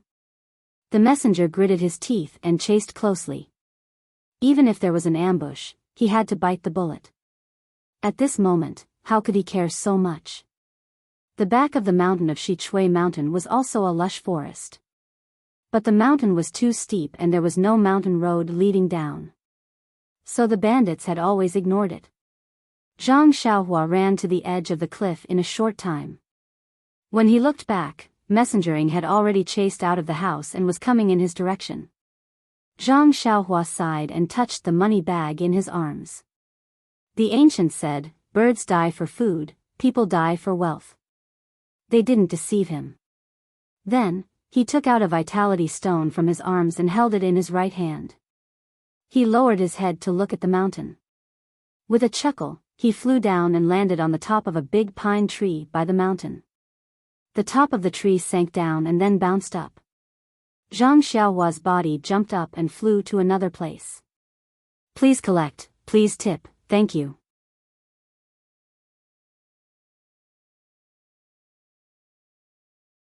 Chapter 253. Since she couldn't escape the fate of being chased, it was better to face it calmly and make the best preparation. Anyway, her second brother and the people of the Li family had gone far away. The people who robbed the Li family in Lu Town and the head of fort were killed by her. Messengering probably didn't have time or thought to find Li Yinfeng again. Zhang Xiaohua had a sense of heroism.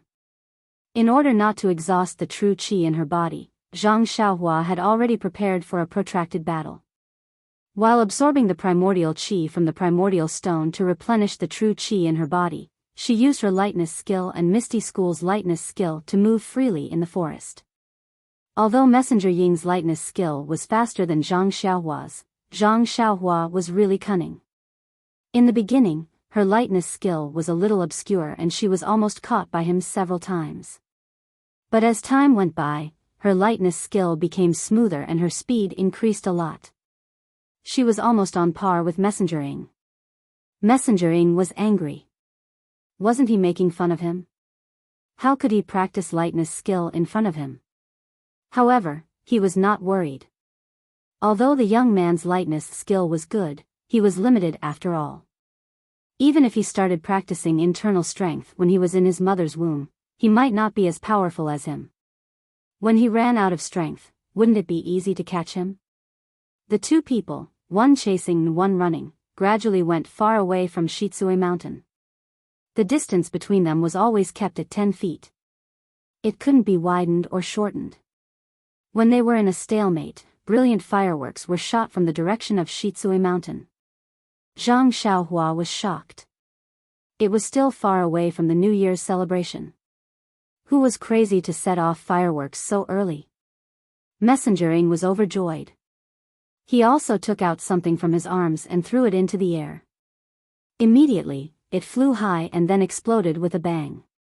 It was also a firework, which was very similar to the previous one. Even if Zhang Xiaohua didn't know much, she knew that the backup of the messenger had come. Sure enough, there was a clear howl from Shichui Mountain. Before the howl had died down, it had already come to Zhang Xiaohua and the others. In an instant, they felt that it was much closer. Zhang Xiaohua was shocked. What a speed! It seemed that her life would be in danger today. With that thought in mind, Zhang Xiaohua took a deep breath and kept the primordial stones in his arms. The true energy in his body began to circulate wildly and his true energy flickered continuously. His body immediately sped up and in an instant, he managed to pull away from Envoying and quickly escaped into the depths of the valley. Upon seeing this, Envoying did not dare to be negligent. He let out a long whistle from his mouth and did not dare to slow down. The true energy in his body flowed freely to his legs. If he did not show off now, when would he? The martial arts of the people from the divine sect were very high. When the whistling stopped, they were already halfway through the chase. When Zhang Xiaohua took the time to look back, under the moonlight, a faint black dot had already appeared in his field of vision. Zhang Xiaohua did not dare to be the slightest bit negligent. He turned his body and fled to another place where the trees were denser. In fact, she still underestimated the martial arts of that person. As early as she appeared in that person's vision, she had already been locked on by that person's internal strength. As long as Zhang Xiaohua's lightness skill was much higher than that person's, it was almost impossible to escape that person's tracking. Whether it was a dense forest or a plain, it was the same. Not long after Zhang Xiaohua changed direction, she came to a dense forest. The person behind her had already passed Envoying and directly caught up with her. Zhang Xiaohua landed on the crown of a big tree. She wanted to look around to see if there was any place to hide or escape. Suddenly, she felt that her vision turned black and she immediately lost consciousness. Wasn't it midnight now? When Zhang Xiaohua landed on the tree, the person from the divine sect had already caught up to her within 100 feet. When he was about to use his internal strength to chase after her again, he saw Zhang Xiaohua fall straight from the crown of the tree. This change came so suddenly that the person didn't dare to move forward for a while. He waited for a long time before he and Envoying separated into two directions to watch. Under the fallen leaves and accumulated grass under the big tree, Zhang Xiaohua was sleeping soundly. The person frowned and watched for a while. Then he waved his hand to Envoying. Envoying hurried forward and stretched out his hand to grab Zhang Xiaohua's arm. He lifted her up and easily carried Zhang Xiaohua in his hand. Envoying couldn't help but exclaim. The person asked curiously, "Ying Fei, what's wrong?" "Lord Qin, this boy is very light." "Oh. Is he too thin?" "Yes, he's thin, but he's too light." "Yes." Lord Qin didn't comment. Then, the two people used their qinggong and returned to Shi Mountain. Zhang Xiaohua opened her eyes. In front of her was a road that was rapidly retreating. She suddenly realized her situation. She immediately closed her eyes again and released her divine sense. It was a bright and sunny morning. The two people from the divine sect were riding their horses and galloping in the same direction. Zhang Xiaohua was facing down in front of Ying's horse. Although Zhang Xiaohua's eyes were closed, his eyeballs kept rolling around. His mind was spinning as he tried to think of a way to deal with this situation. Not long after, the two horses galloped to a fork in the road. Lord Qin's horse wanted to turn left, but Ying Fei fell behind. Just as Ying Fei turned his horse around to follow Lord Qin, Zhang Xiaohua suddenly jumped up from the horse and flew to the right. Ying Fei was caught unprepared. Both of his hands were holding the reins. Before he could let go, he shook the reins and wanted to use the reins to tie Zhang Xiaohua's legs. Although Zhang Xiaohua was in the air with her back to him, she didn't withdraw her divine sense for a moment. How could she not know his intention? She immediately curled up and let go of the reins. Then, she landed on the ground. Without looking at the direction, she tiptoed and ran to the wilderness by the roadside. Before she ran a few steps, she heard a laugh behind her. "Huh, I knew you were awake, but I didn't know you had such ability to escape from Ying Fei." Zhang Xiaohua didn't look back, but her divine sense swept behind her. A young man with a square face and a very kind appearance was chasing her casually. Zhang Xiaohua frowned. Was this the person who chased her last night? In a few breaths, the young man had caught up with her. Zhang Xiaohua suddenly changed her direction and turned to the other side.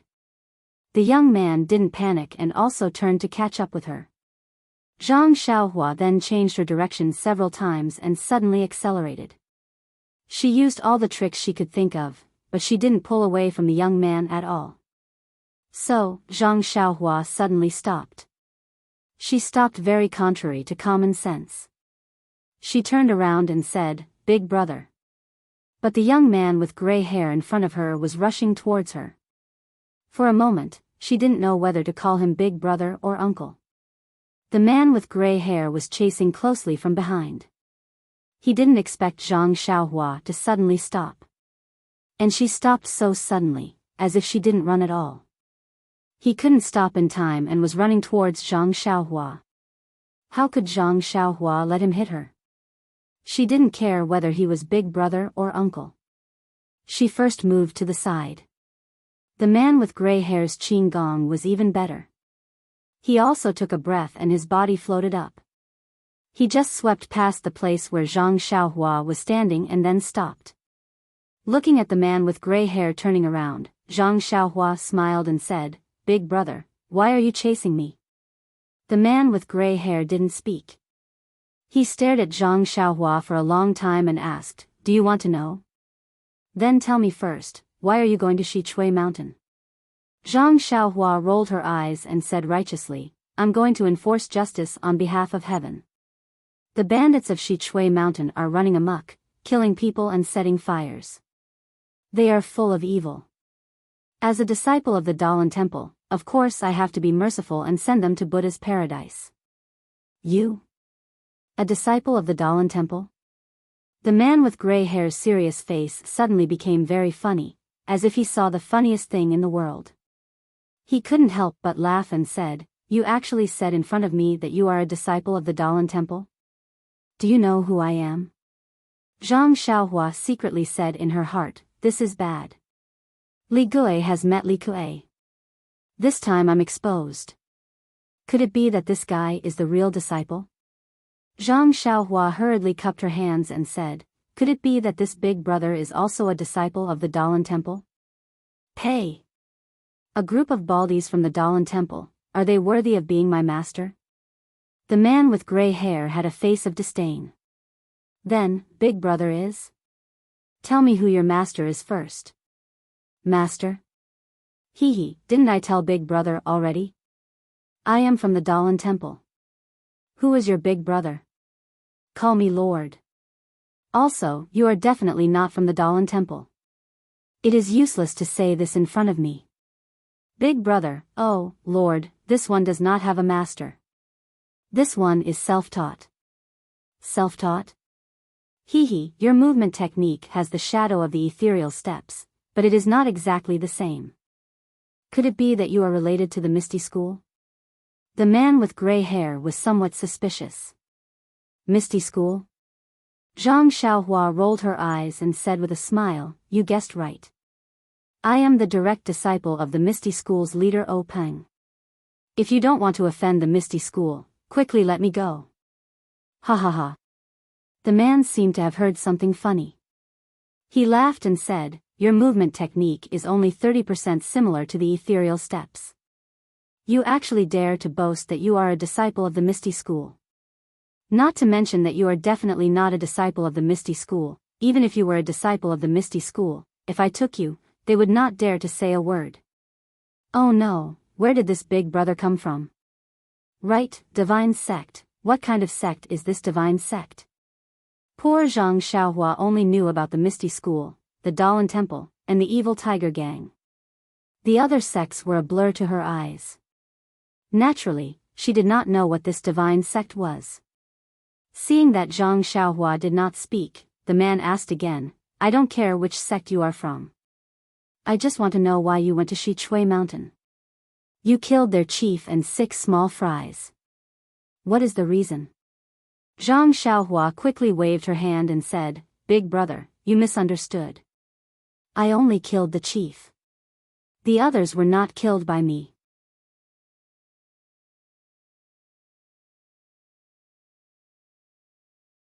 Chapter 254. Forget it. The gray-haired man's personality seemed to be very kind as he retorted, although my subordinates did not see you kill those 6 bandits, but from the wounds on their throats, I could easily see that you killed them with the small sword in your bosom. Hearing this, Zhang Xiaohua could not help but touch his bosom. Luckily, the small sword and money pouch were still there.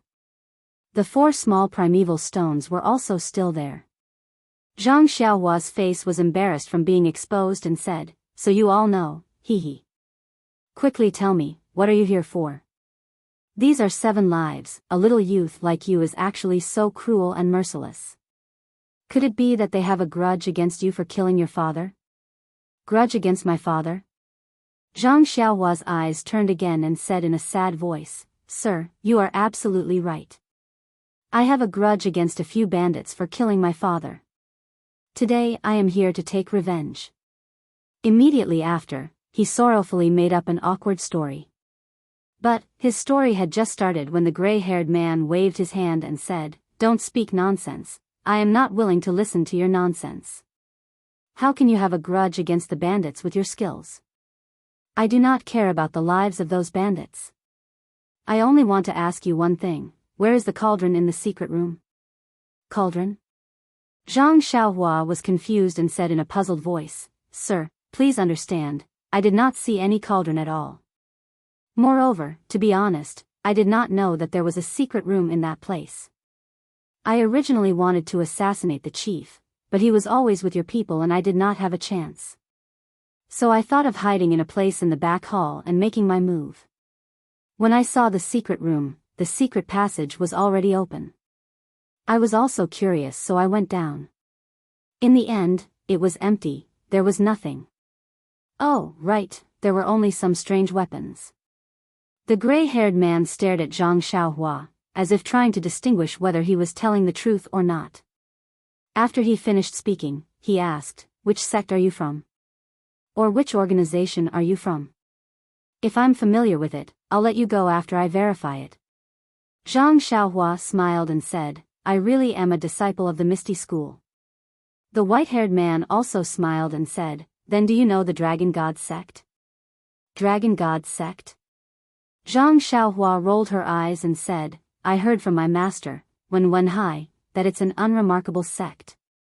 Ha ha ha, ha ha ha. The gray-haired man laughed as if he had heard a joke. He looked up to the sky and laughed until tears almost came out of his eyes. Then he said, "You are really cunning. I don't know where you heard Wen Wenhai's name, but you actually shamelessly clung to his thigh. Do you still want me to be magnanimous to you on account of the fact that you are O Peng's disciple's disciple? However, since you haven't even heard of the Dragon God sect, how could you possibly be a disciple of the Misty School?" "Dragon God sect? Is he famous? Should I know?" Zhang Xiaohua had a series of question marks. She secretly muttered in her heart, "Isn't second brother just a disciple of the Misty School? I've never heard him mention the name of the Dragon God sect." Zhang Xiaohua helplessly spread out her hands and said, "Since sir doesn't believe me, then I'll just take it that I'm self-taught." "Self-taught?" The gray-haired man snorted coldly and said, "You are ruthless. You slit their throats with a sword. This is not something an ordinary person can do. If you hadn't undergone strict training, how could I believe it?" Hearing this, Zhang Xiaohua was also at a loss. Yes, 7 lives were harvested by her just like that. When she heard that the bandit's brother Su wanted to rob the Guozhuang house, Zhang Xiaohua naturally thought of the tragedy in the neighboring village and how the 3 wolves of Shizui Mountain treated her so viciously. She remembered that when she stabbed her first sword into that person's throat, she was still hesitant. After that, she saw a little bit of blood in his throat. At that time, her whole body was cold and she even trembled a little. However, she didn't have the slightest fear or regret. Suddenly, a chill rose from Zhang Xiaohua's heart and instantly spread throughout her body. Yes, when she faced 7 bandits, her powerful force made her feel like she was looking at a few weak ants. She could easily kill them without a burial ground. This was the first time she took the initiative to kill someone, but she wasn't afraid at all. Was this still her? Was it because she killed them so gently that she didn't feel guilty because she didn't see a drop of blood?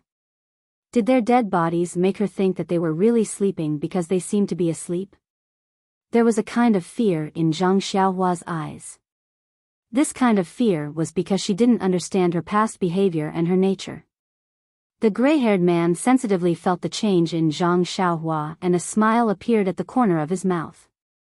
However, almost at the same time, an indifferent and unknown flow flowed out of her mind. First, it flowed to her heart, and then it flowed throughout her body. Zhang Xiaohua's heart suddenly moved and a thought came into her mind. If they hurt my family, no matter how far they are, I will kill them.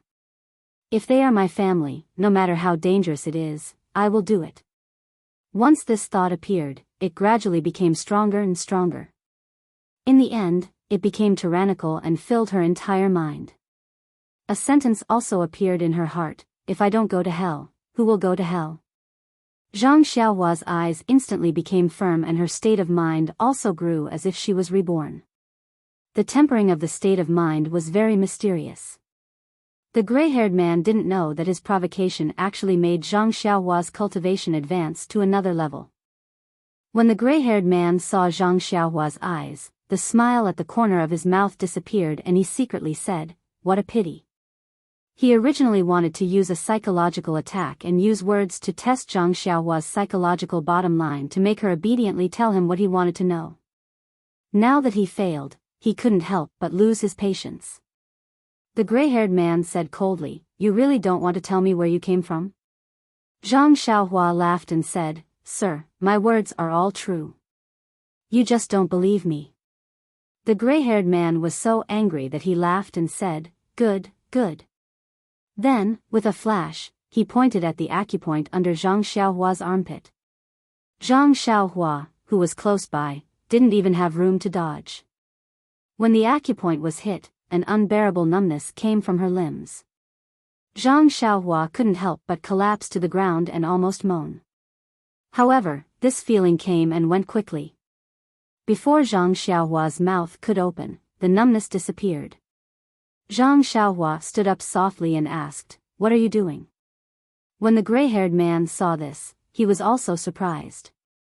If an ordinary person was hit like this, they would have already cried out and lay on the ground. This youth actually only felt a little pain. At this time, the gray-haired man no longer had the warmth from before. He sneered and said, "Since you don't want to cooperate, then don't blame me for being vicious. Divine Sex 81 Methods, let me let you have a taste of the soul-searching hand." After saying that, he pointed again. At this time, Zhang Xiaohua was already prepared.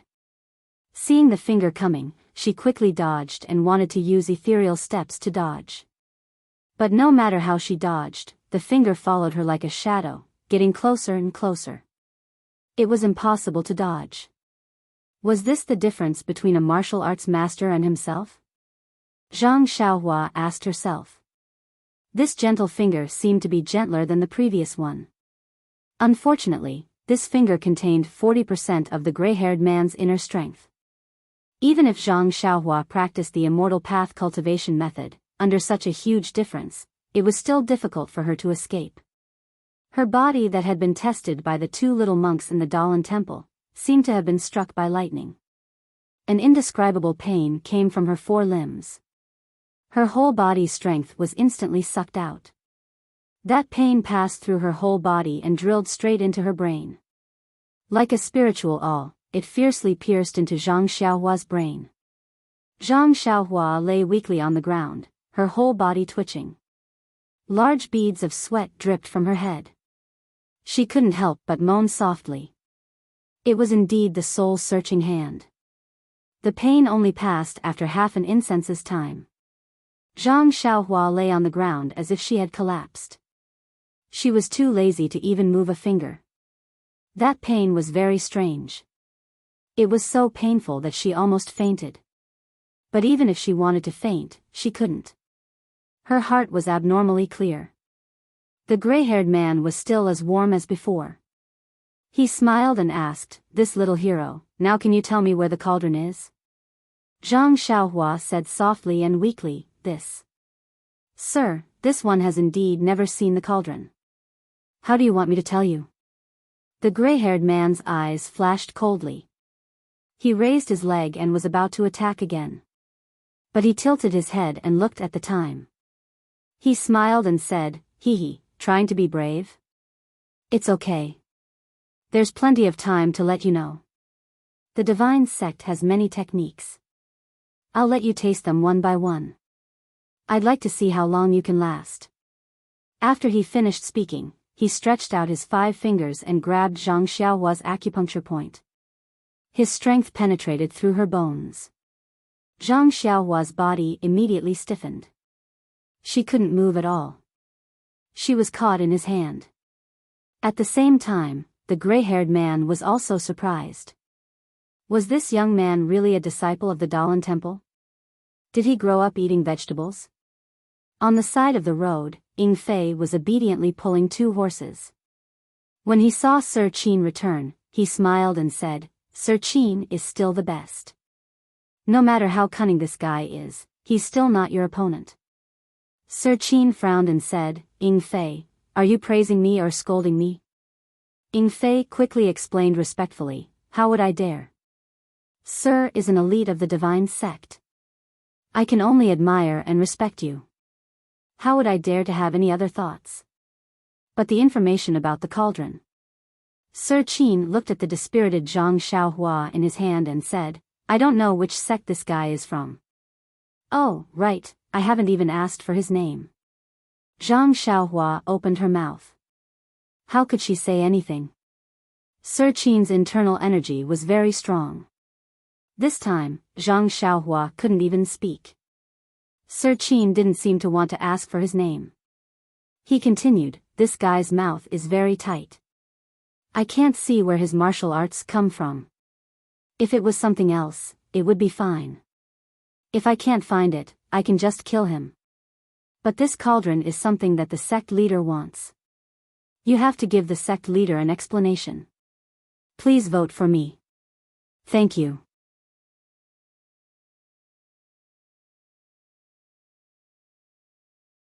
Chapter 255.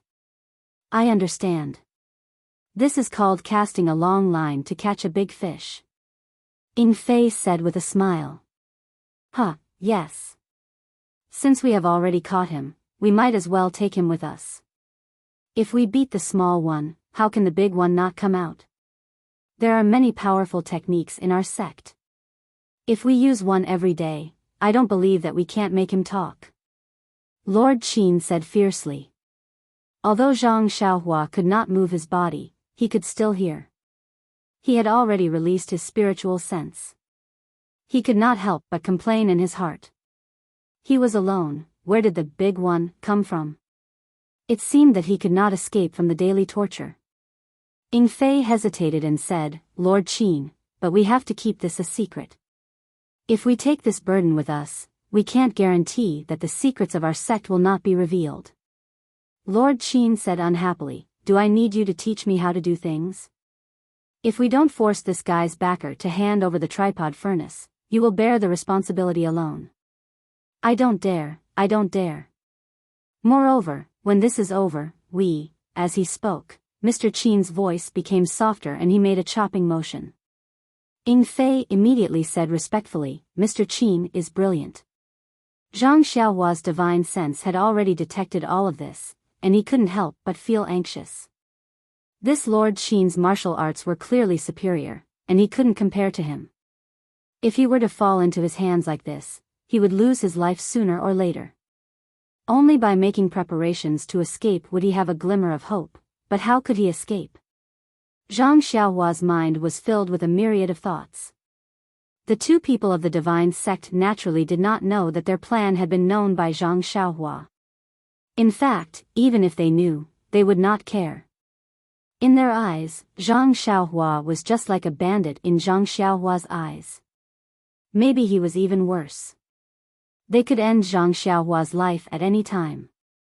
Why would they care if their plan was known by him? The 2 of them got on their horses and continued their journey. Zhang Xiaohua was still placed on Ying Fei's horse. His meridians were sealed by Lord Qin, so he didn't have any strength left.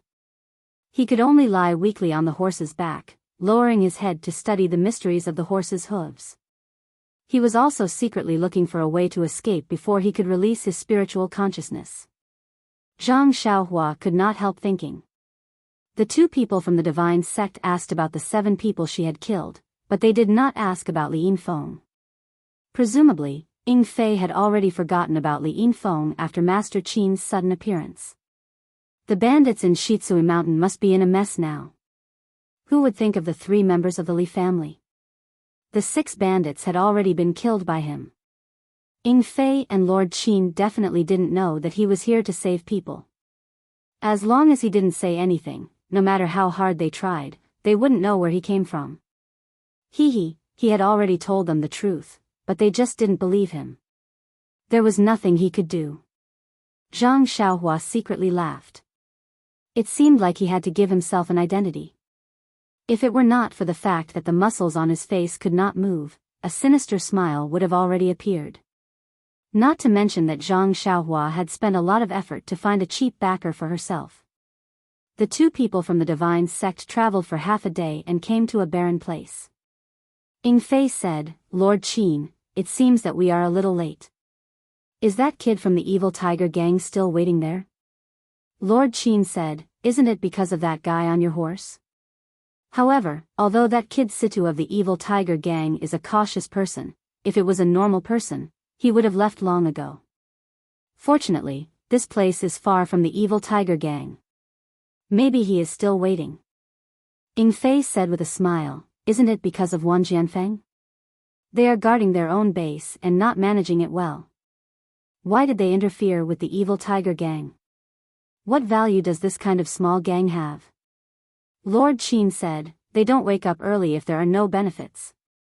According to Situ Liang's information, Wang Jianfeng does not seem to be interested in the evil tiger gang. He is only using the evil tiger gang as a cover. As for what they are doing, even Situ Liang did not find out anything. However, it should be within the evil tiger gang's sphere of influence. Situ Liang's cousin being put under house arrest by Wang Jianfeng must be related to this secret. Then, what kind of secret is it? What kind of sect is Wang Jianfeng? With that weak foundation, how could the divine sect be interested in what he wants? Just let him play. Sooner or later, Situ Liang will spread the news to the divine sect. Lord is wise. If it wasn't for Wang Jianfeng, the meeting with Situ Liang would not have been arranged so far away. That might not be the case.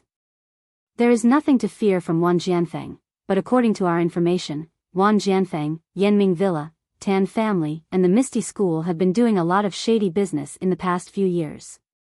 Moreover, their 4 sects have been developing very quickly, and their strength has increased by quite a bit.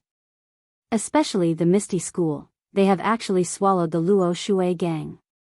They are like a tiger that has grown wings. Moreover, the number and quality of their elite disciples have increased by several times.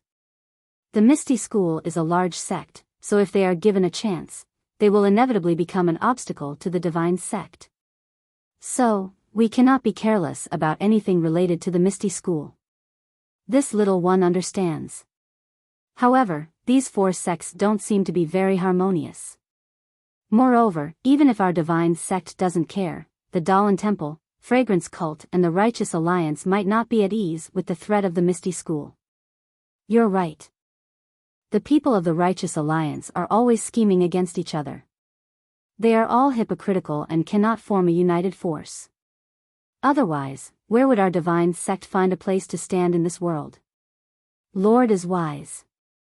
It is because our divine sect's 8 division heavenly dragons support each other and are as close as brothers that the divine sect is able to prosper.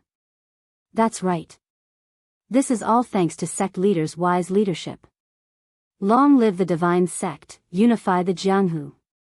The 2 of them did not hide their conversation from Zhang Xiaohua. They must have already decided Zhang Xiaohua's fate. Zhang Xiaohua was also sweating profusely. The more secrets she knew, the harder it would be to keep her life. But where was the escape route? Ying Fei led Lord Qin to a dilapidated temple. Using his divine sense, Zhang Xiaohua saw a young man who wasn't even 30 years old.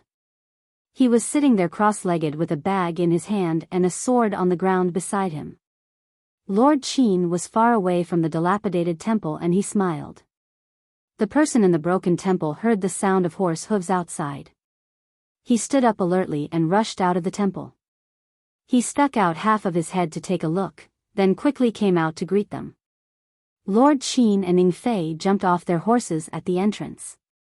The young man took over Lord Qin's reins and led the horses into the broken temple. After that, the young man looked around and carefully closed the door. The two horses were tied to a withered tree in the temple. Zhang Xiaohua was still lying on the horse. No one paid any attention to her. The young man entered the temple and bowed to Lord Qin and Ning Fei. This little one is Situ Liang.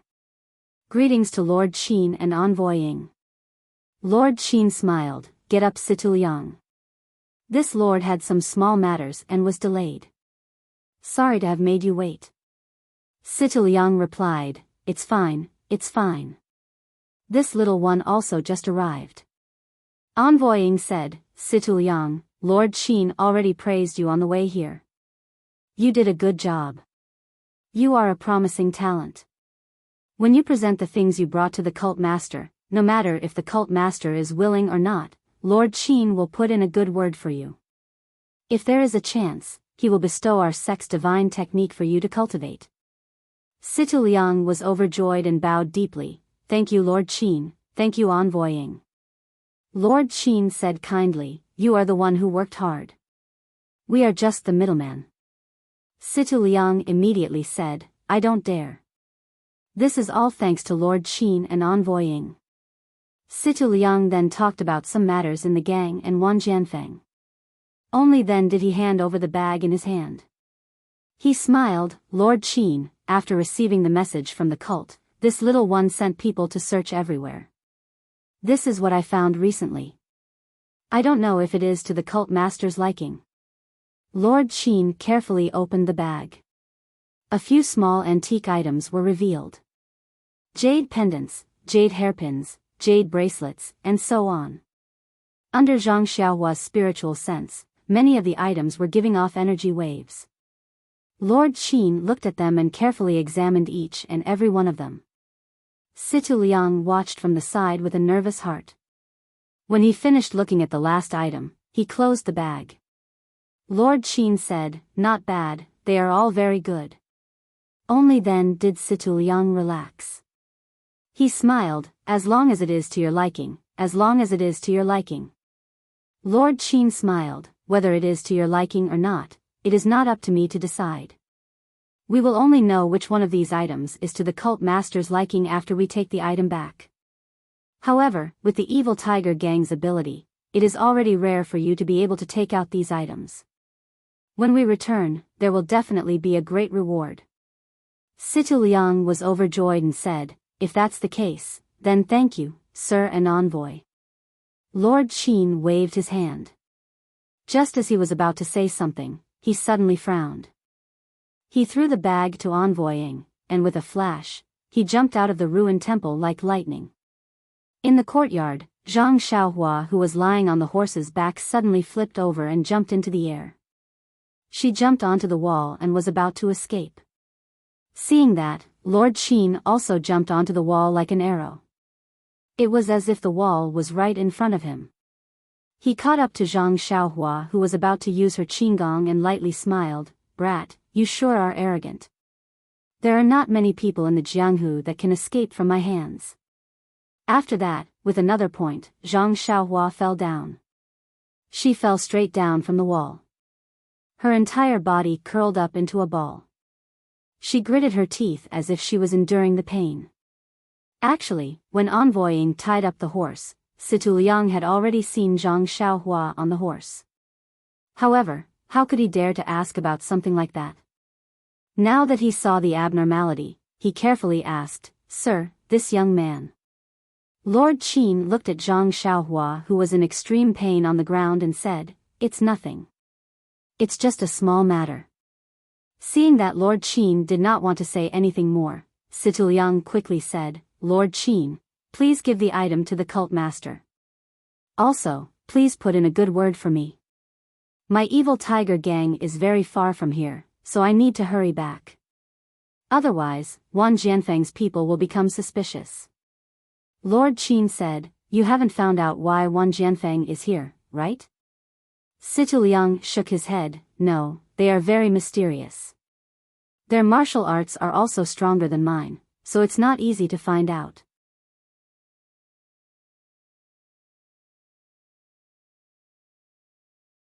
Chapter 256.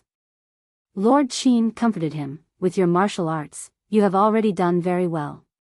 Of course I know that. However, since Wan Jianfeng's goal is so mysterious, he must have a big background. You still have to be careful. If there are any movements, report to me as soon as possible. Situ Liang nodded, then said goodbye. After Situ Liang left, Lord Qin fiddled with those things a few times, then casually threw them to Ying Fei. Ying Fei caught them without a care and said with a smile, this evil tiger gang is just a small sect the size of a thumb, I wonder why the sect values them so much. What kind of good things could Situ Liang get, for Lord Qin to come all the way here? Lord Qin frowned, the sect leader naturally has his reasons for making us value the evil tiger gang. The reason is not something we can guess. Just do your job properly. However, if it wasn't for that cauldron, I wouldn't have to work so hard. After saying that, he looked at Zhang Xiaohua, who had calmed down a bit, and said, the secret room in Shichui Mountain has been cleaned out. If there weren't a dozen people, who would believe it? However, we only caught a young man and we still don't know if he is really related to the cauldron. What a headache. Lord Qin is wise. Just as Lord Qin said, even if this guy didn't take the cauldron, he is still related to the cauldron. It's better to cast a long line to catch a big fish. However, this guy is cunning. If we don't succeed, he will run away. Why don't I cripple his martial arts and make him follow us obediently? Hearing that, Lord Qin frowned even more. He said unhappily, Ying Fei, what do you want me to say about you? Nothing good comes out of a dog's mouth. You have been my subordinate for a long time. Why haven't you improved at all? You should look at things from a leader's point of view. Only then can you develop the qualities of a leader. Why don't you think about it? If I could cripple his martial arts, would I still be waiting for you to speak? Ying Fei saw that his words were wrong and said in a panic, Lord Qin, please enlighten me. I really don't understand. Lord Qin said, think about it simply. This young man is not even my opponent. I crippled his martial arts just because I was afraid he would run away. If this spread to Jianghu, what face would I have left? As a superior, one must be able to toy with people in the palm of one's hand. No matter how they twist and turn, they will not be able to escape. This is the best way to show off one's methods. With your petty thoughts, Sai, you won't be able to achieve anything great. This humble one doesn't dare. It is the honor of this humble one to work under Sir. How could I have any extravagant hopes?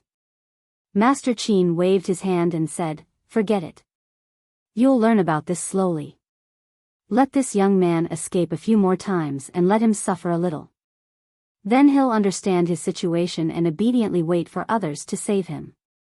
Understood, my lord. Shall we go to the Ma family in Xinji town now?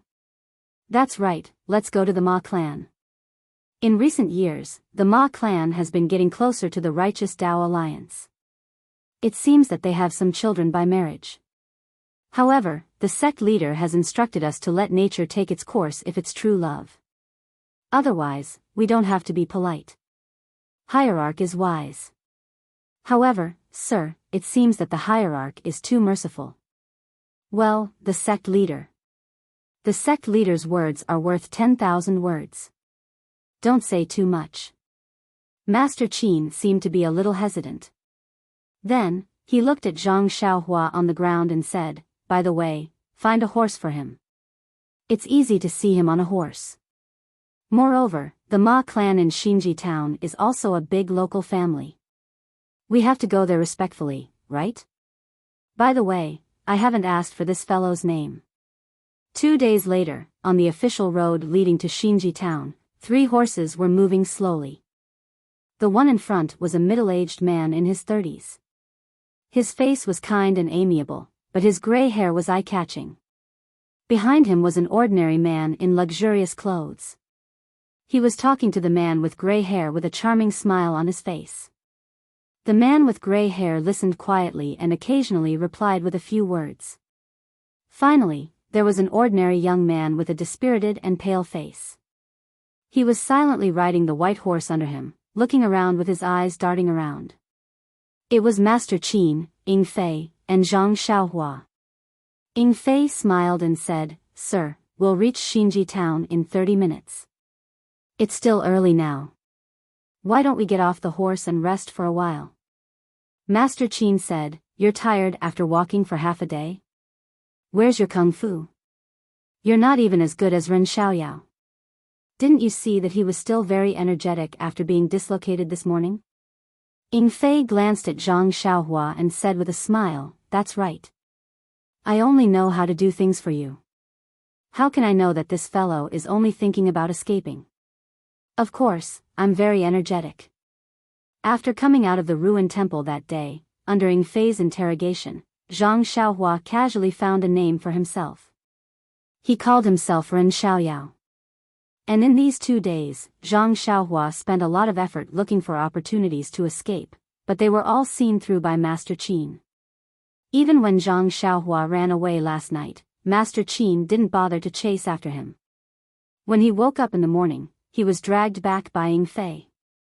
Even Master Qin and Ying Fei knew that this young man had a big problem. He had the habit of sleeping. As long as it was midnight, he would fall asleep. After being tortured in the morning, Zhang Xiaohua basically gave up the idea of escaping. She slowly thought of other ways. Her Qigong was not as good as Master Qin's, and her experience in Jianghu was even worse. If she didn't have a unique way of escaping, she shouldn't show it to others. Otherwise, she would be tortured for nothing. At this time, Zhang Xiaohua secretly took out a primordial stone and silently absorbed it to strengthen her internal strength. The 2 people from the divine sect were fierce. Every day, they would hit Zhang Xiaohua's acupoints and torture her to find out the whereabouts of the cauldron. But they didn't care about other things. At least, after Master Qin and Ying Fei looked through the money bag in Zhang Xiaohua's arms, they didn't look at it again. Although they were a little surprised by the 4 small stones in Zhang Xiaohua's arms, they thought about Zhang Xiaohua's age and returned it to him. As for the common things like the golden hairpin, they didn't even look at it. Seeing a big tea shed on the side of the road, many people came in and out to drink tea. Master Qin thought for a while and said, "Let's go to the tea shed in front and drink some tea. We can also listen to the interesting things in Xinji town." This place was very close to the town. Many people were willing to rest for a while to refresh themselves before entering the town. Therefore, the shed was not small and there were many people. The 3 of them got off the horses. No one came to greet them. Master Qin threw the reins to Ying Fei. Ying Fei looked at Zhang Xiaohua and casually threw the 2 horses to him. He said, "Tie the horses up and keep watch outside. Don't think about running away. You can't run away in front of Master Qin. If you run away this time, I'll ask Master Qin to break your legs." Zhang Xiaohua took the reins. He didn't need to release his spiritual consciousness to feel Master Qin's attention on him. He smiled bitterly. Not only was he going to be a prisoner, but he also had to be a servant. He led the 3 horses to the side and tied them up, allowing them to graze freely. He took out a primeval stone from his bosom and held one in each hand, using his heart technique to absorb it. Zhang Xiaohua had even decided that from tonight onwards, he would not run away. He would absorb the primeval qi from the primeval stones.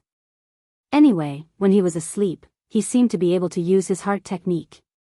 Master Qin looked at Zhang Xiaohua. Seeing him standing there obediently without any abnormalities, Master Qin knew that he had suffered a lot and didn't try to run away again. Therefore, he didn't pay too much attention to him. When they entered the tea shed, there were no empty tables. Ing Fei looked around and quickly walked to a table in the corner. He gave each person some money and asked them to leave. Master Qin sat down. Ing Fei took out a white cloth from his pocket and carefully wiped the teacups and teapot. Then, he took out a paper bag and poured out some tea leaves. He asked someone to pour some water to brew it. Originally, the tea house was bustling with activity, but Lord Qin's actions immediately silenced everyone, and even their voices quieted down. Master Qin came to the tea shed to gather information. When he saw this scene, he couldn't help but glare at Ing Fei.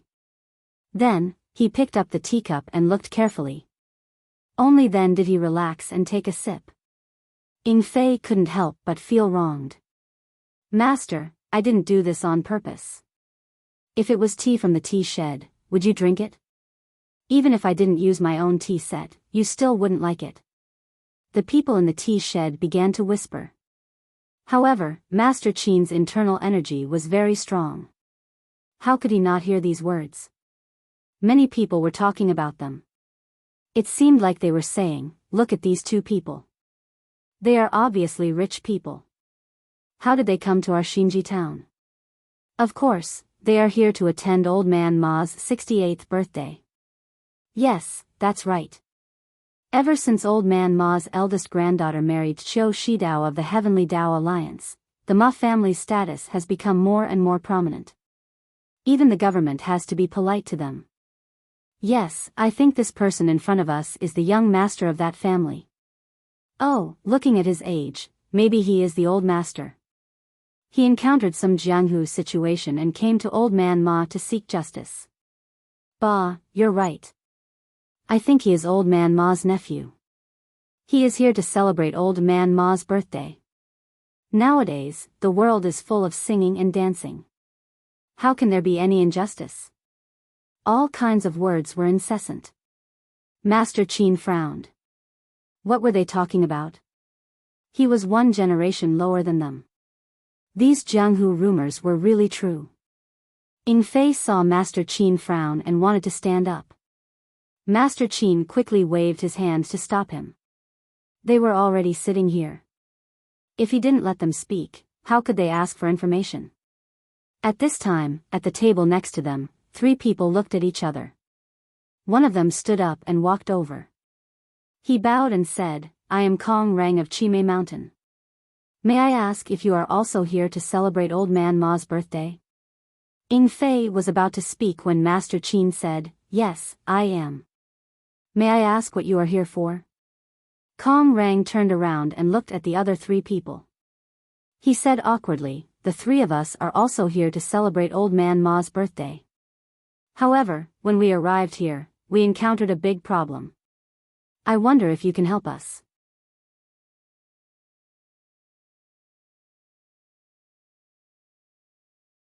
Chapter 257. Zhang Xiaohua was guarding the horses by himself, but he released his spiritual sense to observe the movements in the tea shed. He was now proficient in using his spiritual sense, so he was able to multitask. His eyes were watching, his spiritual sense was scanning, and his hands were constantly absorbing yuan qi without any delay. Suddenly, the horses that were eating grass neighed loudly, and all of them moved back a few steps. Zhang Xiaohua was shocked. He quickly went forward, grabbed the reins, and comforted the frightened horses.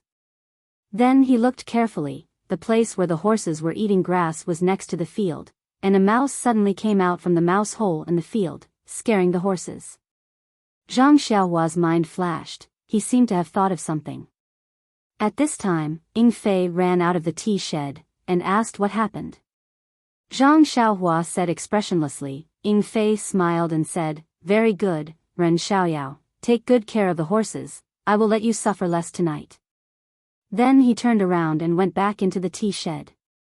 Zhang Xiaohua spat at Ing Fei's back, and stood there quietly. He withdrew his spiritual sense, and no longer absorbed yuan qi, he only focused on the thought that just flashed through his mind. Field, mouse, mouse hole, what did this make him think of? Looking at the small mouse hole, Zhang Xiaohua suddenly understood, isn't this the Earth escape? This is the Earth escape. Although he didn't know what the earth escape was, but from the name, it seemed to be digging a hole in the ground to escape. If he could really dig a hole in the ground and escape from there, even with Lord Qin's martial arts, he might not be able to find him. Ha ha ha, Zhang Xiaohua couldn't help but want to laugh, but his laughter stopped abruptly, because he thought that the hole was so easy to dig. If he had a hoe, he could do it, but how could he dig a hole in front of Lord Qin? And this mysterious jade stone recorded the earth escape technique. Was it to teach him how to dig a hole better with a hoe? So, Zhang Xiaohua couldn't wait to recall the incantation of the earth escape technique, and carefully studied it. In the tea shed, Ying Fei whispered to Lord Qin about the matter. Lord Qin nodded and said to Kong Rang, "What problem do you have that you need help with?" Kong Rang cupped his hands and said, "Your Excellency, may I sit down and talk?" Lord Qin frowned slightly and nodded. Kong Rang sat down awkwardly and said, "It's embarrassing to talk about this. Long story short, the three of us have a small grudge with the 5 heroes of the Shao clan of Nanma Mountain. That's why we came to find Old Man Ma to mediate. However, we didn't expect that it would be his birthday. The gifts we prepared would naturally be sufficient on normal days, but as a congratulatory gift, it wouldn't be enough. Moreover, we also asked around and found out that ever since Old Man Ma became in-laws with the Alliance of Righteous Tao, the price of asking Old Man Ma to help out also increased again and again, so..." Lord Qin smiled and said, "So you want to borrow some money from me?" Hearing this, Kong Rang was overjoyed and said, "It's not what you think. I brought enough banknotes, but I couldn't find a suitable congratulatory gift in a short time. We can't just give you banknotes directly. We don't care about our face, but Old Man Ma does. So, if you have extra gifts, can you give some to me? Of course, I'll give you enough banknotes, and I won't let you suffer a loss." Hearing this, Lord Qin was stunned at first, then he laughed loudly. Seeing Lord Qin laughing, Kong Rang's face was very embarrassed. His face turned red and he said angrily, "Brother, if you don't have extra gifts or don't want to help, you can just say it. Why do you have to laugh at me like this?" After laughing, Lord Qin said kindly, "Brother, it's not that we don't want to help you, but we really didn't prepare any gifts, so we can't say that we'll give you everything. Aren't you going to the Ma Mansion?"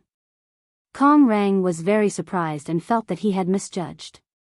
Lord Qin said with interest, "Yes, we're going to the Ma Mansion, but we're not going to give birthday greetings." Seeing this, Kong Rang kindly advised, "Brother, I see that you're also a martial artist. The Ma family is a martial arts family in Xinji town. If you want to visit at this time, you'd better prepare a suitable gift first. Otherwise, it'll be inappropriate if you're rejected at the door." Lord Qin cupped his hands and said, "Thank you for your reminder. We'll go to the town later. Maybe we can find something good." Seeing that Lord Qin obviously didn't listen to his words, Kong Rang sighed and turned back to his table. Then he paid the bill and hurried out. He must have gone to look for something again. Anyway, they were not short of money, so they might have something to their liking. Lord Qin and Ying Fei sat for a while, then got up and left the tea shed.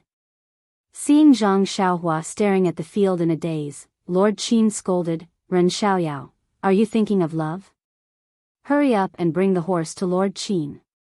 Zhang Xiaohua, who was studying the earth escape technique, was immediately awakened. She was not angry, but untied the reins and led the horse to Lord Qin. Seeing Zhang Xiaohua obedient, Lord Qin was a little surprised. He looked at Zhang Xiaohua from head to toe and didn't seem to recognize her. Why was she so different from the person who wanted to run away 2 days ago? After getting on the horse, Zhang Xiaohua was still a little dazed. She followed behind them with empty eyes. Lord Qin couldn't help but wonder, did she become mentally retarded after being searched by the soul-searching hand? There was no such note in the ancient books of the sect. Not to mention Lord Qin's confusion, Ying Fei led the way. The three of them walked slowly along the pipeline into Xinji town. Ying Fei seemed to know the location of the Ma Mansion. He didn't ask anyone and just urged the horse forward. After passing a few streets, they heard the sound of gongs and drums in the distance. There was also the sound of opera singing. It should be the liveliness of the Ma mansion. While they were walking, they heard a few shouts behind them, "Get out of the way! Get out of the way!" The road Zhang Xiaohua and the other two were walking on was the main road to the Ma mansion. The Ma mansion had already made it very spacious. It was more than enough for 4 horses to walk side by side. Moreover, the 3 of them were not walking in the center, so there was no need for them to get out of the way. However, from afar, 8 tall red horses galloped from behind. They shouted as they galloped. Even the horsewhips in their hands were mercilessly hitting the people who were a little late to get out of the way. Zhang Xiaohua was daydreaming and thinking about the ancient words. She didn't hear the shouts behind her. Lord Qin and Ning Fei were originally arrogant people. How could they pay attention to them at this moment? Therefore, all the people and horses on the street were sensible enough to hide on both sides of the street.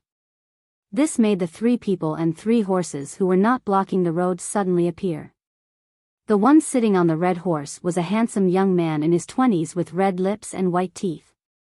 He looked very arrogant. He used the horsewhip smoothly and hit people from time to time. At this moment, he saw that the 3 horses in front of him didn't give way to him. Although they didn't block the road, he was still angry. When he caught up to Zhang Xiaohua's side, he looked at her from the corner of his eyes. She was wearing very ordinary clothes and looked very haggard. Moreover, she looked dull. He thought that she must be a lowly servant. How could such a person not give way to him? The handsome young man was furious. He raised the horsewhip in his hand high and slapped it towards Zhang Xiaohua's face. If it was a normal time, Zhang Xiaohua would naturally be able to dodge it. However, she was in the middle of comprehending something and didn't pay attention to what was happening around her. Just as the horsewhip was about to hit her face, a shadow appeared from the side. With a "pa" sound, the horsewhip that was lashing towards Zhang Xiaohua was entangled by another horsewhip. When the handsome young man looked over, he saw that it was the gray-haired Lord Qin in front of Zhang Xiaohua's horse. In Lord Qin's eyes, Zhang Xiaohua was his prisoner. It was natural for him to torture her and punish her however he wanted. However, this handsome young man actually raised his horsewhip without saying anything. Naturally, he didn't put Lord Qin in his eyes. Even if you want to beat a dog, you still have to look at its master, let alone a person. Lord Qin got angry just thinking about it. He casually wrapped the horsewhip around the handsome young man's horsewhip. Then, with a little force, the handsome young man felt a huge force pass through his arm. His hand went numb and the horsewhip in his hand was taken away. Lord Qin then shook his wrist and the horsewhip was thrown far away into a smelly ditch by the side of the road. Seeing this, the handsome young man was furious. He pulled out a sword from his waist and was about to rush forward. The rider behind him was an old man. He hurried forward and grabbed the handsome young man's hand. He said in a low voice, "Young master, this is already in front of Old Man Ma's mansion. Looking at the direction these 3 people are going, they are probably here to celebrate Old Man Ma's birthday. If you act in such a hurry, I'm afraid you will offend Old Man Ma's guests." The handsome young man said angrily, "But they didn't make way first. They even took my horsewhip away." The old man said, "Even so, remember this person's face first. It won't be too late to make trouble for him after the birthday celebration. If we act now, it will be hard to avoid the suspicion of slapping Old Man Ma's face. People will say that we are not sensible." Hearing this, the handsome young man nodded. He stared at the 3 people fiercely and then rode forward. From the beginning to the end, Lord Qin, Ning Fei, and Zhang Xiaohua didn't even look at him. Their expressions were very indifferent. When the handsome young man arrived in front of Ma Mansion, someone had already reported inside.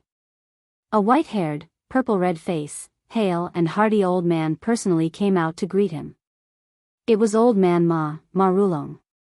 When the handsome young man saw the old man, he hurriedly got down from his horse and bowed. "Grandson-in-law greets Grandpa. I wish Grandpa a long life and great fortune." Ma Rulong also quickly helped him up and said, "Grandson-in-law, no need to be so polite. We are all family. Quickly get up. The handsome young man took the opportunity to get up and said with a smile, I haven't seen Grandpa for a long time. Your body is even stronger. You are really old but strong. These words were a bit unreasonable, but Ma Rulong didn't get angry. He smiled and said, it's all because of the good things your master gave me. It made my body much healthier. The handsome young man said again, this time, Grandpa's birthday celebration, Master asked grandson-in-law to bring a lot of good things. Come, housekeeper, give the gift list to Grandpa. The old man behind him hurriedly went forward. There was a big red gift list on the ground. Ma Rulong opened it and looked. His expression changed slightly. He then passed it to the master of ceremonies at the door. Under the handsome young man's slightly proud gaze, the master of ceremonies loudly read, The Righteous Alliance's Cho Shi congratulates Grandpa on his great birthday. He presents.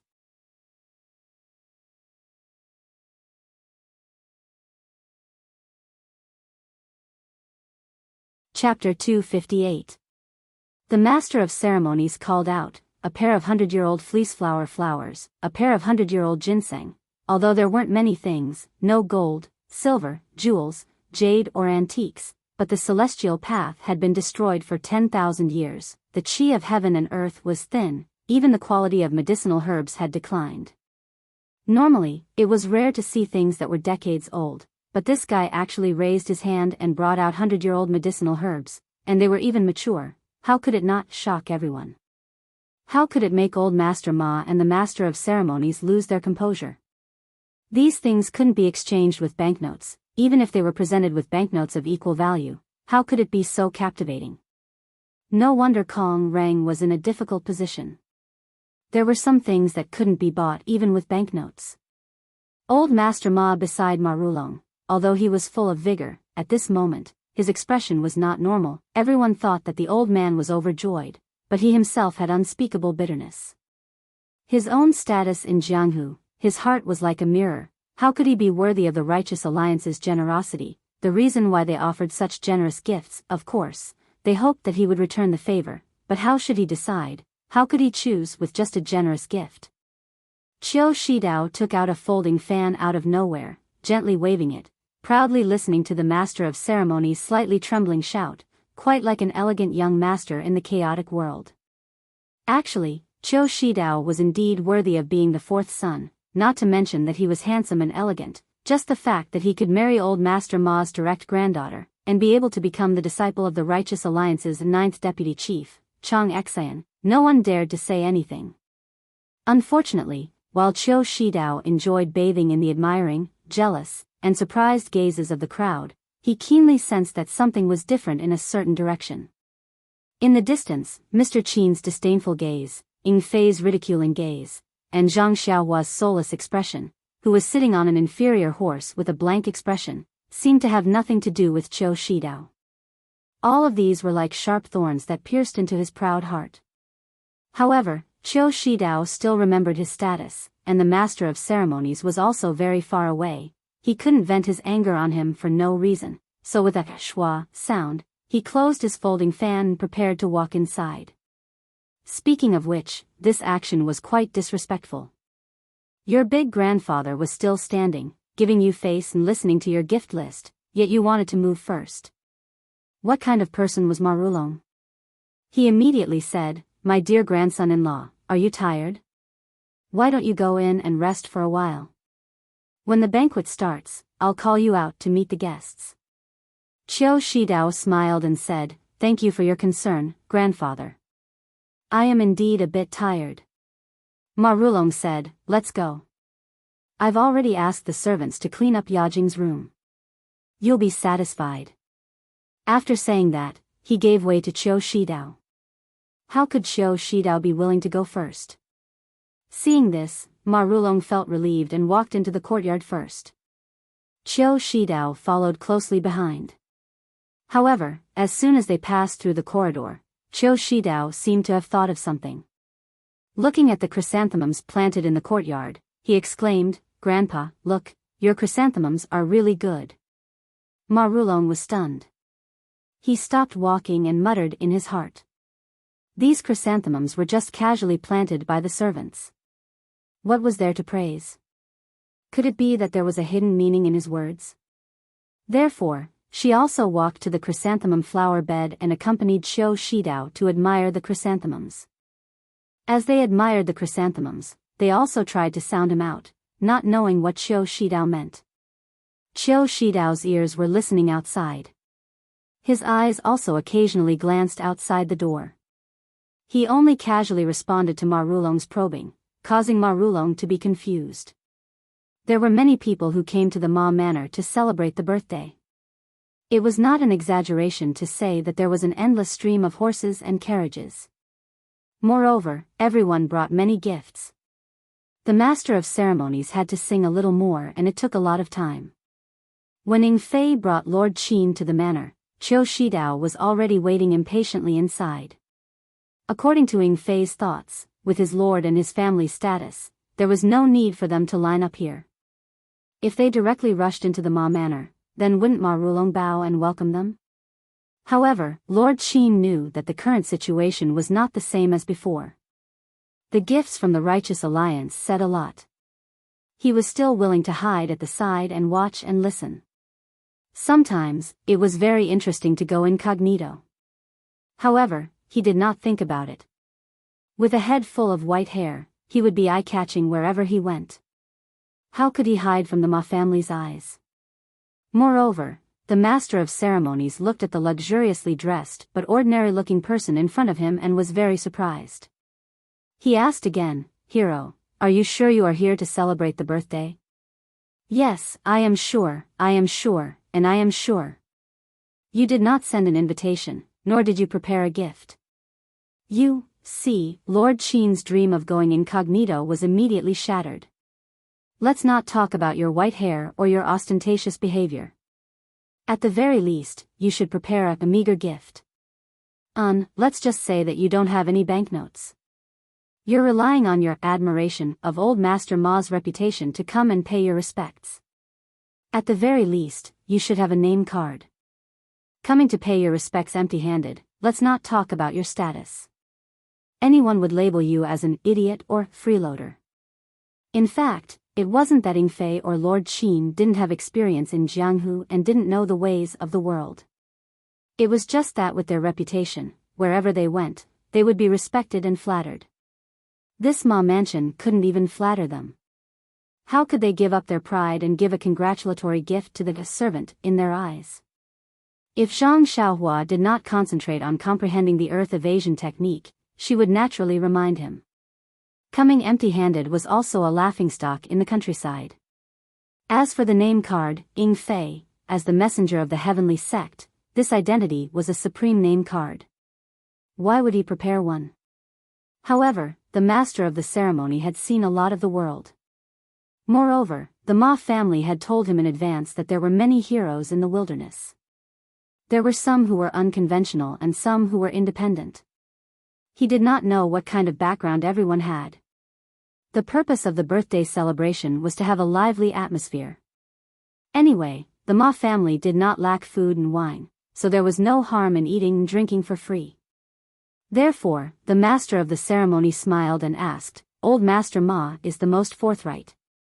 He is very willing to make friends with a nameless hero like you. However, please tell me your name so that I can record your name in this grand occasion. It is possible that your name will go down in history in the future." Pfft! Ying Fei almost spat out. He looked back at Lord Qin and said, "Okay, just because you said that I will go down in history, I will let you know that the lord behind me is Qin Shiyue, Lord Qin. My name is Ying Fei." The master of the ceremony said, "I know. If the one riding behind is a servant of your family, then you don't have to tell me your name." In fact, the master of the ceremony was also puzzled. If it was a servant, then it would be natural for him to come before Ying Fei. However, if it was not a servant, then this young man's clothes were not as good as the other two and the horse he was riding was also inferior. Therefore, he asked. Ying Fei thought for a while and said, "This young man is not a servant. He just came with us to see the world. His name is Ren Xiaoyao. The master of the ceremony smiled and said, I know, Lord Ying. Then, he shouted, Qin Shiyue, Ying Fei, Ren Xiaoyao, these three heroes are here to congratulate old Master Ma on his birthday. As soon as the master of the ceremony finished, a shadow shot out of the courtyard. Before the person arrived, his voice was heard, so you are here to take advantage of me. You still have the face to tell me your name. Qin Shiyue, Ying Fei, and what Ren Xiaoyao? How come I have never heard of these names in Jianghu? You still call yourself a hero. You don't deserve any honor. When everyone looked over, they saw that it was young Master Qiu Shidao who had already entered the courtyard. Qiu Shidao's arrival was sudden and his voice was loud. Everyone turned to look at him. Even Zhang Xiaohua stopped and looked at him in confusion. Qiu Shidao walked forward and said to Lord Qin with a sneer, this brother with extraordinary skills, is your name Qin Shiyue? Your name is not bad, but it is not famous. Where is brother Qin going to make a living? If you are not happy, you can come to the Righteous Alliance. I am not talented, but I can find a good job for brother Qin. At least, the next time brother Qin goes to a senior's place to congratulate them, you can't go there for nothing. You will lose face, right? Qin Shiyue was being pointed at and lectured. His face was even warmer. He only smiled and did not speak. It was rare for him to have self-restraint. Zhang Xiaohua beside him did not think so. From what she knew these 2 days, Qin Shiyue usually had an amiable appearance. If he frowned or was angry, it meant that it was normal. However, the more he smiled and the warmer he was, it meant that it was not good. At least when he sealed Zhang Xiaohua's acupoints and tortured her, his face was like a spring breeze. Zhang Xiaohua knew that things were not good. Looking at Qiu Shidao's good appearance, she felt that it was a pity. She said anxiously, you young master, you are really unreasonable. How is my master unbearable as you say? It's just that he admires old Master Ma very much. He was in a hurry and forgot about it. In a while, when he pays a visit to old Master Ma, I will come out and help my master complete the etiquette. Qin Shiyue glanced at Zhang Xiaohua. He had a good impression of her. That was because no one was willing to be pointed at and lectured, even if he already had the intention to kill. Ying Fei also laughed and said, who are you? Is there any place for you to speak in the Ma Mansion? Qiu Shidao was greatly amused. He said, I knew you are ignorant and inexperienced. Let me tell you, Xiao Yi is the husband of Malaya Yizi's eldest granddaughter. Tell me, do you think I have the right to speak in this Ma Mansion? Ying Fei said again, although old Master Ma is old, there are many uncles in the Ma Mansion. There is no place for you to speak. Qiu Shidao smiled and said, the people of Jianghu are in charge of Jianghu matters. My teacher is one of the 9 alliance leaders of the Righteous Alliance, Nan Fengyan. You tell me, do I have the right to speak in the Ma Mansion? In Qiu Shidao's expectations, once Nan Fengyan's name was brought out, wouldn't these 3 idiots of Jianghu be scared witless? Even if they did not know Nan Fengyan's name, as long as they were people of Jianghu, how could they not know about the Righteous Alliance? And of these 3 people, 2 of them were wearing bright clothes and had good horses. They should know about the Righteous Alliance and would not give him face.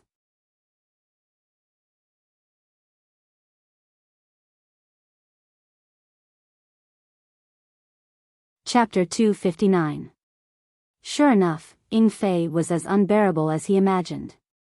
He was immediately shocked and shouted, Nan Fengyan? You are Nan Fengyan's disciple? Sorry for the disrespect. When Qiu Shidao heard this, a smile appeared on his face.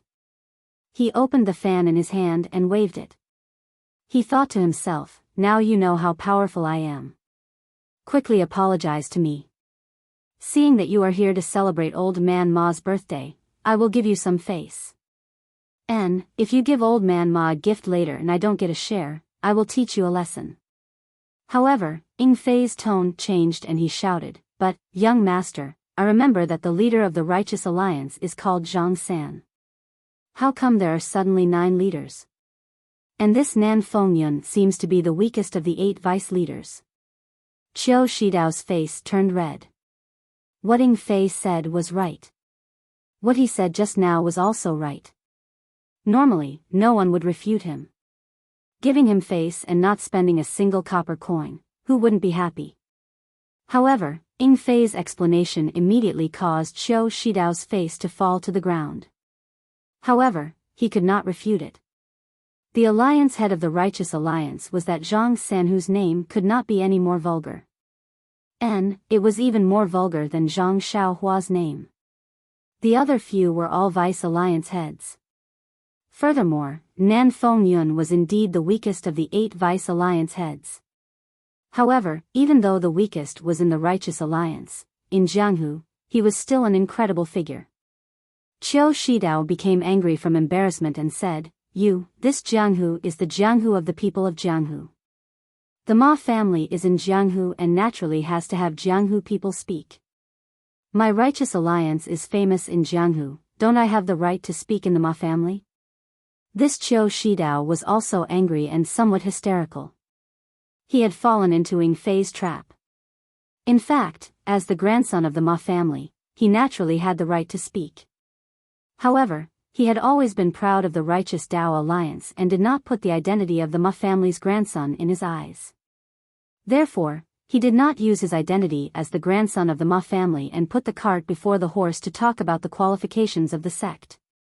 Ing Fei saw that Qiu Shidao fell into his trap and laughed. This Jianghu is the Jianghu of the people of Jianghu and not the Righteous Alliance. The Ma family is naturally not the Ma family of the Righteous Alliance. What right do you have to speak? Qiu Shidao became even angrier and said, If the Righteous Alliance is not qualified, who are you? Do you have the right to say that here? This young master has also given you a finished ginseng. What kind of congratulatory gift do you have? The two of them were bickering at the entrance of the Ma mansion. It was only after a while that Old Man Ma finally arrived late from the mansion. Actually, Old Man Ma didn't come late on purpose. He accompanied Qiu Shidao to admire the chrysanthemums in the courtyard and tried to guess Qiu Shidao's intentions. Unexpectedly, while they were talking, Qiu Shidao rushed out of the courtyard like a bolt of lightning, leaving this old man in front of the chrysanthemum terrace wondering, what did I say to make my precious grandson-in-law so panic? Or did Sun Sunner have something urgent to attend to? Sometimes, one couldn't be careless. When Ma Rulong arrived at the front of the mansion, he heard someone quarreling with his beloved grandson-in-law. He couldn't help but feel angry. Everyone in the mansion knew Qiu Shidao's position in his heart. Who would dare to behave atrociously in front of him? Could it be that they were guests who had come to celebrate the birthday? He had already made up his mind. If it was a guest with a slightly lower status, he would definitely teach him a lesson. However, when he walked out of the mansion, everything in front of him immediately stunned him. His gaze wasn't looking at his grandson-in-law that he usually admired, but at Qin Shiyue's white hair. It was as if that white hair was a rare treasure that he couldn't bear to look away. Ma Rulong had never seen Qin Shiyue before, but Ing Fei had been here a few times. Among all the people in the Dragon God sect, other than Ing Fei, he was most familiar with Qin Shiyue. Her white hair was often mentioned by Ing Fei. What was this person doing here? Wasn't there still some time before the appointment? Ma Rulong hurriedly went up and scolded loudly, Shidao, don't be rude. When Qiu Shidao heard Ma Rulong scolding, his face was very surprised and his heart was a little unhappy. However, he was a genius after all. How could he not know the severity of the situation? He quickly moved to the side and waited for Ma Rulong's explanation. He wanted to see what kind of deities Qin Shiyue and Ing Fei were. As expected, Ma Rulong politely said, This is Qin Shiyue, Lord Qin. He is very famous in the Jianghu. Don't offend him. Then he bowed deeply to Qin Shiyue and said, This old man didn't know that Lord Qin came from afar. I didn't come to the mansion to greet you. Please forgive me. Qiu Shidao wasn't a fool. Seeing this, he naturally knew that Qin Shiyue had some background. However, Ma Rulong's introduction was very vague. He only said that he was Lord Qin and didn't say where he came from. Could it be that this person who called him Lord was someone from the government? Looking at Qin Shiyue and the others' attire, he was even more certain of his thoughts. Moreover, Ma Rulong was getting old in recent years and had plans to retire from the Jianghu. It wasn't like he was hooking up with the government. If someone from the government came to congratulate Ma Rulong on his birthday, it would be reasonable. That's right. Coming empty-handed and leaving with sleeves full had always been the way of the government since ancient times. Thinking of this, Qiu Shidao couldn't help but look down on them. He was one of the direct disciples of the Righteous Alliance. Even if it was someone from the government, how could ordinary people compare to him? Moreover, with Ma Rulong's status, how could he make friends with someone from the government? Thus, Qiu Shidao couldn't help but take a step forward. He cupped his hands and said, I don't know which Lord Brother Qin is working for. If you know each other, please explain. Since we know each other, the matter of stealing the whip just now can be discussed. When Ma Rulong heard this, he knew that Qiu Shidao had misunderstood. Qin Shiyue's background couldn't be revealed in front of everyone. Qiu Shidao, this child, was usually very clever. Why did he have to make things difficult for himself today? However, Qiu Shidao was not only his grandson-in-law, but also represented the Righteous Alliance. If they were in the mansion, he could naturally reprimand him. However, in public, he had to leave some face. He quickly pulled Qiu Shidao's sleeve and said, Shidao, why don't you listen to your grandfather? Don't be rude. Quickly apologize to Lord Qin. He deliberately pointed out, grandfather, in his words to let Qiu Shidao understand his other identity. However, perhaps Qiu Shidao was blinded by lard, or perhaps his thoughts had turned into a dead end. He only had one thought in his mind. It's just someone from the government. What can they do to me? He smiled and said to Ma Rulong, grandson-in-law, when I was in the Righteous Tao Alliance, I often encountered such people who only know how to take advantage of others. If I give them the convenience this time, they will come again and again in the future. It's better to teach them a lesson the first time and extinguish their future thoughts. Moreover, grandfather, don't worry. The Righteous Alliance also has some acquaintances in the government. Their status is very high. There's no need to be afraid of such people. Moreover, he just dodged grandson-in-law's whip. We have to talk to their superiors and let them know that the Horse Lord has 3 eyes. Ma Rulong was helpless. Aren't you helping out with good intentions? Even if someone from the government came, the county magistrate was not as good as the person in charge. Your connections are far away in the court. Why would you care about this small Xinji town? With this man's temperament, stealing your whip is a small matter. Even if he wants to take your life, it would be as easy as turning his hand. However, he just couldn't say Qin Shiyue's identity. Why do you think this is? Since he couldn't say it out loud, why not just whisper it to Qiu Shidao? Why do you have to be so difficult? In fact, with Ma Rulong's status in the Jianghu, he still couldn't enter the eyes of the Righteous Alliance.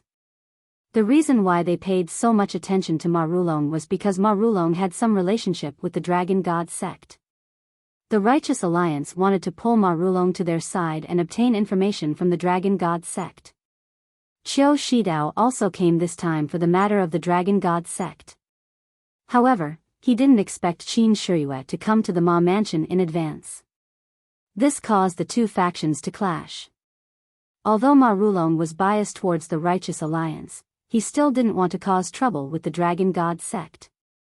At least, he didn't want to do so before he was prepared. If he told Qiu Shidao in front of Qin Shiyue, no matter if he said it out loud or in a whisper, it would clearly tell Qin Shiyue that he, Ma Rulong, was in cahoots with the Righteous Alliance. And if he didn't say it out loud, his relationship with the Righteous Alliance could be explained as his granddaughter and the Righteous Alliance's direct disciple being connected by heart. This was the will of the heavens. He didn't have much relationship with the Righteous Alliance. His relationship with Qiu Shidao was just a private family relationship. It had nothing to do with his sect. With such a strong relationship, it was difficult for Ma Rulong, who was so old, to think so clearly in such a short period of time. The more clear it was, the more difficult it was for him. He really didn't expect his two backers to be at loggerheads at this time. If there was a front and back, how good would that be? At least he could pull Qiu Shidao's ear and tell him, "This is the person your master told me about. This person is also a person from the Dragon God sect that I am very afraid of. You should wash up and go to sleep. Don't make a mess here." Seeing Qin Shiyue's smile become wider and Ing Fei's face become ice cold, Ma Rulong hurriedly grabbed Qiu Shidao's clothes and shouted, "Come, invite young Master Qiu to the main hall for tea."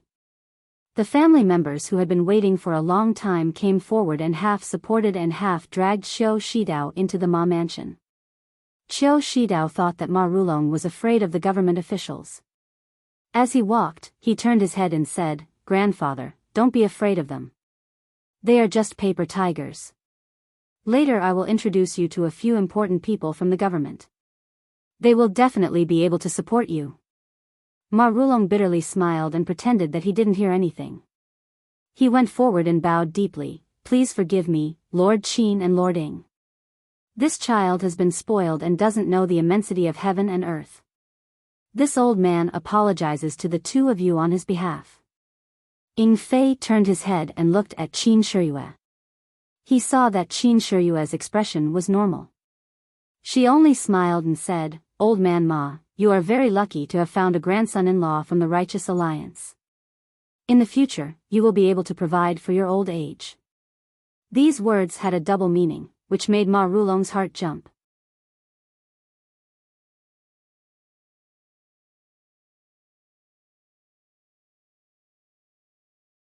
Chapter 260.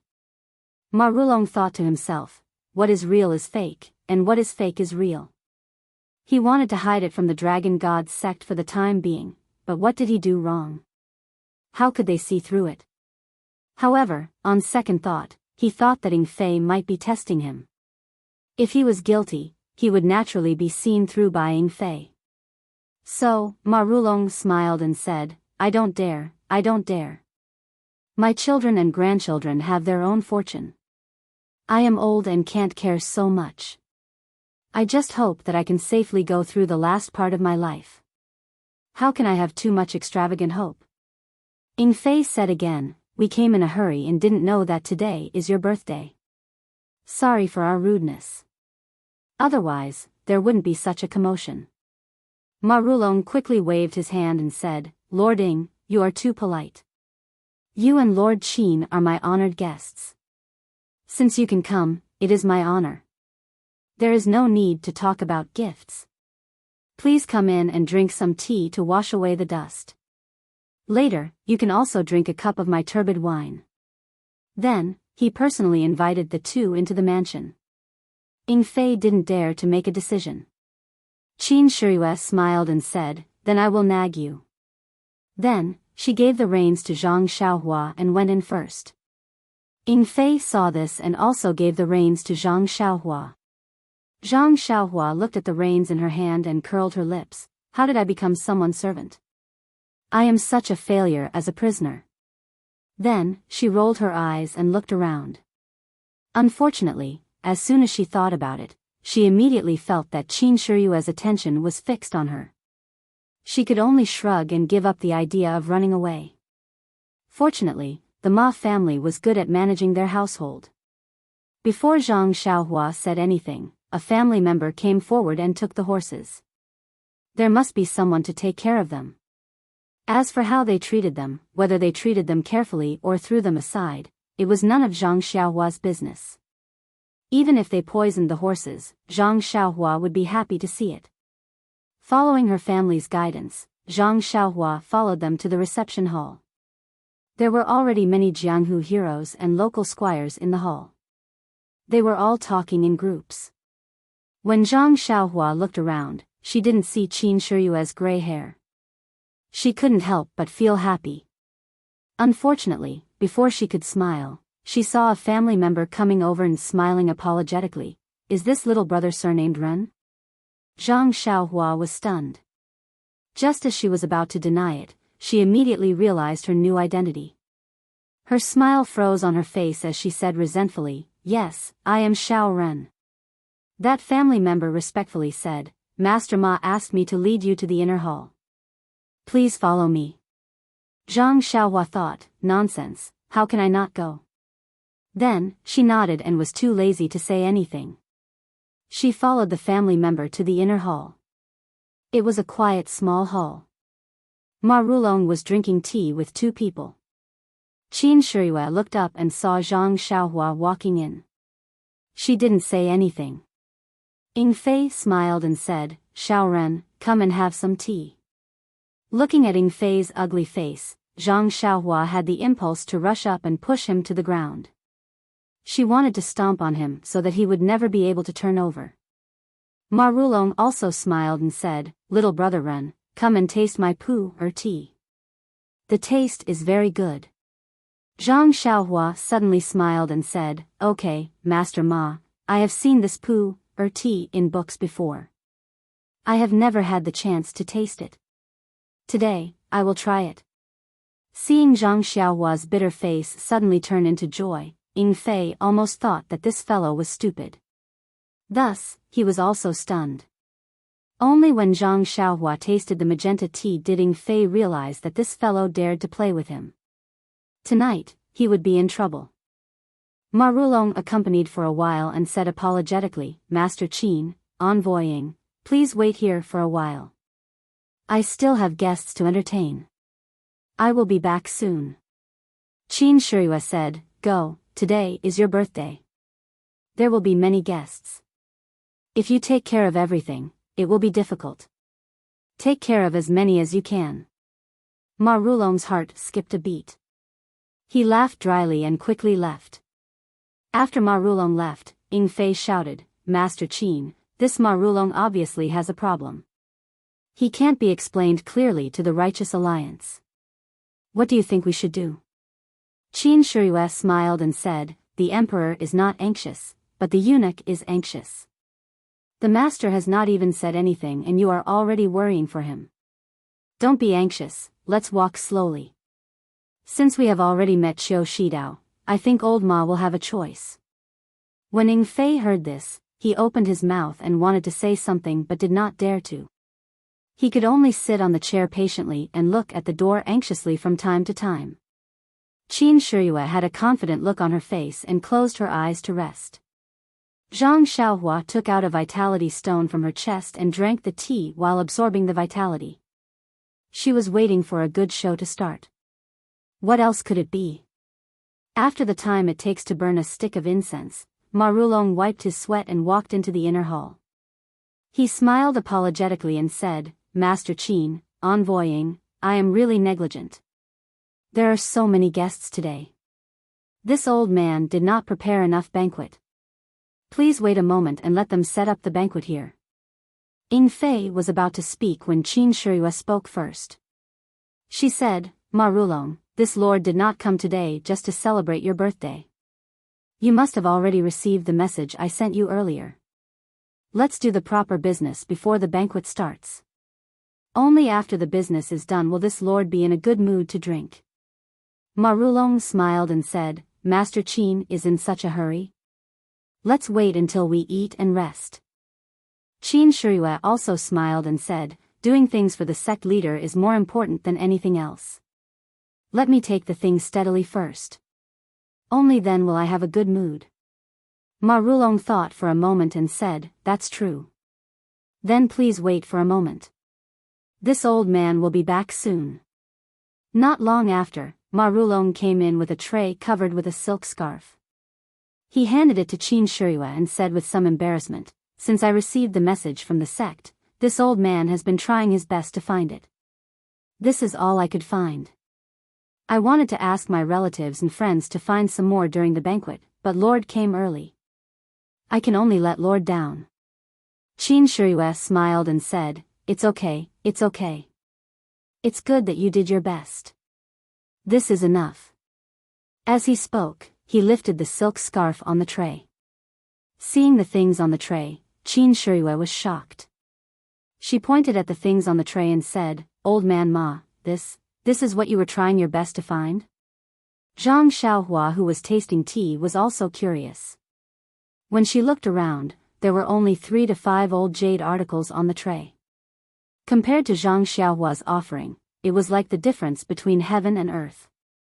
Zhang Xiaohua did not need to use her spiritual sense to identify it. It was probably just for show.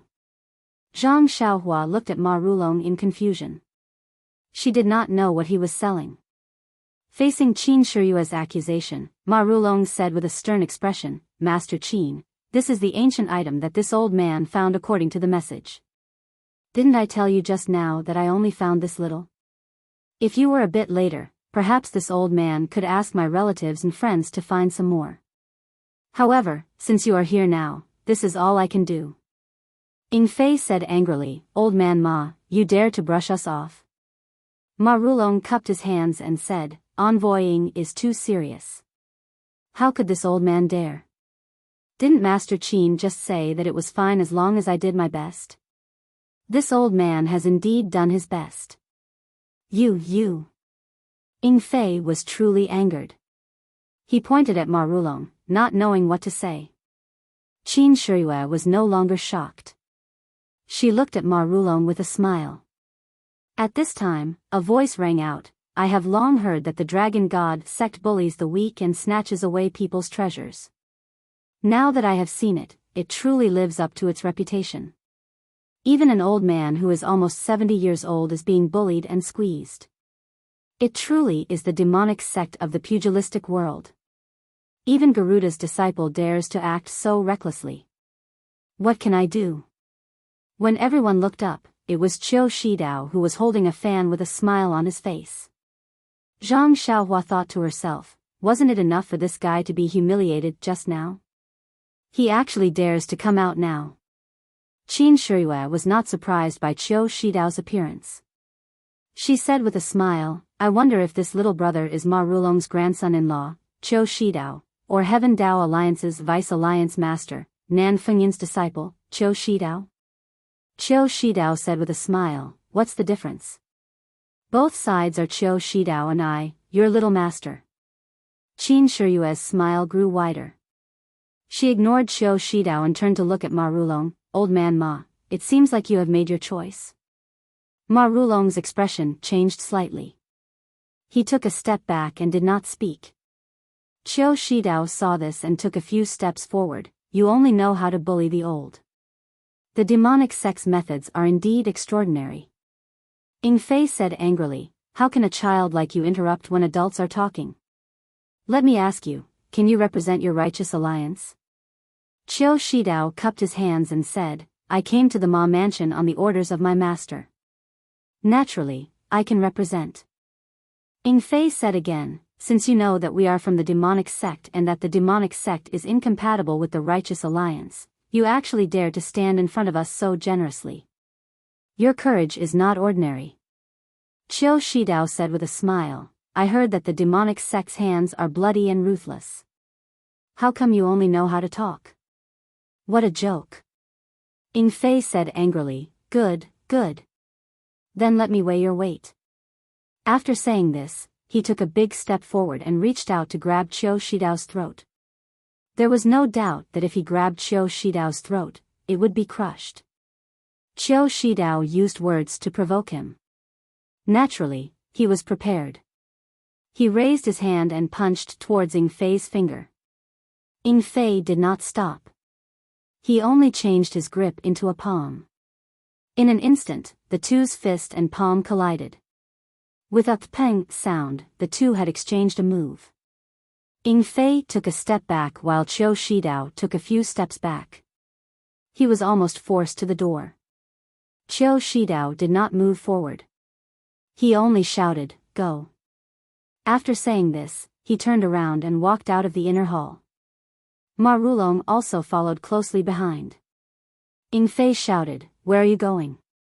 He was about to chase out of the inner hall when a sudden change occurred.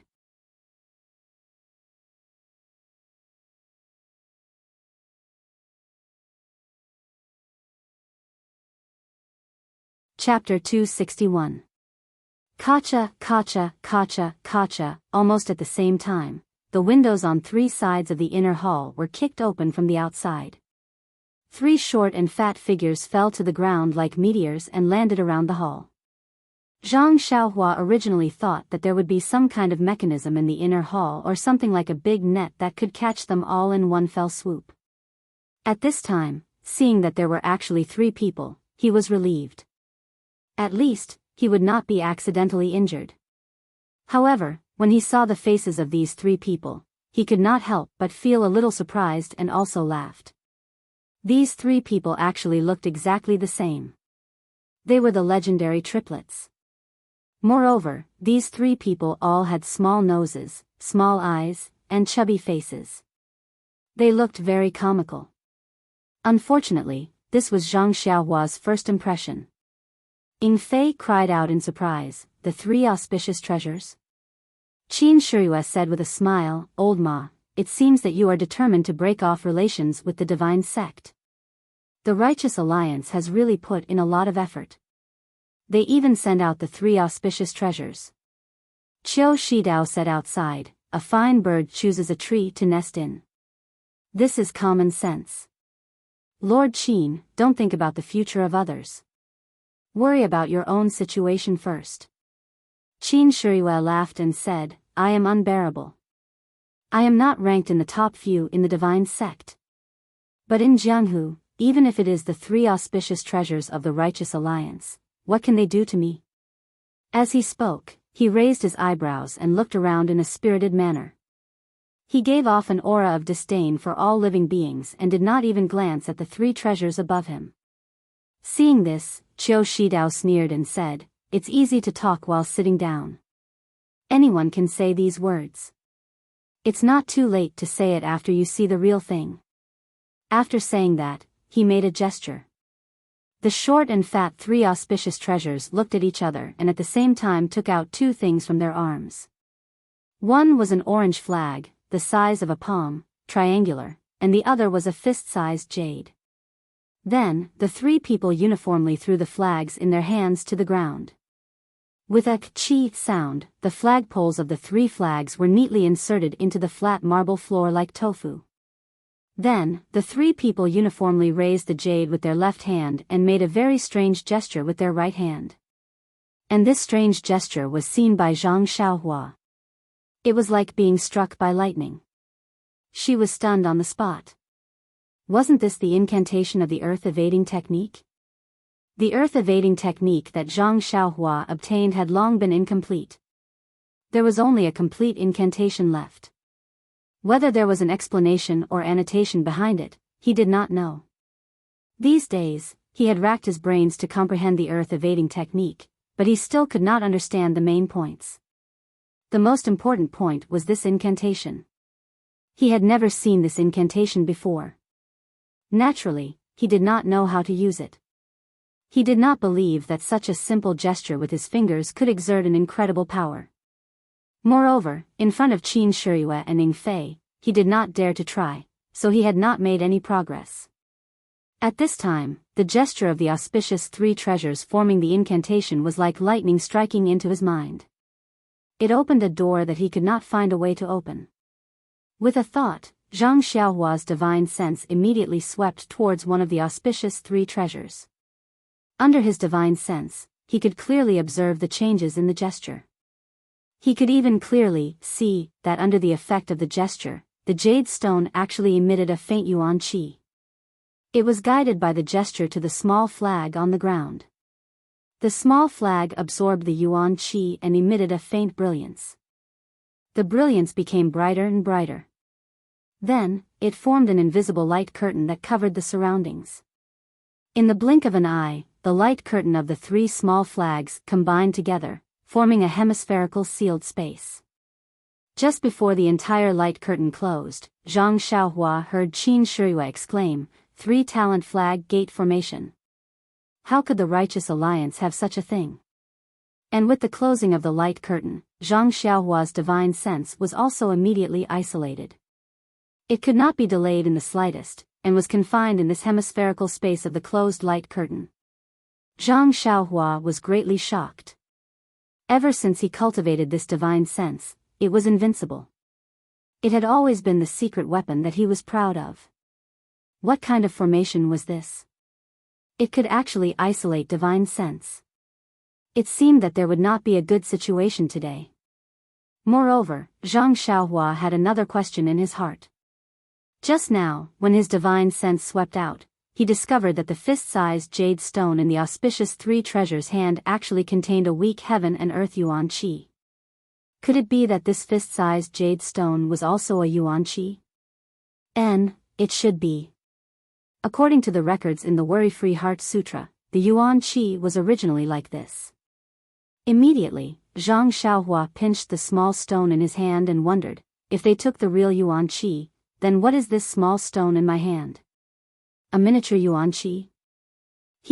Perhaps so. However, the yuan qi contained in my own yuan qi seems to be much more than that big yuan qi. Could it be that this yuan qi is also said to be strong on the outside but weak on the inside? What made Zhang Xiaohua flabbergasted was not only this. When Zhang Xiaohua withdrew his divine sense and looked carefully again, there was another scene before his eyes. What Zhang Xiaohua saw was actually not the scene in his divine sense just now. In front of his eyes was no longer the Ma Mansion's inner hall where he was just a moment ago, but a snowy plain.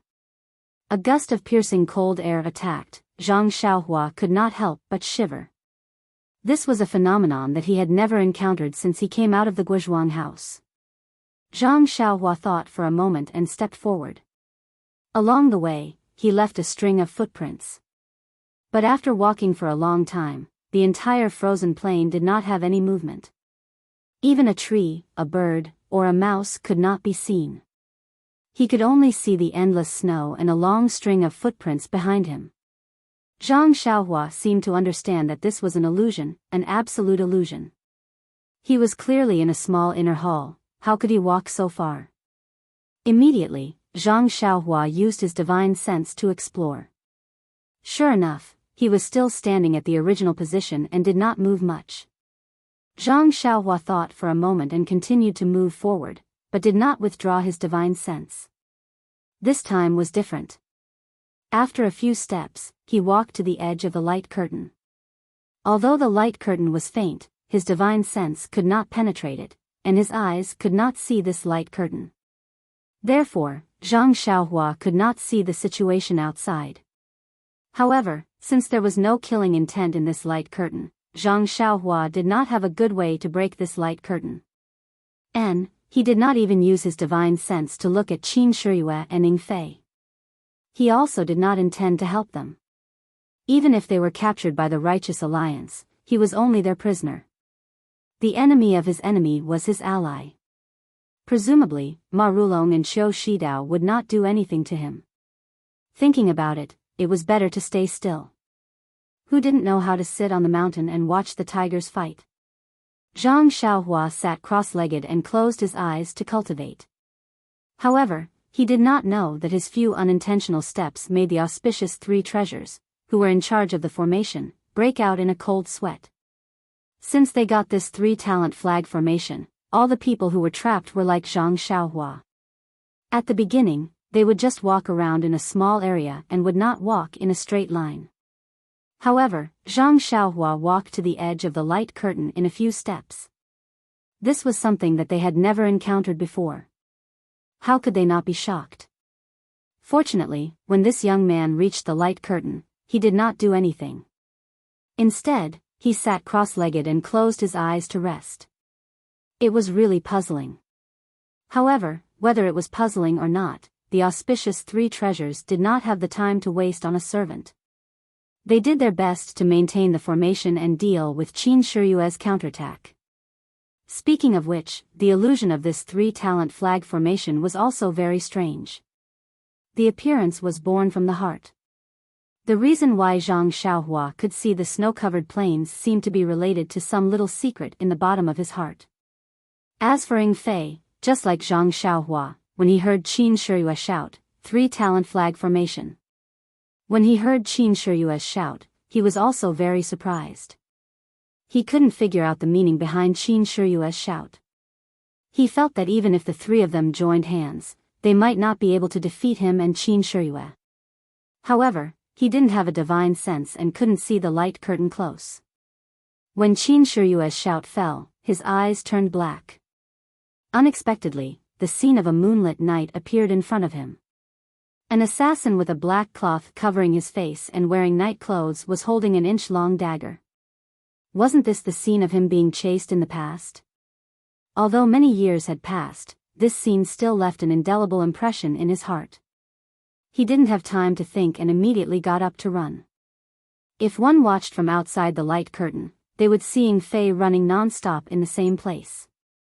From time to time, he would look back in horror. In the end, he stood there and punched and kicked in all directions. It was very funny.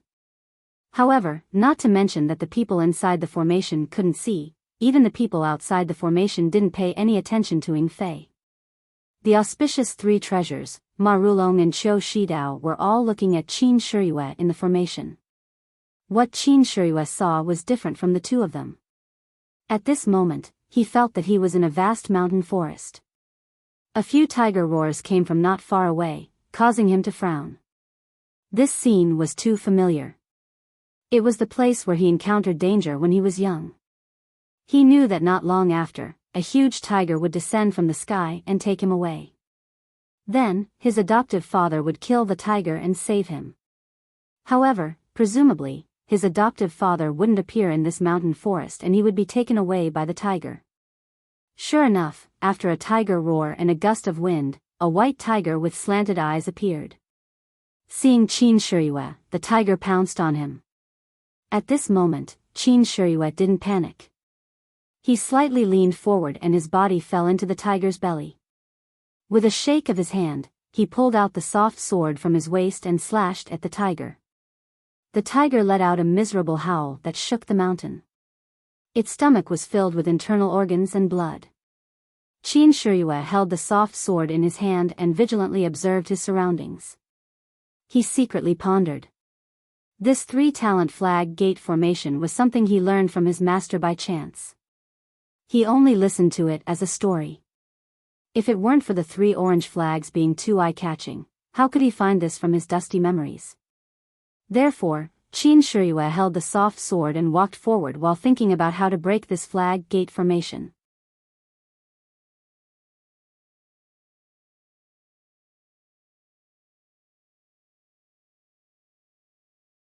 Chapter 262. However, no matter how hard Qin Shiyue racked his brain, he could not think of a way to break the three-talent flag gate formation. He was just listening to a story and was curious. Why would he care about breaking it? Moreover, it seemed that in his mind, he did not have any impression of breaking it. Perhaps his master might not be able to break it. Slowly walking to a high place in the forest, Qin Shiyue looked into the distance. Looking at the continuous mountains, he could not help but praise, this formation is just like the legend. The illusion inside is so real. But if it is fake, what is at the end of the mountain? It seems that I have never been to the other side of the mountain before. Why don't I go and take a look? Maybe there will be some clues. Thinking about it, Qin Shiyue put away his soft sword and stretched his body. Using his peerless Qin Gong, he ran straight to the end of the mountain. Qin Shiyue studied under the Garuda heavenly king of the dragon god sect. What was this Garuda? The Garuda recorded in the Dharma Sutra was a kind of big bird. Its wings had all kinds of solemn colors. There was a big lump on its head, which was a rui pearl. This Garuda was a golden-winged great peng bird. It ate one dragon and 500 small dragons every day. When it died, the dragons vomited poison and could no longer eat it. So it flew up and down 7 times, flying to the top of the Jin Gang Will mountain and died. Because it ate dragons as food all its life, there was a lot of poison accumulated in its body. When it was about to die, the poison was released. After its flesh was burned, only its heart was left, which was pure green glaze. Garuda Heavenly King was known for his Qin Gong in the 8th Division Heavenly Dragon. Naturally, Qin Shiyue's Qin Gong was also very good. Otherwise, even with Zhang Xiaohua's qin gong, she did not have any advantage over Qin Shiyue. When he used all his strength in the illusion, he flew through the endless forest like a gust of wind. But just as he was flying happily, a ripple appeared in the scene in front of him. All the scenes overlapped, and there was a gap. It allowed him to see the auspicious three treasures in the inner hall, whose faces were covered in sweat and looking at him in horror. But it was only a moment, and it was immediately replaced by the original scene. He immediately fell back to his original position. A few tiger roars sounded from afar. Ha ha ha. Qin Shiyue laughed loudly. He had found a way to break the three-talent flag array. At this time, he didn't care about killing the tiger anymore. Instead, he pulled out his soft sword. His figure flashed, and in an instant, he ran straight into the distance. Outside the formation, one of the auspicious three treasures said to someone in horror, "Big brother, it's not good. The formation bead in my hand seems to have no energy left." If Zhang Xiaohua was beside me, she would naturally be able to see it with her spiritual sense. The heaven and earth yuan qi in the jade stone was gradually drying up. The yuan qi that was transmitted to the small flag on the ground was already extremely thin. The light on the small orange flag was also gradually fading. It must be said that although this three-talent flag array was an extremely ordinary formation in the Immortal Tao, if it was used to trap a martial artist, he would not be able to easily escape.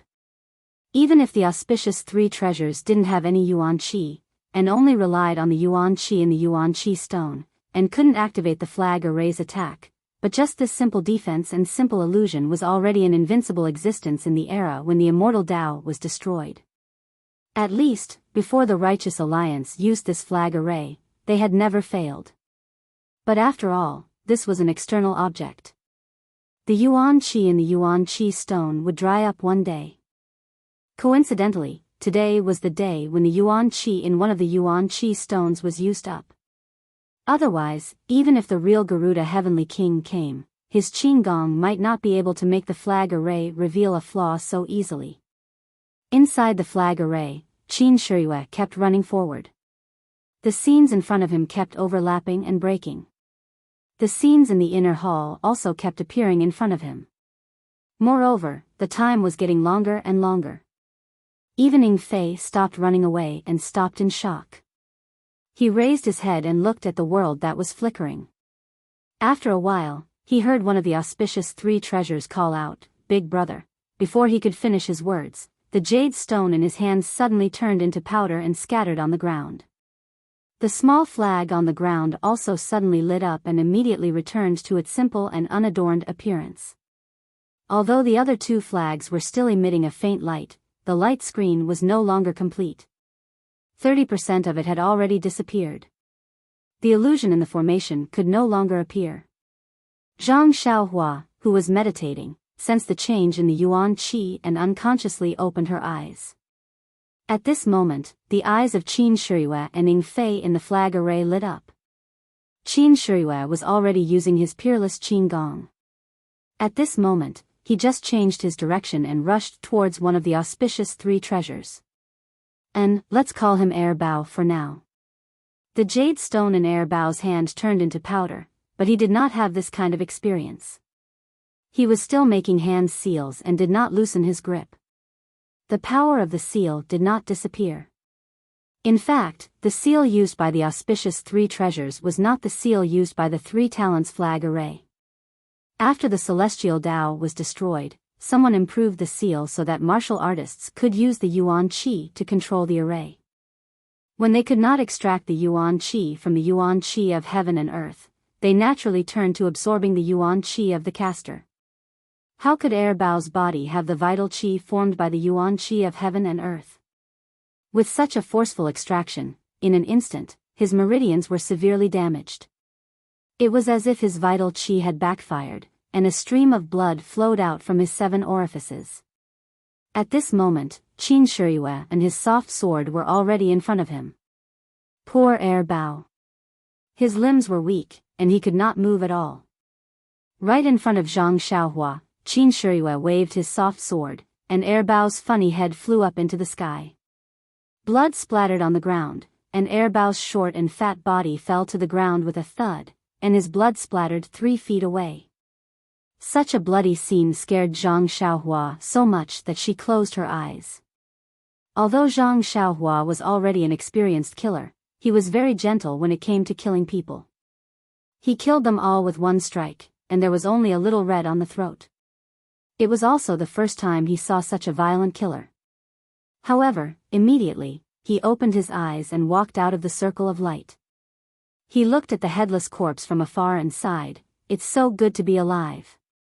When the other two saw Qin Shiyue kill their brother, they could not help but be terrified.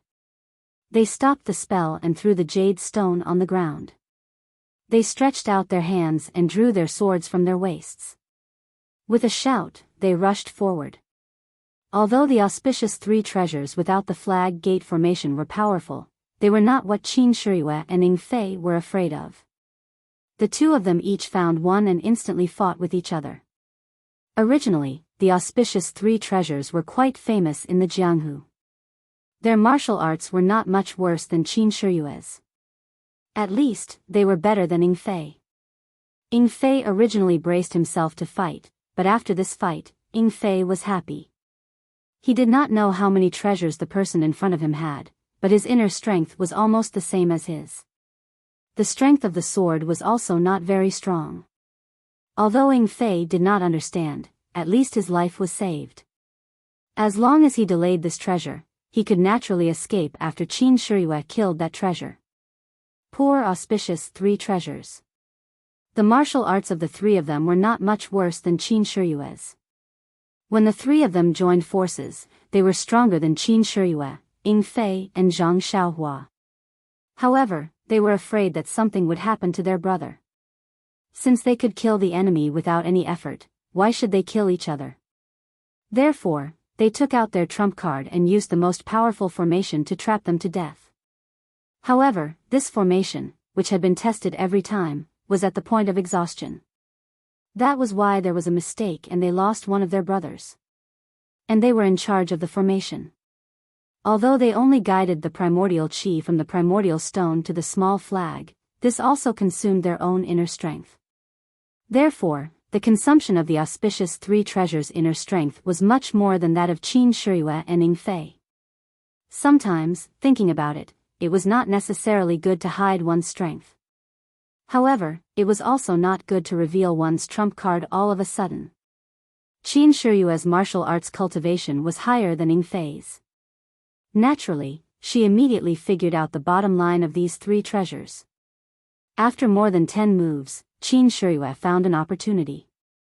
She also waved her soft sword. This treasure's big head also flew into the sky. His death was actually the same as the previous one. Zhang Xiaohua watched from afar. She curled the corner of her mouth and secretly said, "Barbaric." At this time, 2 of the auspicious 3 treasures were dead. The remaining one was also desperate. He desperately pestered Ning Fei to perish together with him. Ning Fei knew what he was thinking. He wanted to drag one of them down with him before he died. How could he let him do as he wished? He only thought that he was wandering around and didn't really hit him. Seeing this, Qin Shiyue jumped up and wanted to fly out of the inner hall. Her figure swept past the back of the last treasure. She didn't even look at it. She just waved her soft sword. Another burst of blood rushed into the air. The smile on Qin Shiyue's face became wider. She instantly rushed out of the inner hall. Now in the inner hall of Ma Mansion, 3 heads rolled down. 3 headless corpses were scattered.